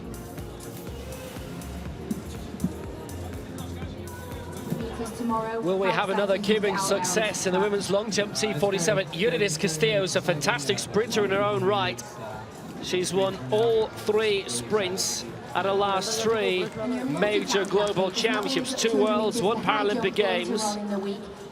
But in the long jump, she's never won a major championship medal. She's known as the Bullet, so she'll have a bit of speed down the jumping lane, and that was a very good launch. Castillo is beyond 5 meters. Top 7 at the moment beyond 5 meters, and Castillo might have made it 8. She couldn't have gone any further on the board. Absolutely perfectly used. Thank you very much, guys. Rachel, thank you very much indeed. And see you there in the home straight. Castillo being loaded onto the first aid buggy. Let's hear it, everybody, please, for the Castillo of Cuba there, one of the other athletes in the women's event at the recent World's Fastest Paralympian race that took place in Rio.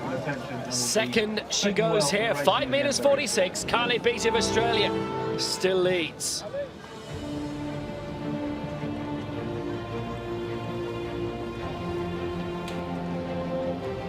Ladies and gentlemen, the victory ceremony for the women's javelin at 54. So victory ceremonies on the way, and it's the F54 women's javelin.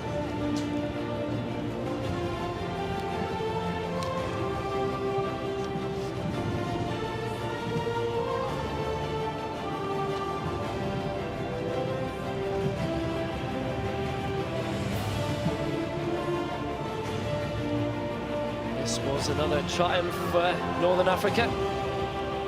A Tunisian and a world record. Pania 80, 18.86.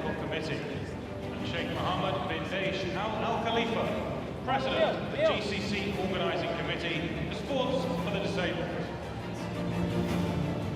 South African taking in Winner of the bronze medal. third place. Representing South Africa, Ntombazanile Situ. C2 of South Africa, 16.36. Coming in her third attempt, starting off with a 14.34. Finishing with a throw of 16.18.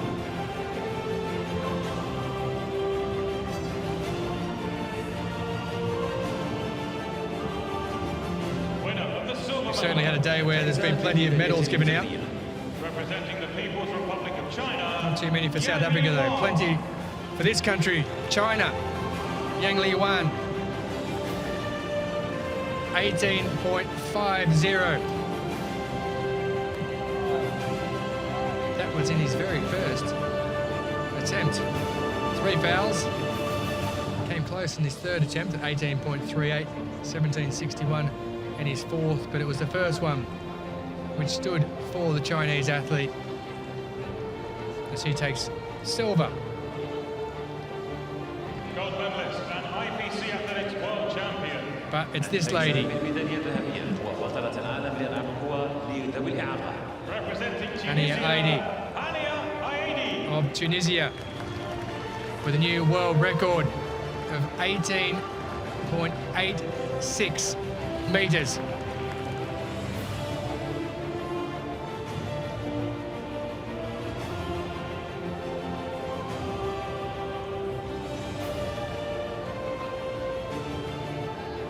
So China, who we saw were leading the medal count a little earlier, Please rise if you are able for the national anthem. certainly getting their fair share, as we would expect. Time now for an anthem we haven't heard so far, Tunisia's national anthem.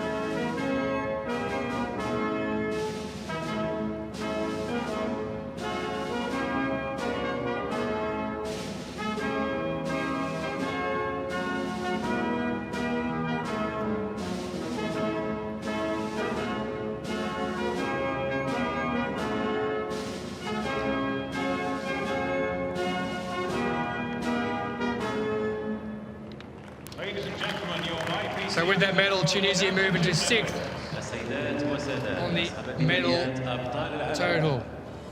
Only 80 with that gold in the women's javelin throw. But that also a world record.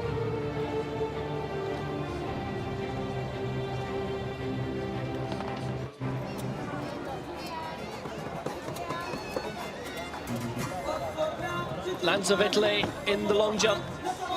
Women's shot put, F57 final. Been a change. Oh, she's trying to get beyond 5th place. With 11:13 as That was a personal best last time. Wrong tricolor representing France. Area record 11:14 leads from Stella and Yeva. Anyone in the long jump, and you're seeing pictures of that on the screen right now. An improvement of 15 centimetres, and she would go into the medals. It was a good quality, solid one. Liliani Maragidi of Greece in third, 5. Bit of advice coming from the French team. Second round. 4 meters 97, and she stays in 5th place. Some Italian surnames here with Grimaldi and Lanza, but no Italians in this final. Amy Watt of the United States, lying in 8th place, 5:07 in the opening round. Carly Beattie leading this, 5:75. Castillo second for Cuba, 5:46. And Smaragdi of Greece third, 5:32.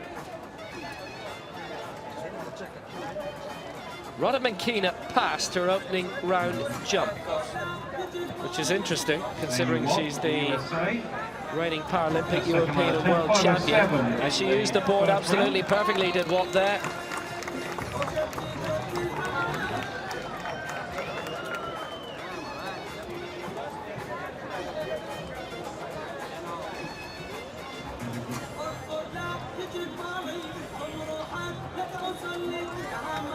She's 17 years old, Amy Watt. Not the youngest in the field, that's Polly Matten of Britain, who is celebrating her 16th birthday today.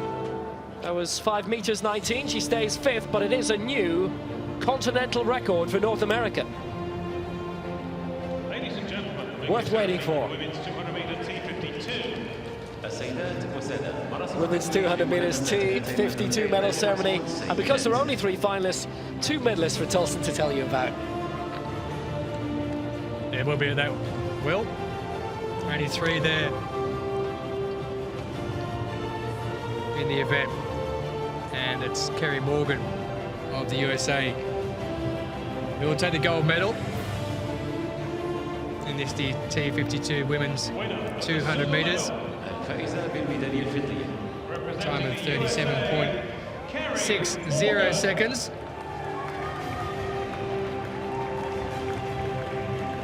So some way outside the 35.71 set by Michelle Stilwell of Canada in Lyon 2 years ago.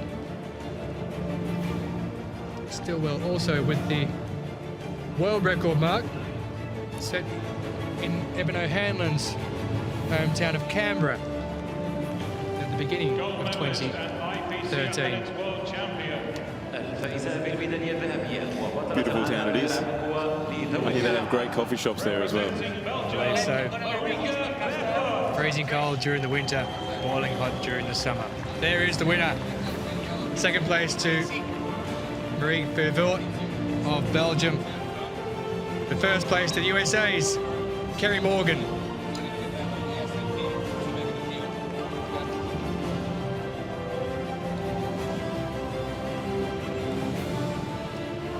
So Morgan there with the silver. Vervoort of Belgium with the gold medal. And we'll now hear the national anthem of Belgium.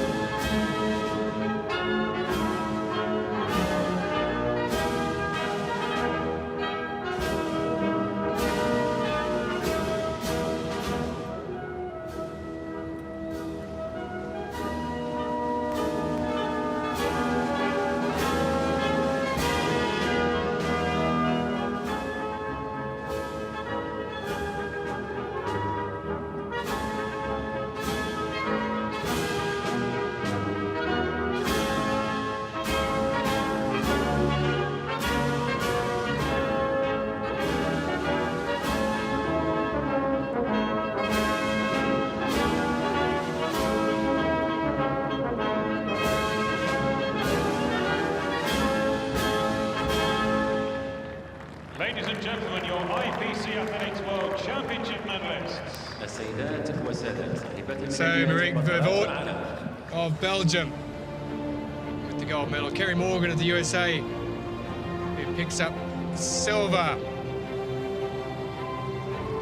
And if you're wondering why there's only 2 athletes up there and 2 medals given, there was only 3 athletes who started the final.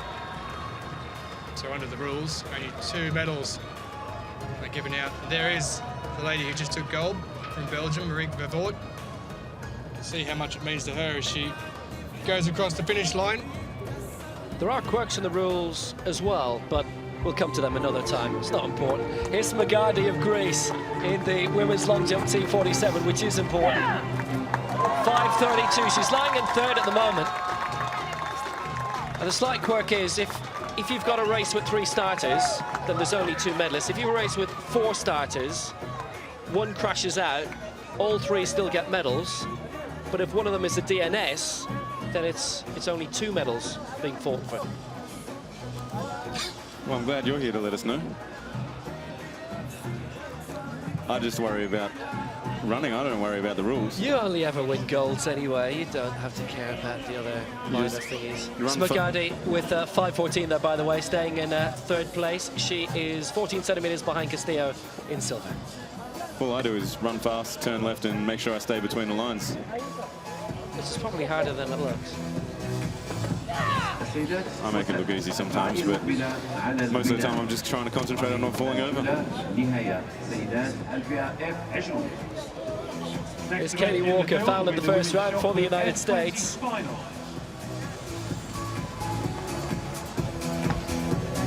That was very close to the plasticine. He's only saying that because one of his commentators has fallen off a chair twice this week. And that's 4:32. It'll put her into 12th place. It's only the top 8 who make it into the final 3 rounds, and a bit of improvement needed. Walker, by the way, with a lifetime best of 4:34. That matches her season's best. So personally, She's pretty much doing as well as can be expected at the moment. Needs to improve by a metre to progress any further. 4:32 for Walker there. 33, championship record 13:99. Both set in 2006.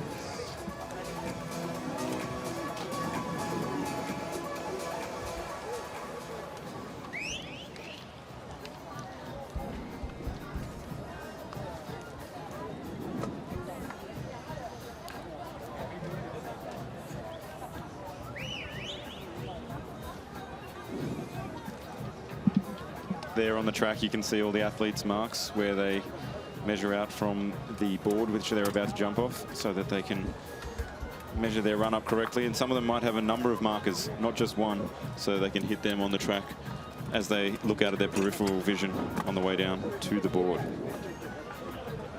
Polly Matton of Great Britain turning 16 today, and the youngest in this field. 5:16, her lifetime best set this year, which at the moment would be good enough for 7th place. She's down in 9th with a 4:88.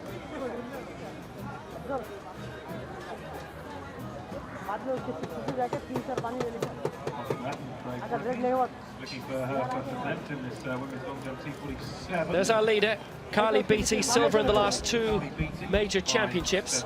The end of the second round, and as we get to the end of the third round, those 10 competitors will be whittled down to the top 8, and they will get 3. Radamankina, by the way, has had 2 passes, so well, we're looking for her down. She's on the far side of the track from us. Maybe, in fact, she's pulled out, but it gives a chance to the rest and a chance for Matton, maybe for a high finish here. She was very close to the plasticine. Goes the white flag for Polly Matton.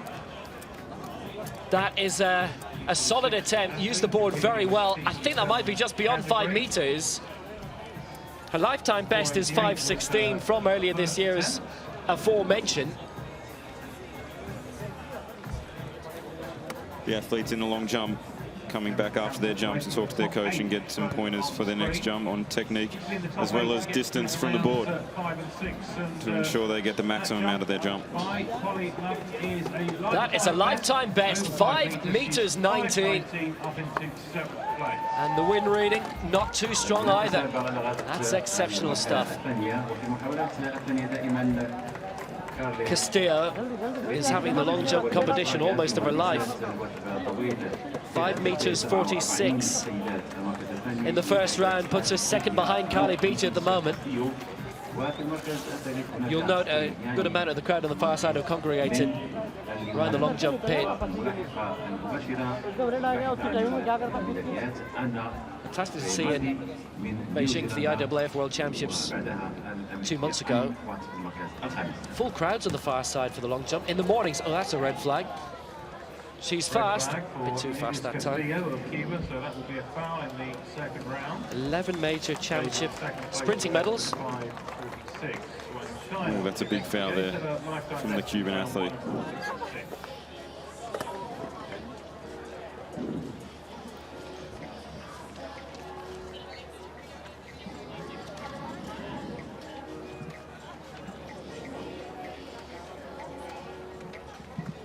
So it's the first round heat of the women's 100 meters T53. This the second fastest / strongest of the wheelchair categories, and it features the 3 times European champion from Scotland, Samantha Kinghorn, who won bronze in the 200 meters yesterday, which is what Ilana DuPont of Canada did 2 years ago. First 3 qualify for the final, and then the next 2 fastest losers. World record holder and reigning champion Wang Lishaz in the second heat.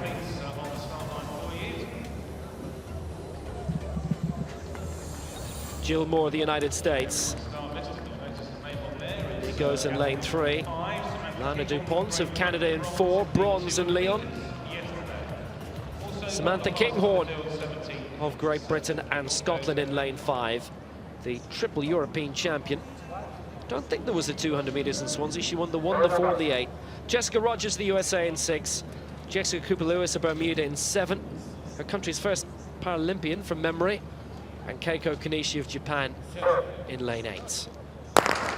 So they're away first time. Kinghorn in 5, DuPont in 4. That's a really cracking start. It looks to be by, is that Lewis in 7? Going very well and fantastically right now.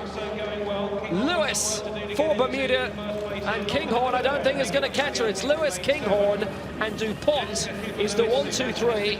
And they're the 3 automatic qualifiers. 16.96, the lifetime best set this year by Lewis. That's just outside that 17.78. And there was a British flag being raised at the end, but in the corner of the Bermudan one. Kinghorn second for Britain, DuPont in third, 18.50. And Kanishi fourth for Japan. Will have to wait. Very, very impressive indeed by the 22-year-old. I think that's Bermuda's first crossing of the line in first position, as it's only a heat at the moment, but nice little win there for Bermuda. Ran away with that one a little bit.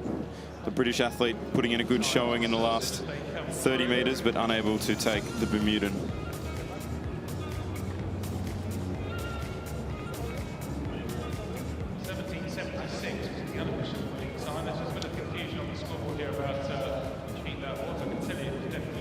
Yeah, she finished 8th in the 100 meters 2 years ago, 9th in the 200 and the 4, and finished 8th in all of the sprints at London 2012. But she's ranked 2nd in this. She's had a massive improvement since London and Beijing. Bermuda's first ever IPC Athletics World Championship medal may happen here. Qatar, the home nation, also looking for their first. Bermuda, top of the pile. Jessica Cooper-Lewis, 17.76. Kinghorn in second and DuPont third. When it was plus 4 minutes per second, now just plus 0.3. Jessica Cooper-Lewis, 17.76. Samantha Kinghorn, 17.8. The IPC Athletics Sport Technical Committee. Sheikh Mohammed bin Daish Al Khalifa. Hernandez of Mexico. This is the women's shot put, F57. Stella Neves passed up in her final throws, I can tell you, by the way. 11.14 is her mark. So 10.86 for her. That's a really good throw by Hernandez, who's trying to push higher up, make her in third place at the moment. Wow, she's only missed out by a centimetre on gold. Angeles Ortiz Hernandez takes the silver for Mexico, the result of her life. And Neva takes another major title for Bulgaria. And Ilka Wailuda, who's been winning major medals for 25 years, gets another, the bronze for Germany.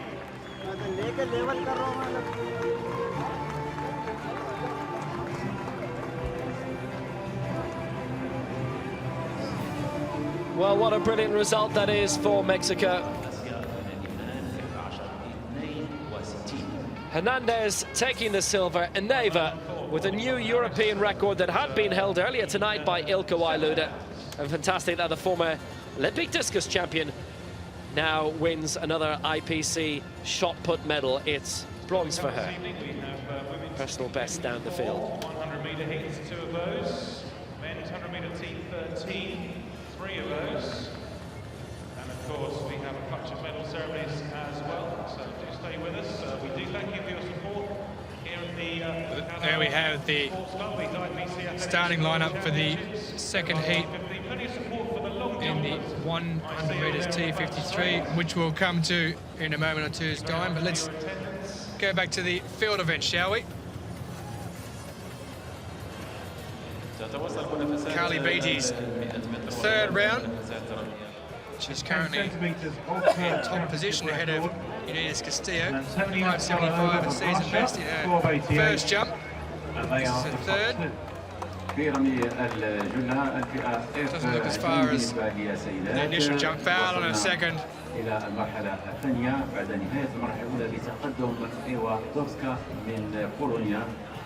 Way behind the board there, needs to be a good 30 centimetres or so further forward. That's going to cost her, because it isn't up there near 5.75 as it is though. Castillo in second place on 5.46. It's quite some distance behind. Carly Beatty of Australia way out in front at the moment.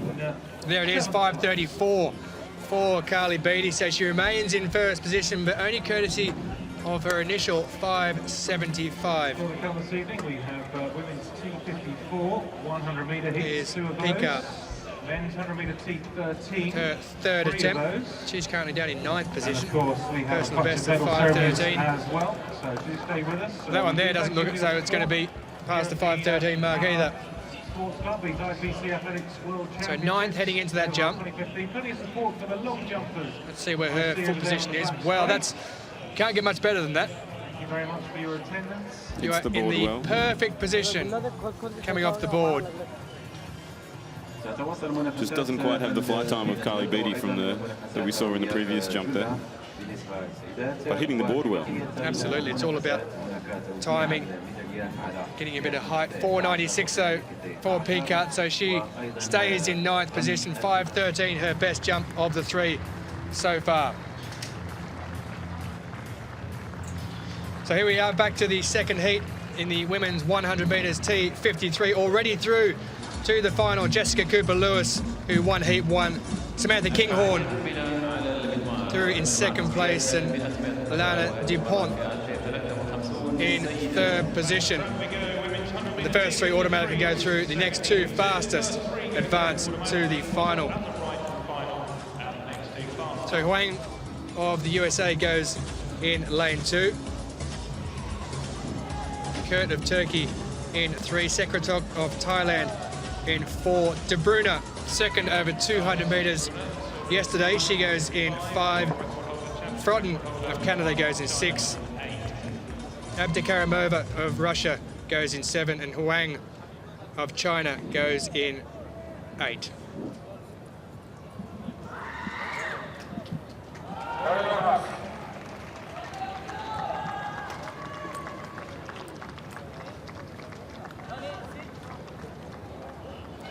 So 18.88 is the cut-off time here for the fastest qualifiers, and away they go. And in lane 7 on the outside is Abdikarimova, but it's Wang who's taken out to the lead there. She's way out in front, the Chinese athlete. So she's going across the line there in first position. In lane 3, taking up second position, is Sekretok from Thailand. Those 2 through there in no problems whatsoever. That there is a championship record of 16.66 for Huang Li Sha. So that is a fantastic effort. She really rocketed out of the blocks there, did Huang. It's her own championship record she's actually broken from 4 years ago in Christchurch. She's taken about 0.3 of a second off it. 16.66 was what she went across the line in. We'll see if that one there is round up. It's illegal timing as well, plus 1.1 for the win factor, but well, that is only in the semi-final to go through to the final. So fantastic work. 17.37 for the Turkish athlete Kurt, who went through in lane 2, and De Bruyne 17.80. She qualifies to go through in third position. 18.88 was the cut-off point, so that means Abdikarim will go through in fourth place with 18.53. So there's 4 who go through from this group. But that is a fantastic championship record by Huang Li Sha. 16.66 was the mark when she went across the line. She was at least 2 lengths in front. One from China there, making it look all so easy. She's that's only a semi-final there, and she's broken the championship record. There is confirmation of 16.66, a championship record. Kurt in second place, a personal best of 17.37. Down there in fourth place, the Russian Abdikarimova, also qualifying as one of the fastest losers in 18.53. And Frotten also through 18.65, with Huang in a PB of 19.14, who misses out. And the wind cooperating in that one for a plus 1.1. Earlier in the evening, we had a lot of tailwinds. And there we go, Abdikarimova goes through the PB of 18.53. And it's Frotten, the Canadian, who picks up the 8th and final place in 18.65. But it's Huang Li Sha who's the person to look out for in the final. 16.66 with a new championship record.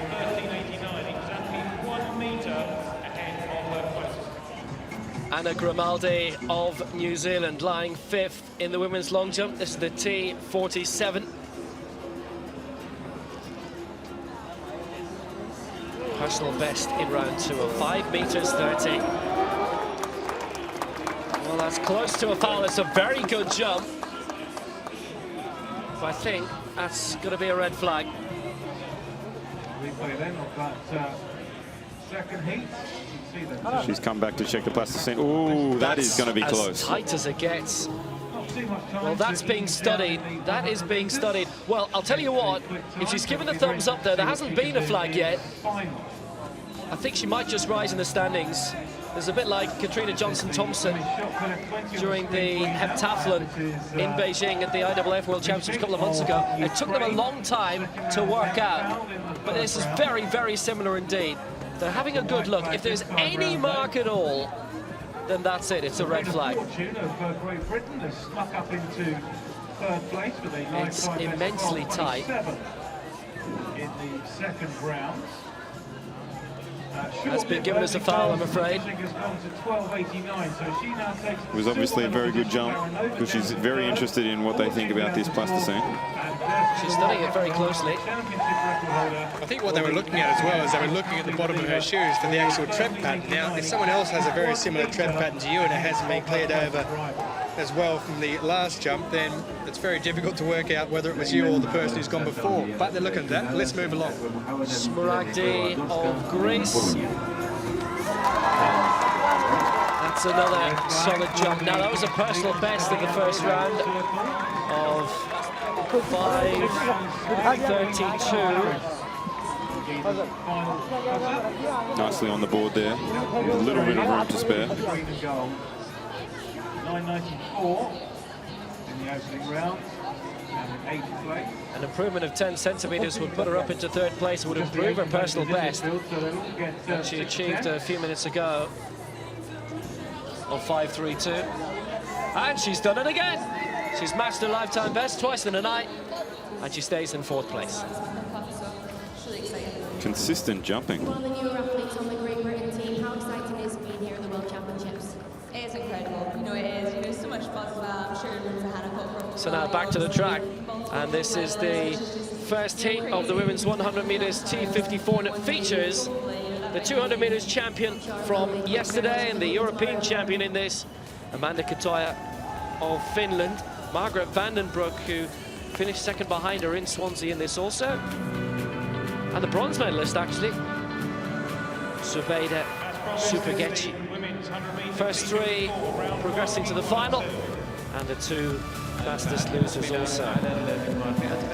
This will be wide open.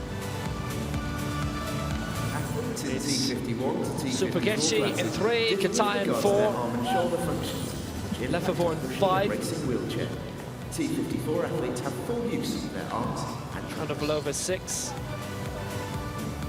Babalova 7, and Vandenbroek of the Netherlands in 8. And after that carnage earlier in the T54 1500 meter semi-final, there will be a rerun of the final heat. You remember half the field crashed out, and after the final medal ceremony, it's going to be rerun, which is going to be the final event of the night then. So it's going to be a long night, so go nowhere. Stay here. I wouldn't be going anywhere if I was sitting in this crowd with the chance of an iPhone 6 being thrust at me. Other smartphones are available. Supageci, Katoja, Lefevre, Konovalova, Babalola, and Vandenbroek are the 6 in this.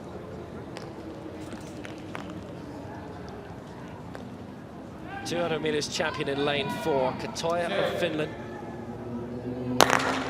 So watch out for her in this. Supageci right alongside us. Katoja, who's flying forward at the moment in lane 4, and Babalola of Nigeria in 7. Katoja is going to win this. It is going to be a very good swift time. 16.08. That will be a new championship record. Beating the mark of Lou Wenjun from Lyon 2 years ago. Katoja gets a very good result. Set a new world record in Switzerland in June. Did Amanda Katoja. She's in the form of her life, and having won the 200 meters title yesterday, she's looking in good form to do it again here. Babalola in second place, and Zubeida Supageci of Turkey in third, with Vandenbroek in fourth. She'll have to wait. It's the top 3 who qualify, and Katoja looking very, very good indeed with that new championship record. 16.09. Wind speed was plus 1.8. Strong wind speed, I guess, would have less of an impact on a heavy wheelchair than if you're running along, but I've never measured it, I imagine. Anyway, championship record, doesn't have to worry about the wind speed. 16.09, Babylona second, and Zubaydah Supergetçi in third. Generally go by the first names in Turkey. That's what they have in the football shirts. I know as a standing athlete, the heavier athletes are normally not as affected by the wind as the lighter athletes. So if there's a headwind, I'm normally at an advantage being one of the bigger boys, especially when I'm up against Scott Reardon of Australia, who's a little kid next to me.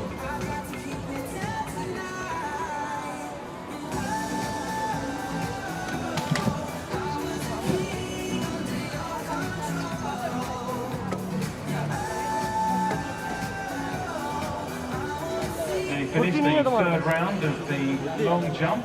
So it's Samara Alwala the last athlete in this from Sri Lanka tonight, 4 meters 60 in the second round. Down the top 8 from the same mark. A large group now, an improvement needed from her of 60 centimeters in order to get into the top 8. Didn't use the board at all, gave away around 25 centimeters. Unidis Castillo of Cuba in second place with 5:46. And then it's Alexander Bukuchaya of Russia. 4 meters 30, and she stays in 11th place. And that is the end of the third round. So Rana McKenna, by the way, the reigning champion, has withdrawn from the event, which means we will have a new champion this year. We're going to go to the top 8. Palimato will be the next to go in round 4. So our leader is Kali Beatty of Australia at the halfway mark, 5:75. Yunus Castillo of Cuba is in second, and Mogachaya of Russia in third, 5:41. Anna Grimaldi, who you see in the picture there, lying in 5th place at the moment for New Zealand, 2 centimeters off Stiliani Suragti. Mogachaya in third, personal best, 5:41. 13.92 for is the halfway standings. These were 3 more attempts. Very close to her championship record, just 7 centimeters shy of that distance she set way back now in September 2006 in the Netherlands. So she increases her lead over Baranova of Russia and Mishnik of Ukraine in 3rd White place. as well in 10th, and Holly Robinson of New Zealand in 12th place. But the fact that Rhoda McKean has had to pull out of this has opened the door dramatically for the rest. And it's created a massive gap between Kali Beatty and the congestion for the silver and bronze medal.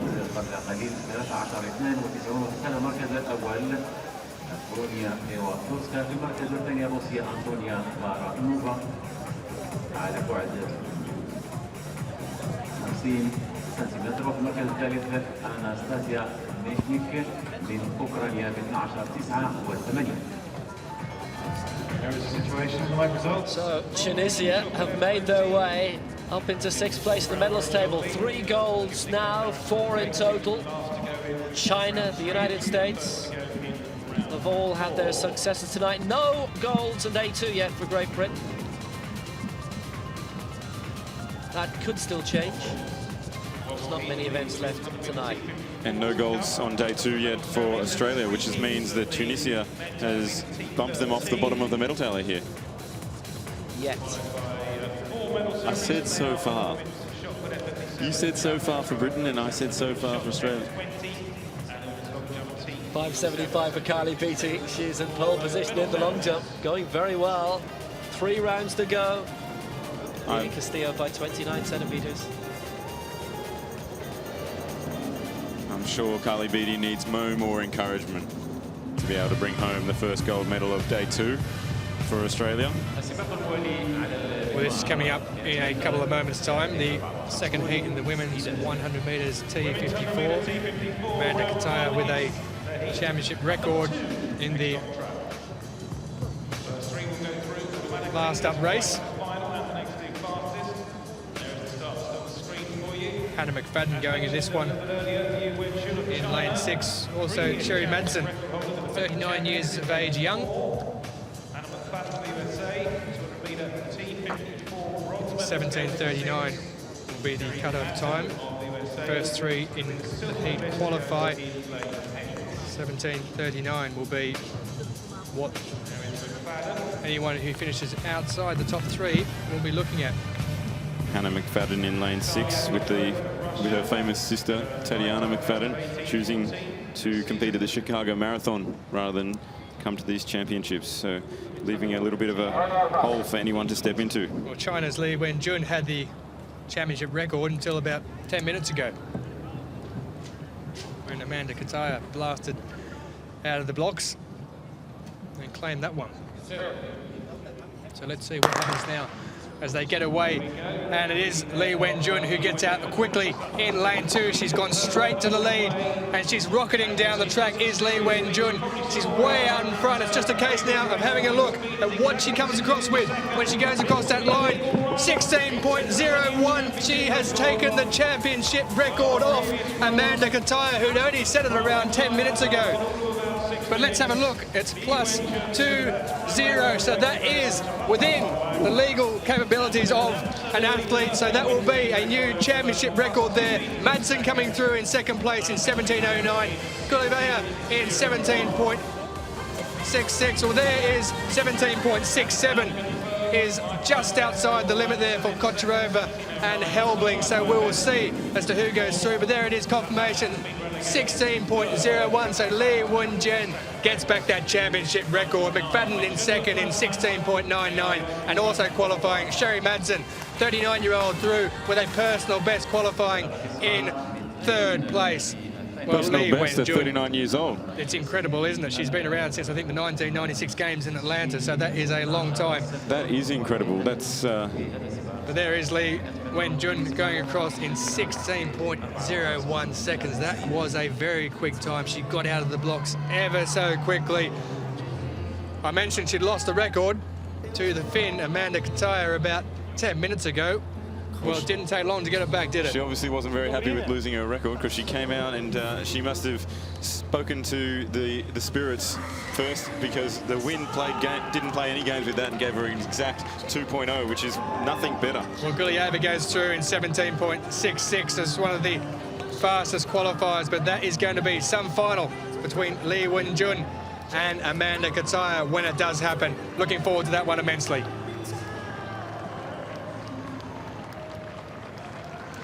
There is the confirmation of the finalists. So Vandenbroek goes through in 17.39 as one of the fastest qualifiers, along with the Russian Gullieva, and their personal best time of 17.66. Sherry Madsen there, 39 years young, personal best at 17.09, but up the top there, Li Wenjun, 16.01 seconds. Eva Durska, the reigning Paralympic Games champion.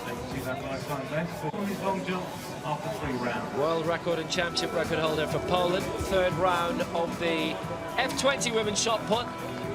Very solid 13.89 in the opening round, and that is 13 meters 92, solidly in the lead, ahead of Baranova of Russia in second and Misnik of Ukraine in third.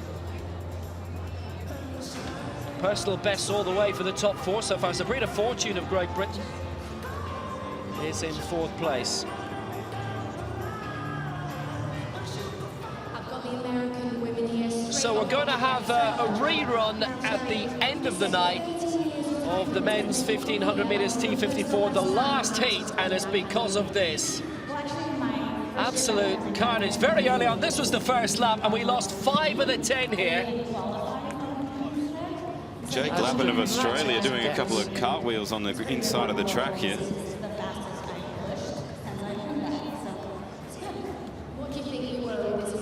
Well, there have been a lot of appeal committee members who've been in the truck watching this.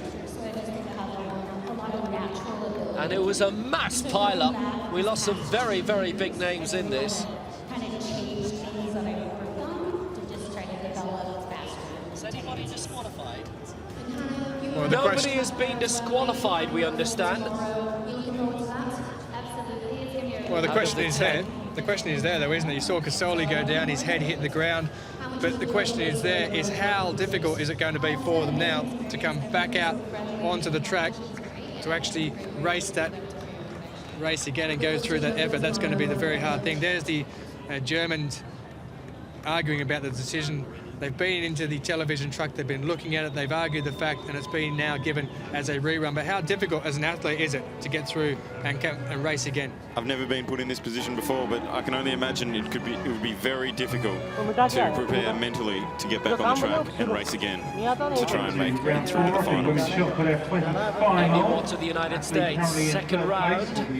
It was 5 meters 19, a continental record for North America. This is a fourth round attempt to get the second half of the women's long jump final underway. This at T47.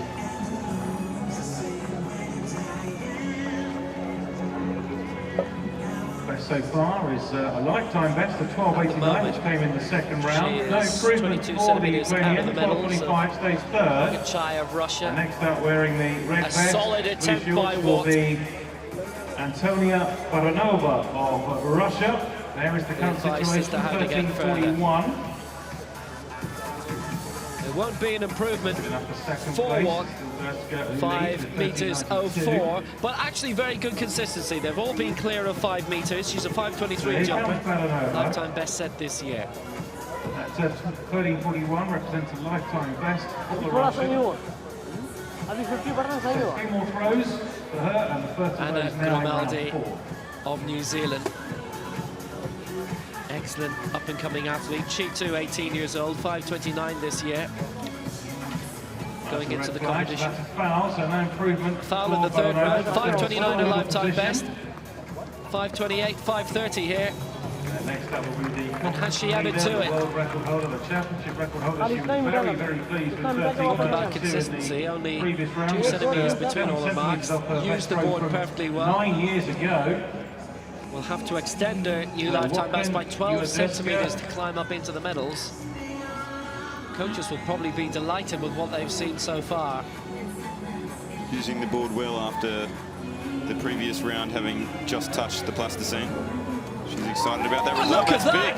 Big. Look at that! She's up in the third, and it is 5.41. It is a new lifetime best. And on countback, she goes above Mogachaya into the bronze medal position. Well, if her judges were delighted before, they'll be leaping out of the stadium.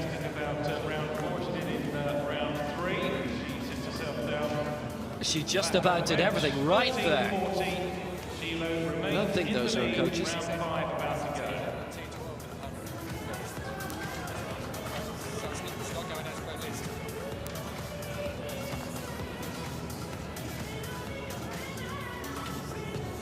When you were converting into a jumper temporarily, how difficult did you find it to get the run up to the board absolutely right? I couldn't do it. That's why I was temporarily a jumper. I struggled a lot with the run up and the penultimate step and being able to take off in the right positions and hitting the board. So when I did get on the board, it was good, but it was very rarely that I hit the board, and it just wasn't really my event. It takes too long. You're out there for sometimes a couple of hours competing in the field events, and for me, I'm one of those athletes. You point me in the right direction and say go. Go. You didn't point me first. There are some sprinters who are able to combine it quite well successfully. Well, obviously not all do. I'm not good at multitasking. We know a man who is. He's in the middle there.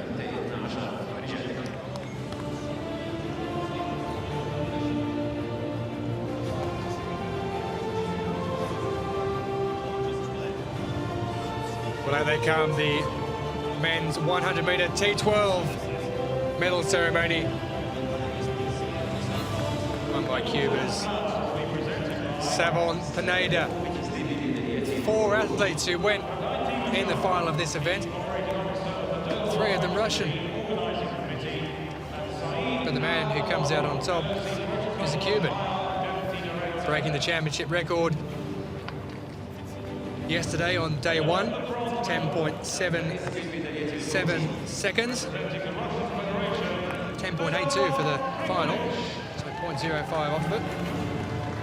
The man in third place, Fedor Trikulich of Russia. Gold medalist in London 2012 at the Paralympics. Bronze here in Doha 2015. 11.07. His finishing time, just coming home ahead of Andrei Kuzmin, who finished in 4th place, and it's another Russian though who's taken the silver medal, Artem Loganov, who finished under that 11-second mark, just 10.99 for Loganov. Which equalled his season best in qualifying for the final. So consistency, you can't doubt that.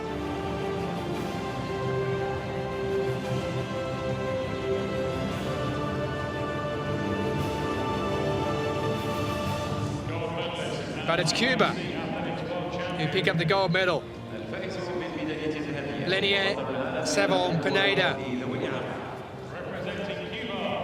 in a time of 10.82 seconds. And he takes the gold medal for the Cubans in the men's 100 metres T12 event.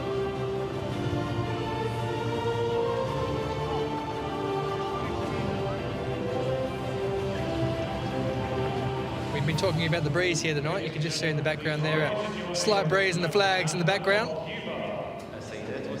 The Cuban flag will be flying high now because we'll stand for the Cuban national anthem.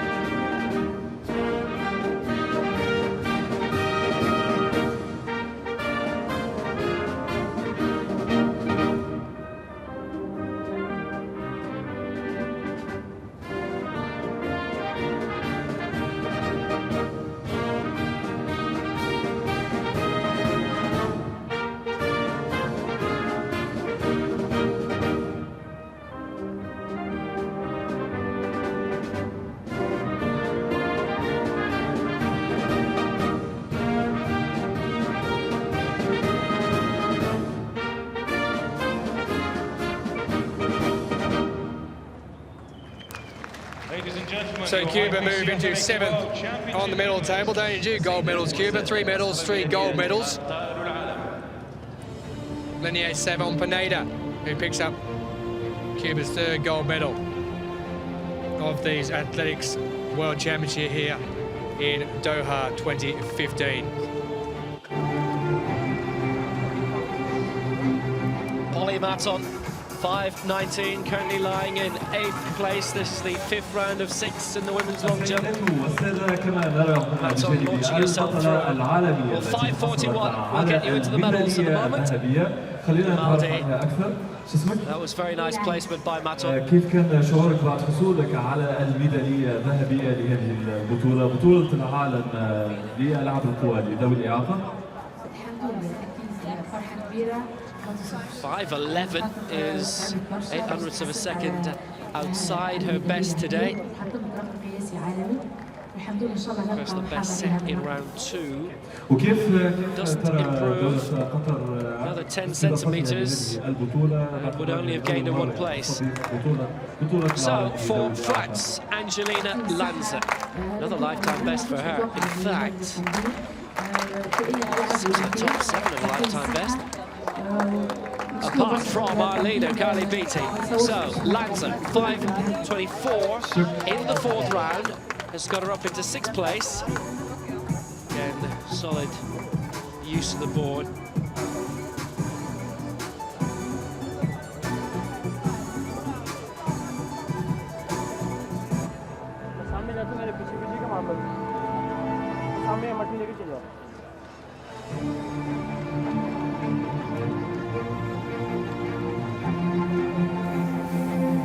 5'29" improves her lifetime best, but she stays in 6th place and she's 12 centimeters away from the medals. A little further improvement and 1 jump to go for her.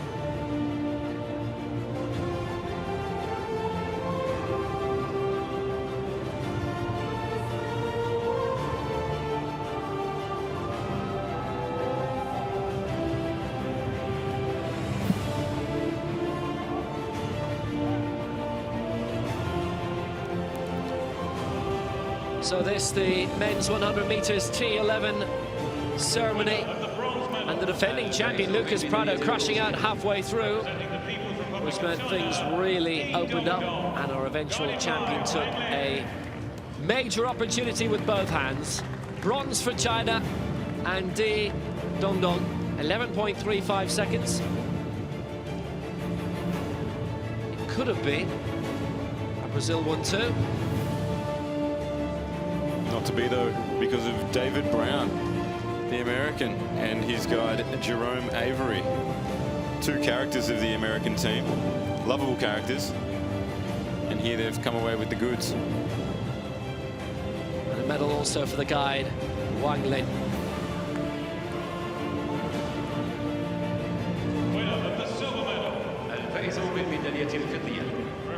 Silver and only silver for Brazil. And if you were to say only one Brazilian athlete were to get a medal out of this, you might not have said Felipe Gomez, but he's did it.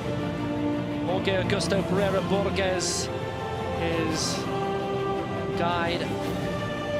It's another 100 meters silver at a world championship for him.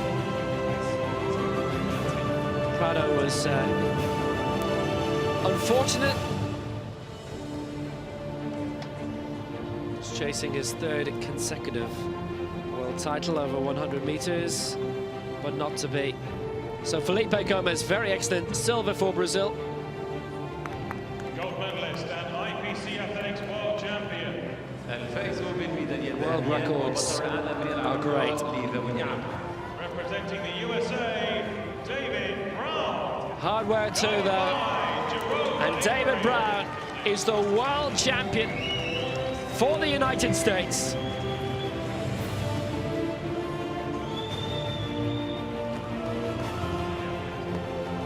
.11.03 the winning time. And Brown with his guide, Jerome Avery, fulfills brilliant potential. David Brown of the US does enjoy writing his own poetry and music, and it's a poetic end to the 100 meters for Jerome Avery and David Brown of the US. Perhaps we'll see some poetry in the future about this very event. And for him, some very sweet music to follow, because it means he's the champion.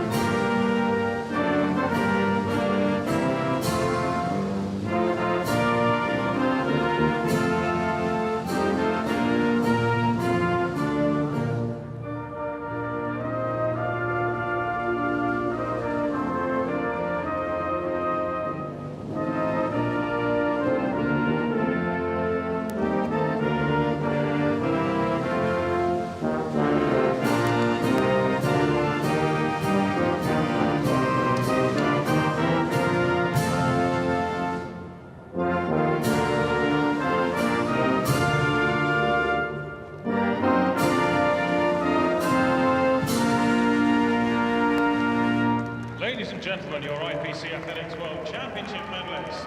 السيدات والسادة أصحاب الميداليات أبطال العالم.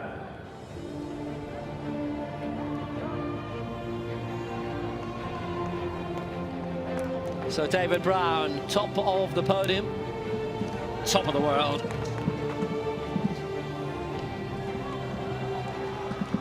This will be sweet for the world record holder, David Brown, to stand atop the world championship podium.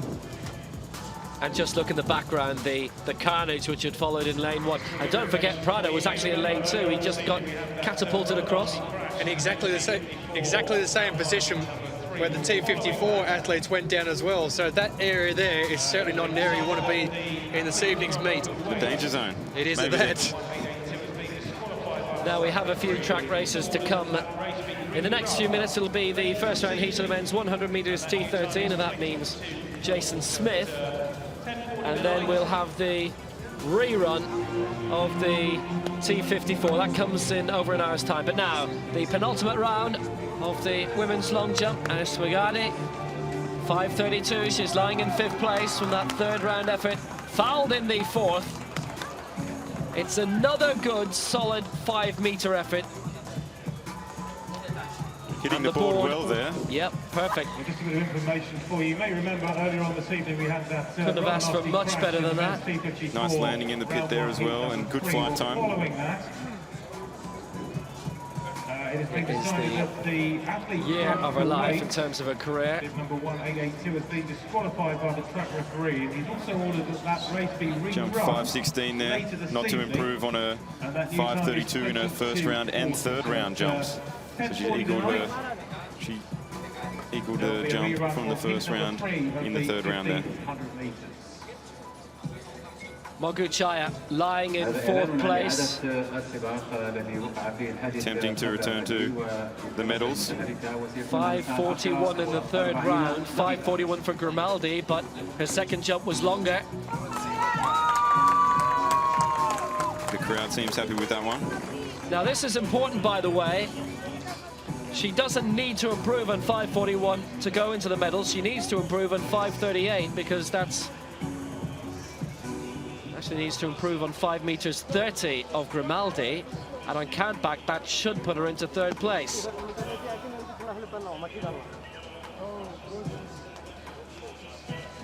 Both her and Grimaldi have the same length. Well, that is 5:36, and she stays in 4th place.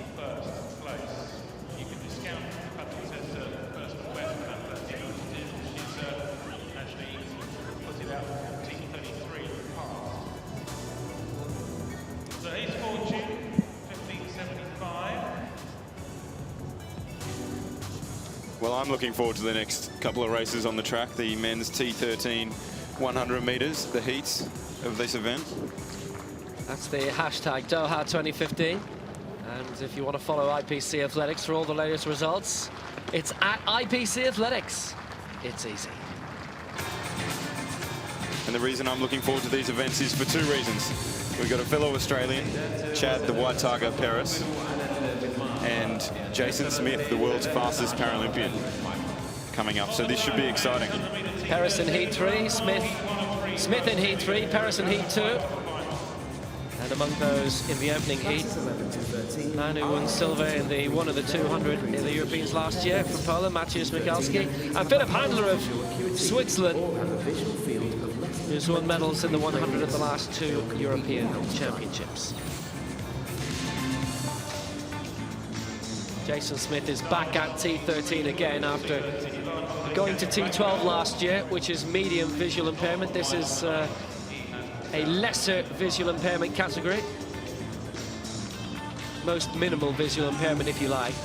So Price in the United States in 3, Dragson Nilsen of Norway in 4, Canio Blanco, the silver medalist in the long jump at the Europeans last year for Spain. He's in lane 5. Handler of Switzerland in 6, Michalski of Poland in 7, Shaw of Great Britain in lane 8. And lane 5 is now empty. So 5 go in this. It's the first 2 to qualify for the final. And the 2 fastest loser across all 3 heats. So Price, Dragson Nilsen, Handler, Michalski. Full start.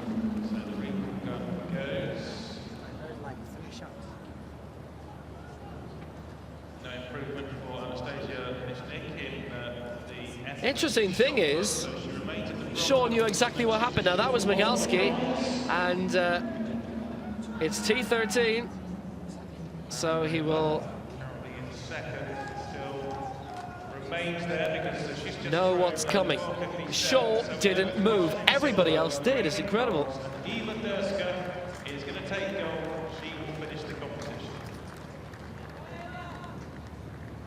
So Mahowski.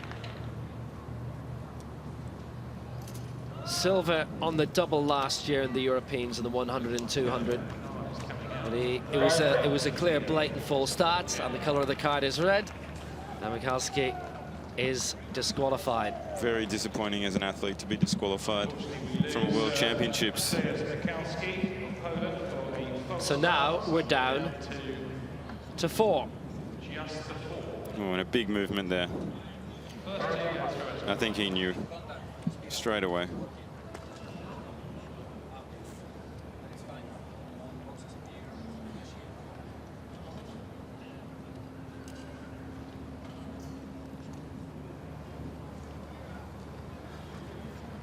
Price in 3, Dragson Nilsson in 4, Handler in 6, Shaw in 8.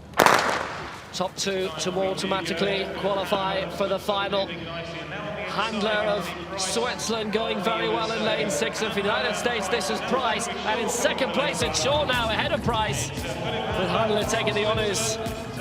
Handler, Shaw and Price with the first 2 going through automatically, and 11.05 the winning time officially. Just rounded down now by 200. That's a confident step by the man who won bronze last year. The man who didn't have to contend with Jason Smith last year. Well, now he does. Shaw in second place and Price in third, 11.35. That at the moment makes him the fastest loser. Dragson Nilsson, 11.67 in fourth place.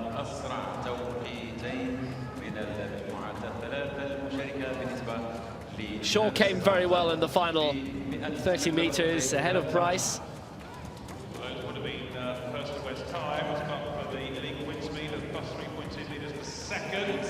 That's a new lifetime best for Philip Handler as well by 900ths. 11.05, Handler goes through along with Shaw, 11.21. That a lifetime best for him also, with Price in third, 11.35 a lifetime best for him too.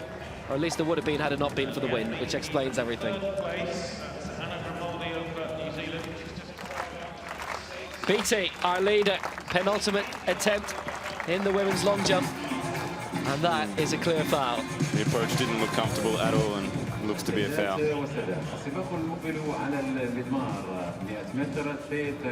Season's best for the world record holder. Set in Sydney. There you go. Very much so. Is that a good track in Sydney?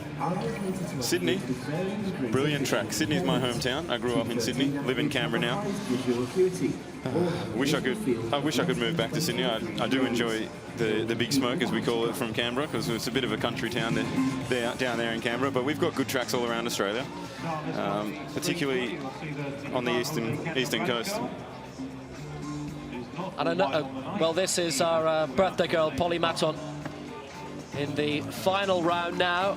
5 meters 19. She's really pulled out some very good leaps so far. 5.19 in the second round. They've all been knocking around the 5 meter mark. Used the board very well. Because I think the domestic meetings are more or less gone off TV, but they are broadcast live online now, aren't they? Quite a few of them. Yeah, we have a live stream for the Athletics Australia domestic season. We're struggling to get some TV coverage, but the live stream is going very strong. Mossy and Robbo are the 2 boys that control the live stream and the voices of the live stream. I spoke to them this morning, and they're excited about Doha. They're actually doing some daily wrap-ups of Doha. 4.65 for Polly Maton. So 8th place. Excellent achievement. I cannot wait for this next race with Chad the White Tiger Perez. Angelina Lanza, lifetime best 5.29 in the 5th round. Now if she improves by 12 centimeters, a chance to get into the medals, but that is a red flag and that's a foul. So Lanza, 6th at best.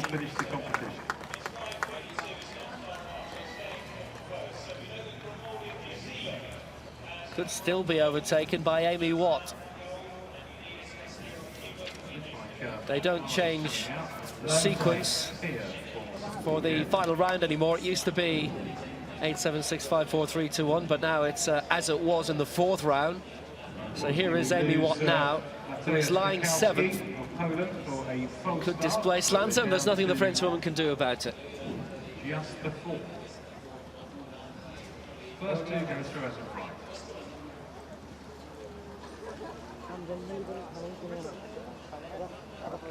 Matching a lifetime best in round 5.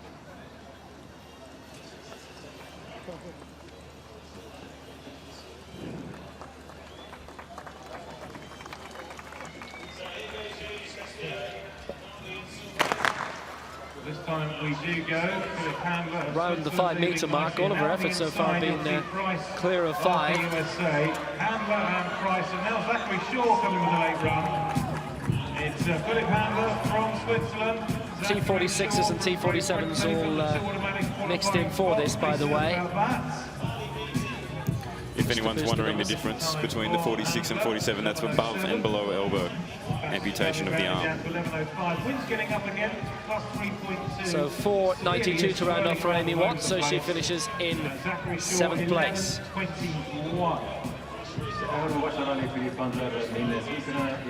So now Anna Grimaldi, who moved up in the past couple of rounds into the medals in 3rd place. She's there on countback, 5:41 in round 4, along with Mogachaya, and left above her because her second longest attempt was 2 centimeters clear of Mogachaya. But because we're keeping the sequence, she's maintaining the 5th place. That's a foul, that's a red flag. So she's jumping 5th last, and Mogachaya is jumping 3rd last. So she could still be displaced. She could actually still finish in 5th. Oh, that was so tight! She has been flirting with that plasticine tonight. It's her second one that looked exactly like that. 5:41, a lifetime best. As we head back to the track for the second heat of the men's 100 metres T13.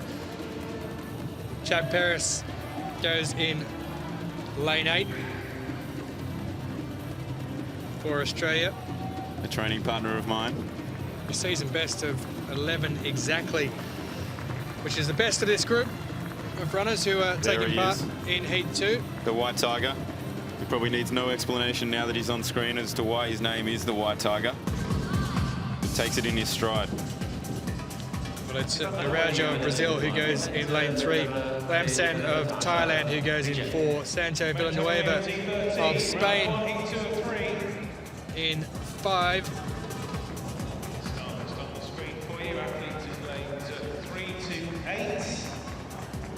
Then next to him is Tanner of the USA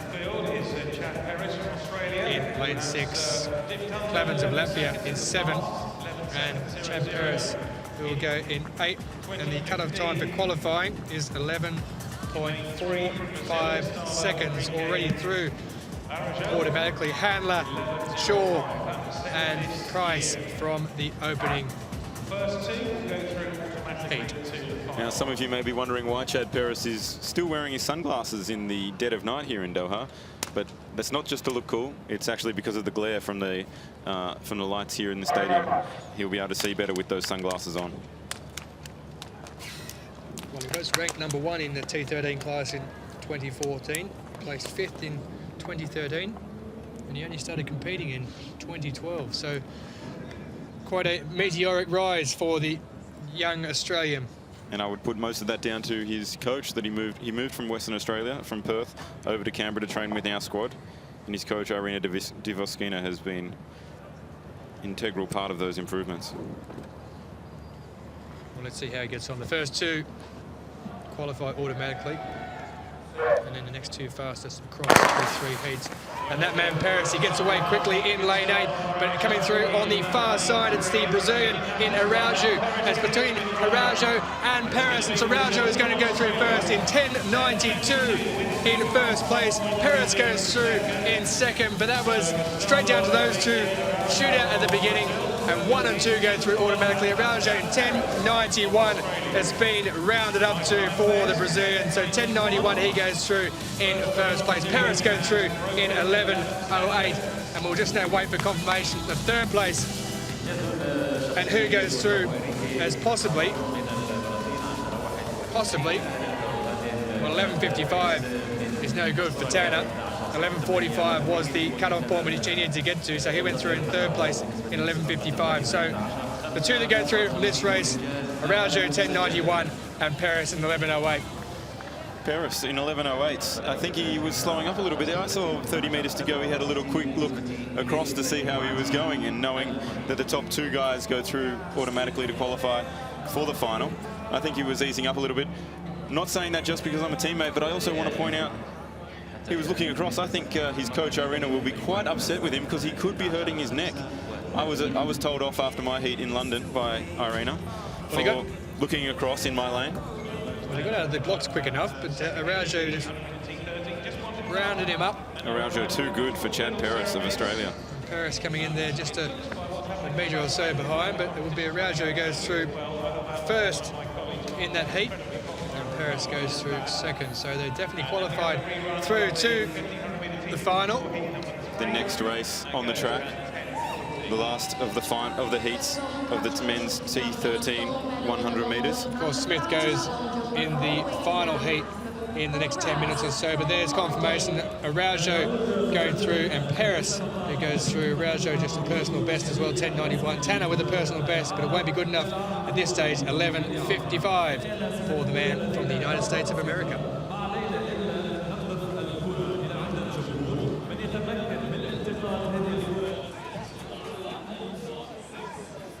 So, Smaragde of Greece in the final round of the long jump.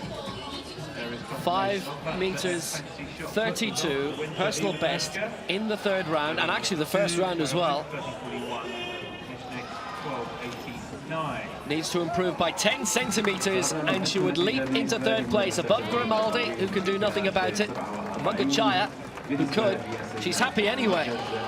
It's been a great display. It's been the performance of her life from her. 5.21 was a lifetime best going into this. Still good crowds remaining in the back straight watching this. Again, superb. Great technique on the board.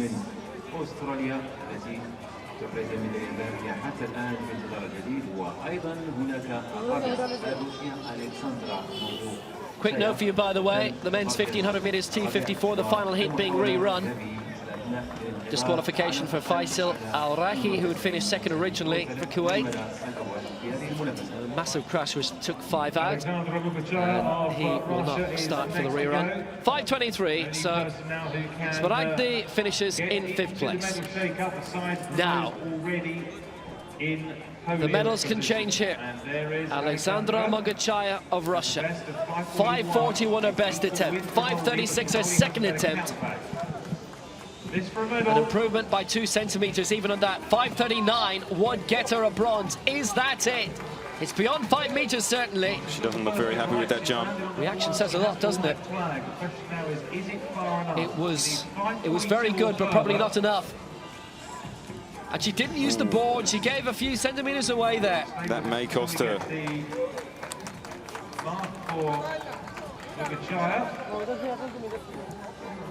5.39 at least is what she's looking for, and that would get her bronze and count back.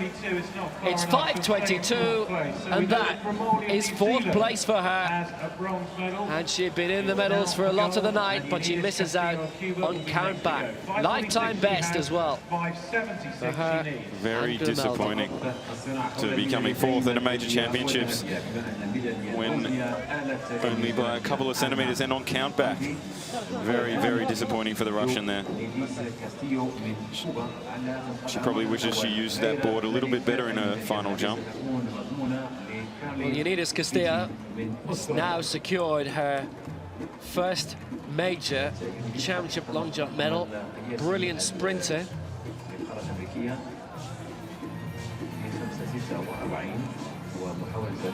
Notice the bullet. Might have to change the nickname a bit now. So here goes Unidas Castilla. Continental record.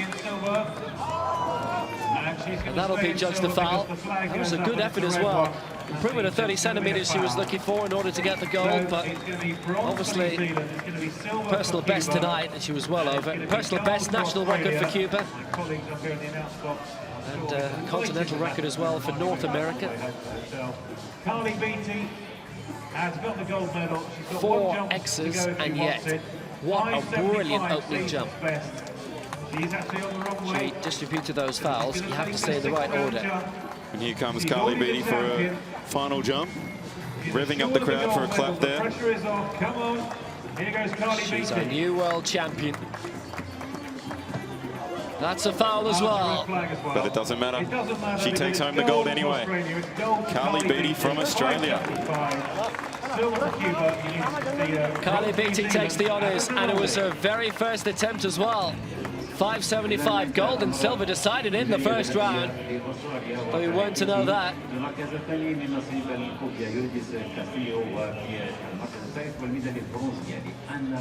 It looks to be getting a little bit emotional on the track there, does Carly Beattie. Ooh, and that's a fairly big foul. To be honest, it doesn't matter. Again, the fouls came in the right pattern, didn't they? It was all done and dusted by the first round. 1 and 2 wrapped up in their first jumps. Silver at Christchurch in 2011, at London 2012, Lyon in 2013, but now Carly Beattie is the world champion. And here she is getting the Australian flag off the teammates.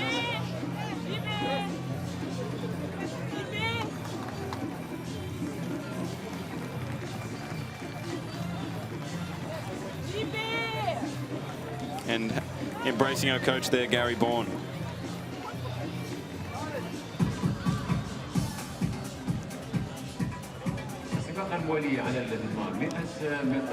Bit of love there for the New Zealander as well.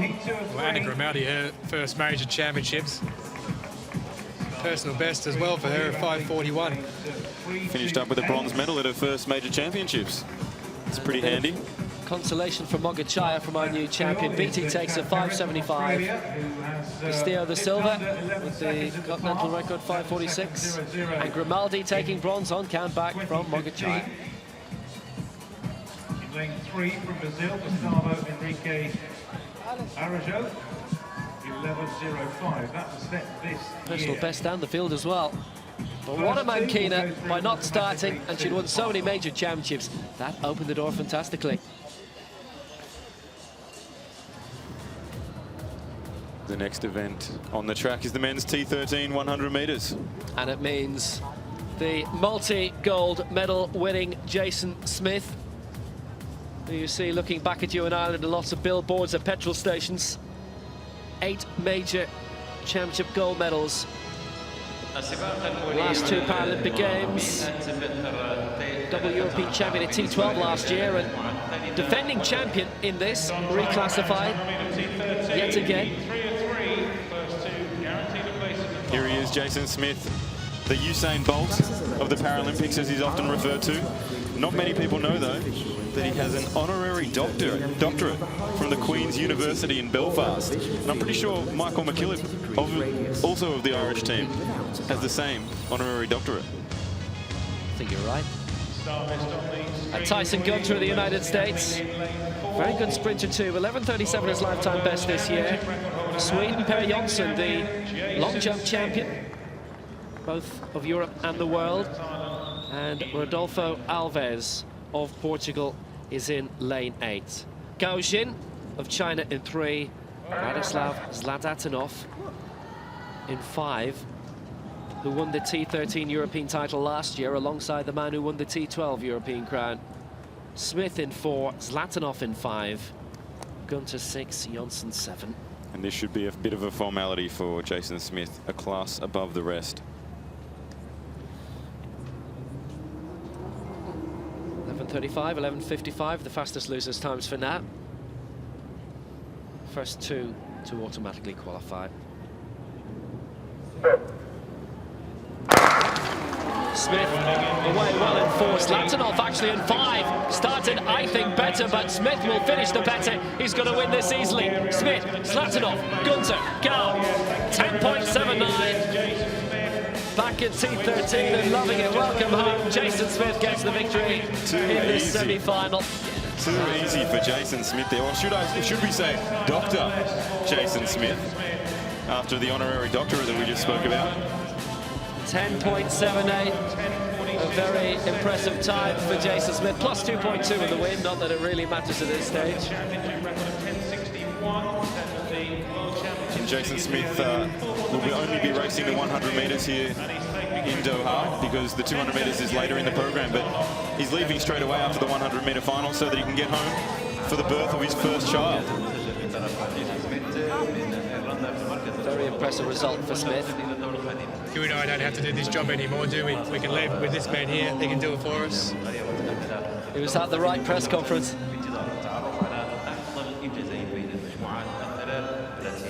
Smith back in his stride, back in form, and back winning again.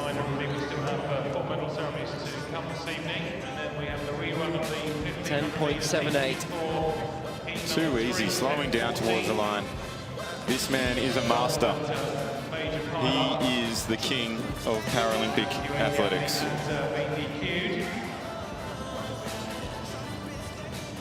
So victory then for Jason Smith. 10.78. Zlatanov second for Bulgaria, 11.25. Gunter 11.46. And Go 11.61. Per Jonsson has already got a gold this week in the long jump, and he finishes 5th for Sweden. Now, very important point.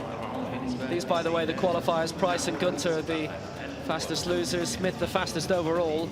1300s clear of Arujo of Brazil, with Handler in 3rd, and Chad Perez the 4th fastest. The rerun of that T54, it won't be live online because it is very, very late here. That was the last race, and in 50 minutes time, we will have that rerun T54 1500 meters semi-final. It will be uploaded to YouTube later. Look for the Paralympic Games channel. It will arrive there in due course, but it won't be live. We only have a couple of medal ceremonies now. I think for the final of the men's T13. And this is why, by the way. This is why. And, well, don't forget, everybody's going to have to rerun with those injuries as well in about an hour's time. Mental and physical injuries there. Quick one. Okay, you're obviously I think for the final of the men's T13 100 metres coming up later in the program, in future days, that we should be referring to both Chad and Jason as with their full names, Dr. Jason Smith and Chad the White Tiger Perez.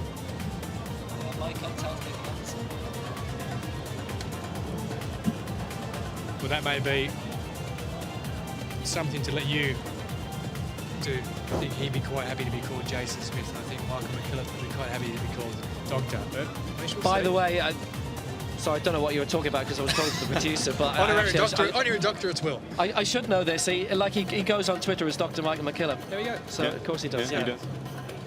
I'm just waiting for one of the Australian universities. Shout out to anyone listening from an Australian university. I would really love an honorary degree or a doctorate. I'll try and arrange one through Waterford IT. Is that all right? Will that do? I'll take whatever I can get. But not at university yet.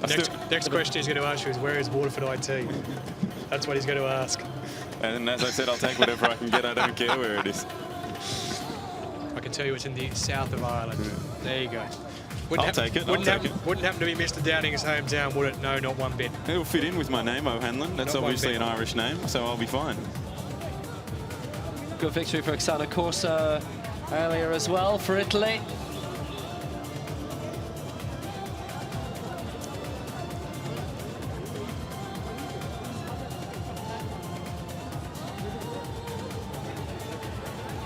It's not just the medal races that produce some very good competition tonight. A good win for Arujo earlier to continue the run of Brazilian successes as we've seen. Brazil really hitting its straps before Rio 2016. I think a massive push for their Paralympic sport has come about, and it's showing here in Doha. They are a superb parasport nation, though, as we saw from London 2012. Swimming and athletics, amongst others. Especially in the T11 to 13 section. Very, very strong, obviously, in that section. China top of the medal table. 16 medals, 7 of them gold. United States, Great Britain with 4 gold medals. Russia, Germany, Cuba, Tunisia have all done well. That's page 1. Australia as well, doing fantastically with the 8th highest tally today. Obviously goes in terms of the golds won. And Brazil on page 2 at the moment. A little bit of an upset in that T1100 meters. The Dutch recording another medal with Hertog. Kataya with the gold for Finland. Iran have done magnificently in the field events today, as they always tend to do. And New Zealand with their bronze medal this evening in the long jump. Thanks to Grimaldi. Debut bronze. This list of countries here yet to register a gold medal. Well, Ireland on the table as well, with that fantastic throwing bronze from earlier. Uzbekistan with a bronze medal too, and Vietnam.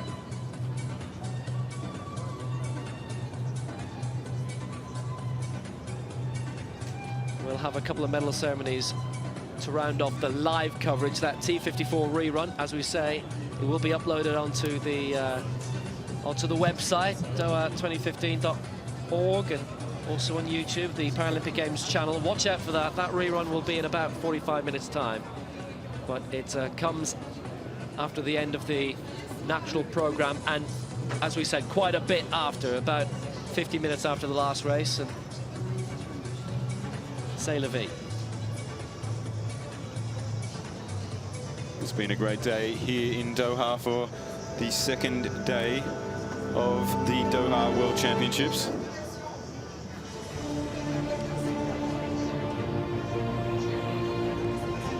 So 4 medal ceremonies Ladies and gentlemen, to round off the day. with the women's shot put F57. السيدات والسادة، مراسم التتويج لمنافسة رمي الجلة الفئة F57.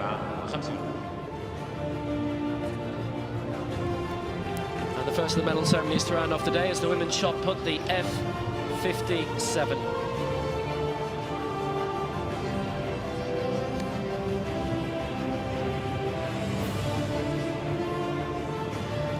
The medals and flowers will be presented by سيقوم بتسليم الميداليات والورود Troy Eaton, Vice Chairperson of the IPC Athletics Sport Technical Committee, and Dr. Peter van der Vliet, IPC Medical and Scientific Director. Very tight margin of victory in the end. Winner of the bronze medal. الفائز بالميدالية البرونزية. But great to see. Representing Germany, Ilka Super Wailuda. athlete still winning medals. Ilka Wailuda, twice European discus champion, Olympic champion in 1996, and twice a World Championship silver medalist. Ilka Wailuda with his second major championship medal in the IPC circuit. Very successful on the IAAF scene. And for such a long time, her first major championship medal was for East Germany. And that, children, used to be a country once. Ortiz Hernandez of Mexico. This is a fantastic result. And there's Octavia, who normally sings support for all of the Mexican athletes. He hasn't been near a mic this week. We'll have to change that. Brilliant result, fantastic result. Have to say, okay, fantastic personal best, but in terms of competition, maybe a little bit of a surprise. But it's a great result for Mexico and for Ortiz Hernandez.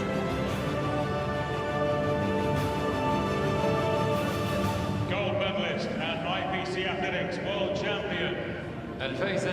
She's won the last 2 European titles in the shot put, and she's also the reigning European discus champion. For Bulgaria, Stella Neva is the world champion. European record as well, 11.14, and she won by a single centimetre.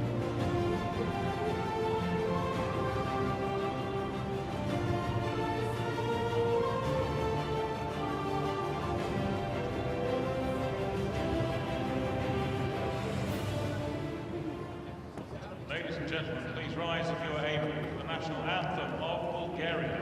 And now the Bulgarian national anthem.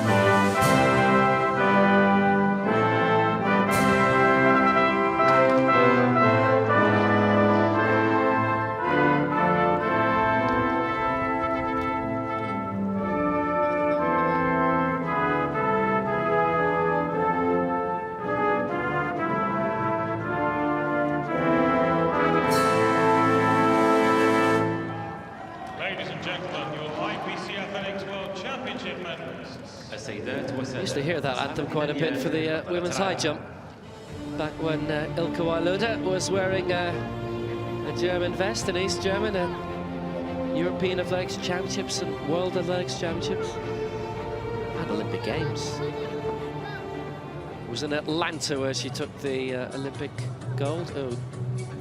Well, it's just as well the handling has let us down now and not during the competition. 10.95 was the season's best for her.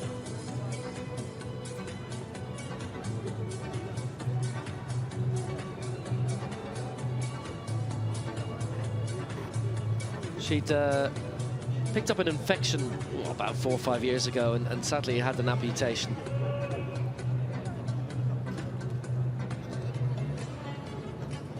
A para-athlete now and a very successful one.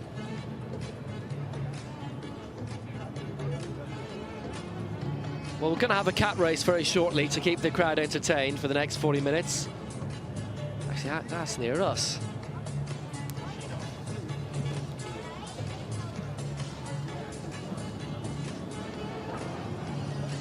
We did a cat run onto the track during one of the races we worked in during the summer, didn't we?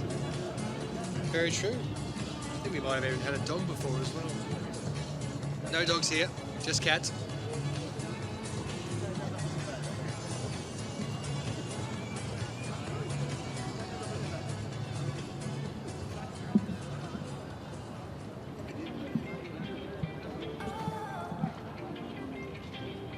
Three more medal ceremonies to go, and there is still action after that, but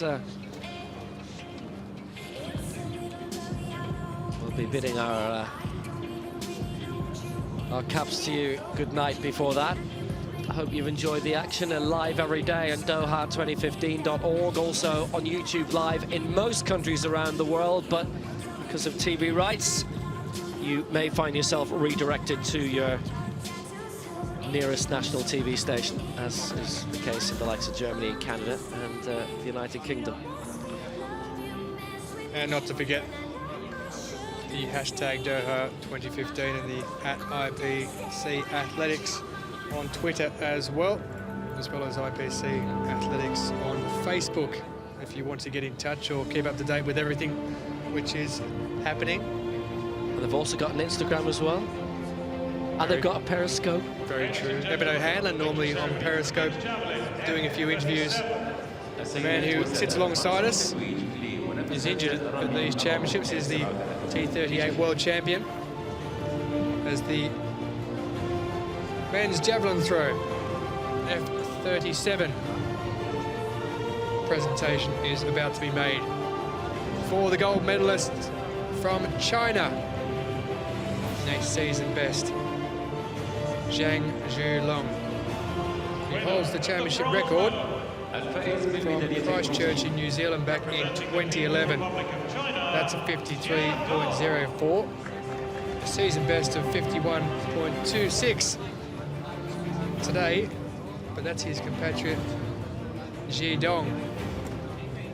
49.45 meters for Ji. As he accepts the medal and looks to the skies. 45.79 he started off with. Raising that to 48.61 next up. His throw that got him the bronze medal, 49.55, coming with his third attempt. And marginally less than that in his two of his last three. Dmitry Silovs of Latvia. 50.48, that came in his very last throw. He collects the silver. Gold medalist and IPC Athletics World Champion. But it's the man who knows a thing or two about collecting gold medals at World Championships. He's making his way onto the podium now. China's Zhang Zhulong. Season best, 51.26 meters.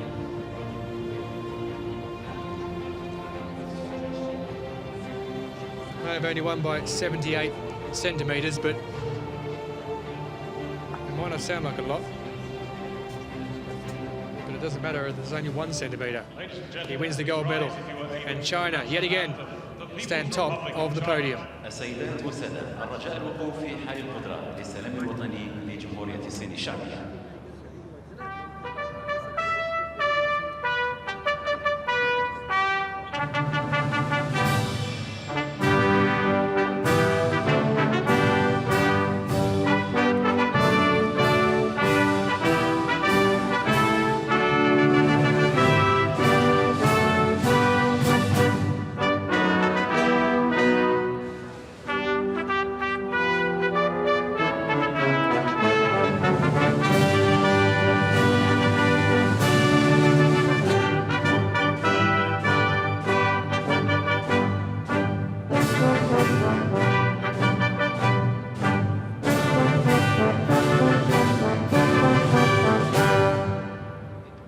Ladies and gentlemen, your IPC Athletics World Championship medalists. السيدات والسادة، أصحاب الميداليات أبطال العالم. So there are your victorious trio from the men's javelin throw F37 final. Ji Dong with the bronze, Dmitry Silovs with the silver medal. In the middle of the Chinese sandwich, the man from Latvia, and the winner in a season best 51.26, Zhang Zhulong.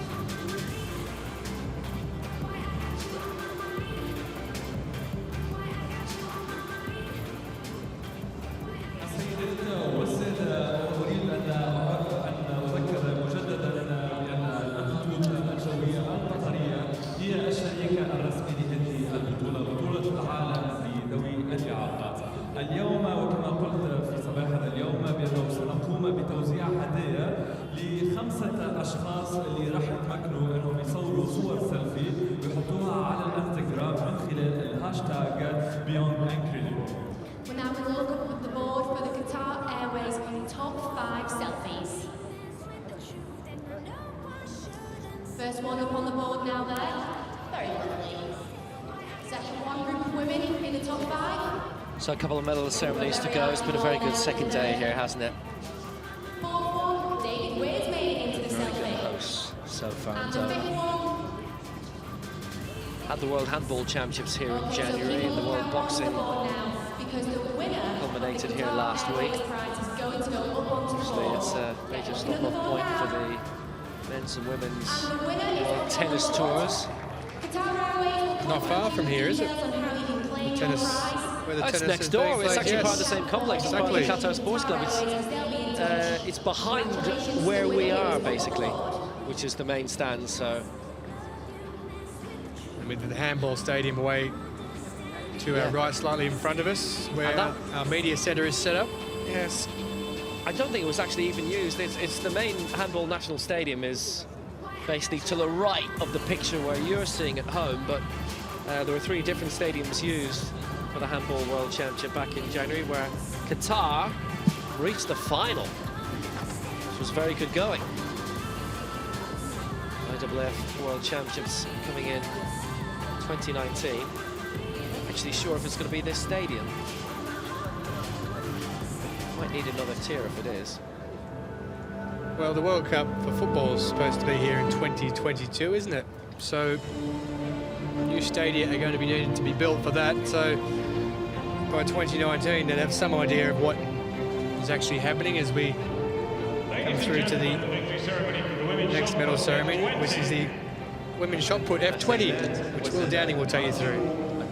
It's a very rarely held event, this T20 women's shot put. The F20 is only coming back on the scene for the 2012 Paralympic Games.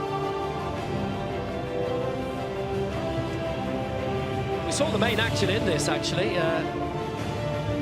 The Paralympic champion claiming gold in this. In fact, the 3 regular major championship medalists were the 3 medalists here. Sabrina Fortune of Great Britain finishing in 4th place. Anastasia Misnik, the European champion, taking the bronze here for the 2nd consecutive World Championships, finished 2nd behind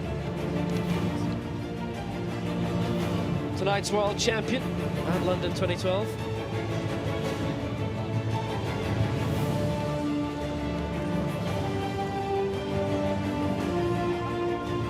Winner of the silver medal. Representing the Russian Federation, Antonina Baranova.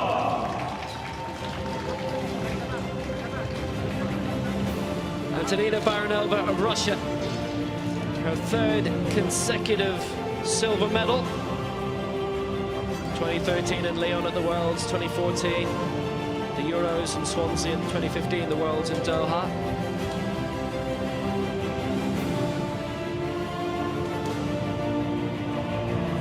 Gold medalist and IPC Athletics World Champion. الفائزة بالميدالية الذهبية وبطلة العالم لألعاب القوى لذوي الإعاقة.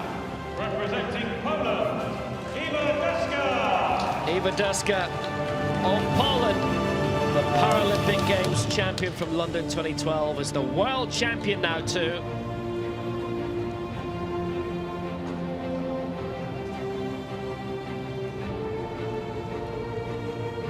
Victory yet again for Poland. They do have some very good hammer throws, so maybe when the IAAF World Championships in 2019 are held in the Khalifa International Stadium across town, we might hear this.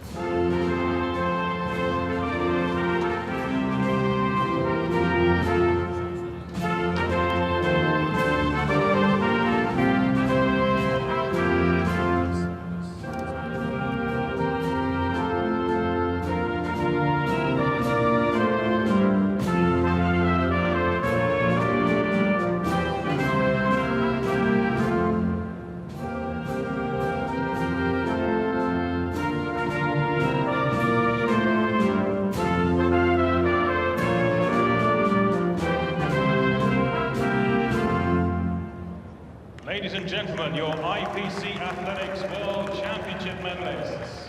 السيدات والسادة أصحاب الميداليات أبطال العالم.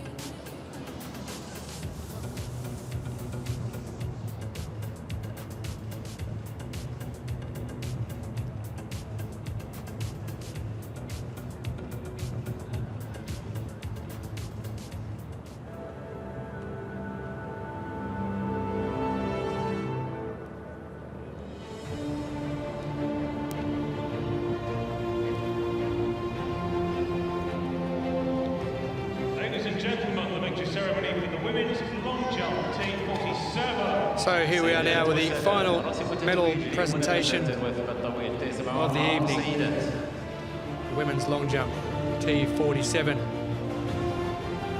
Carly Beattie with a season best. 5.75 to take victory for the Australian over Unides Castillo of Cuba, who started off as a long jumper before moving across to the sprinting events, which he's now favoured for. But this lady here, Anna Grimaldi, one of 4 New Zealanders in their first major championship.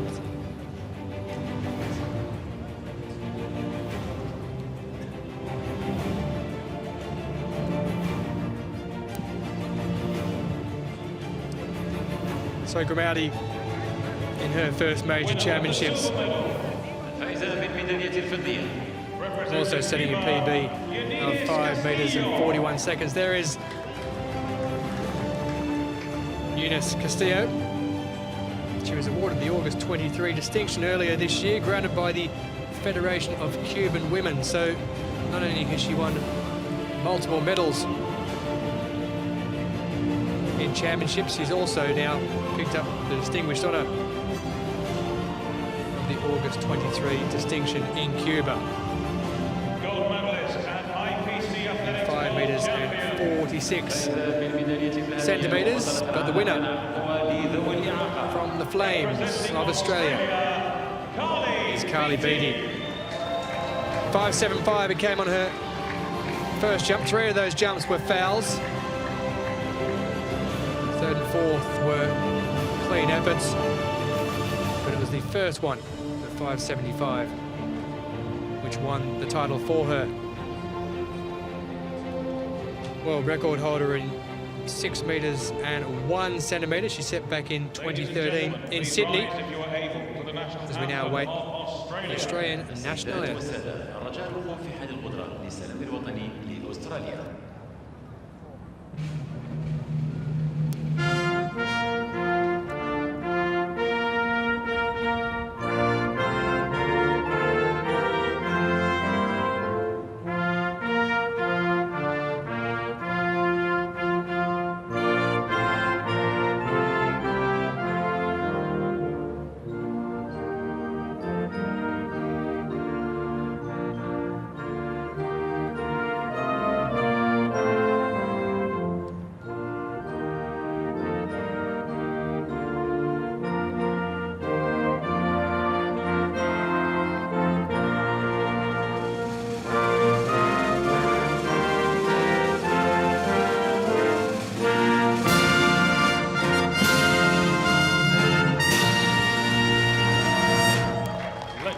Ladies and gentlemen, your IPC Athletics World Championship medalists. So Carly Beattie taking the applause of the crowd who have remained behind here to see these last 4 medal ceremonies. Beattie with gold, Castillo with silver, and Grimaldi, the New Zealander, with bronze. And what's been a terrific day 2 of action. Carly Beattie there in action with the flag, with her teammates picking up the gold medal for the Australian team. But what a day it's been here on day 2 of these IPC Athletics World Championships. The weather has been brilliant as always. 17 gold medals out of a total of 212 being given throughout the championships today. Do join us tomorrow afternoon from 4 o'clock. We'll be back in the hot seat. Until then, bye-bye.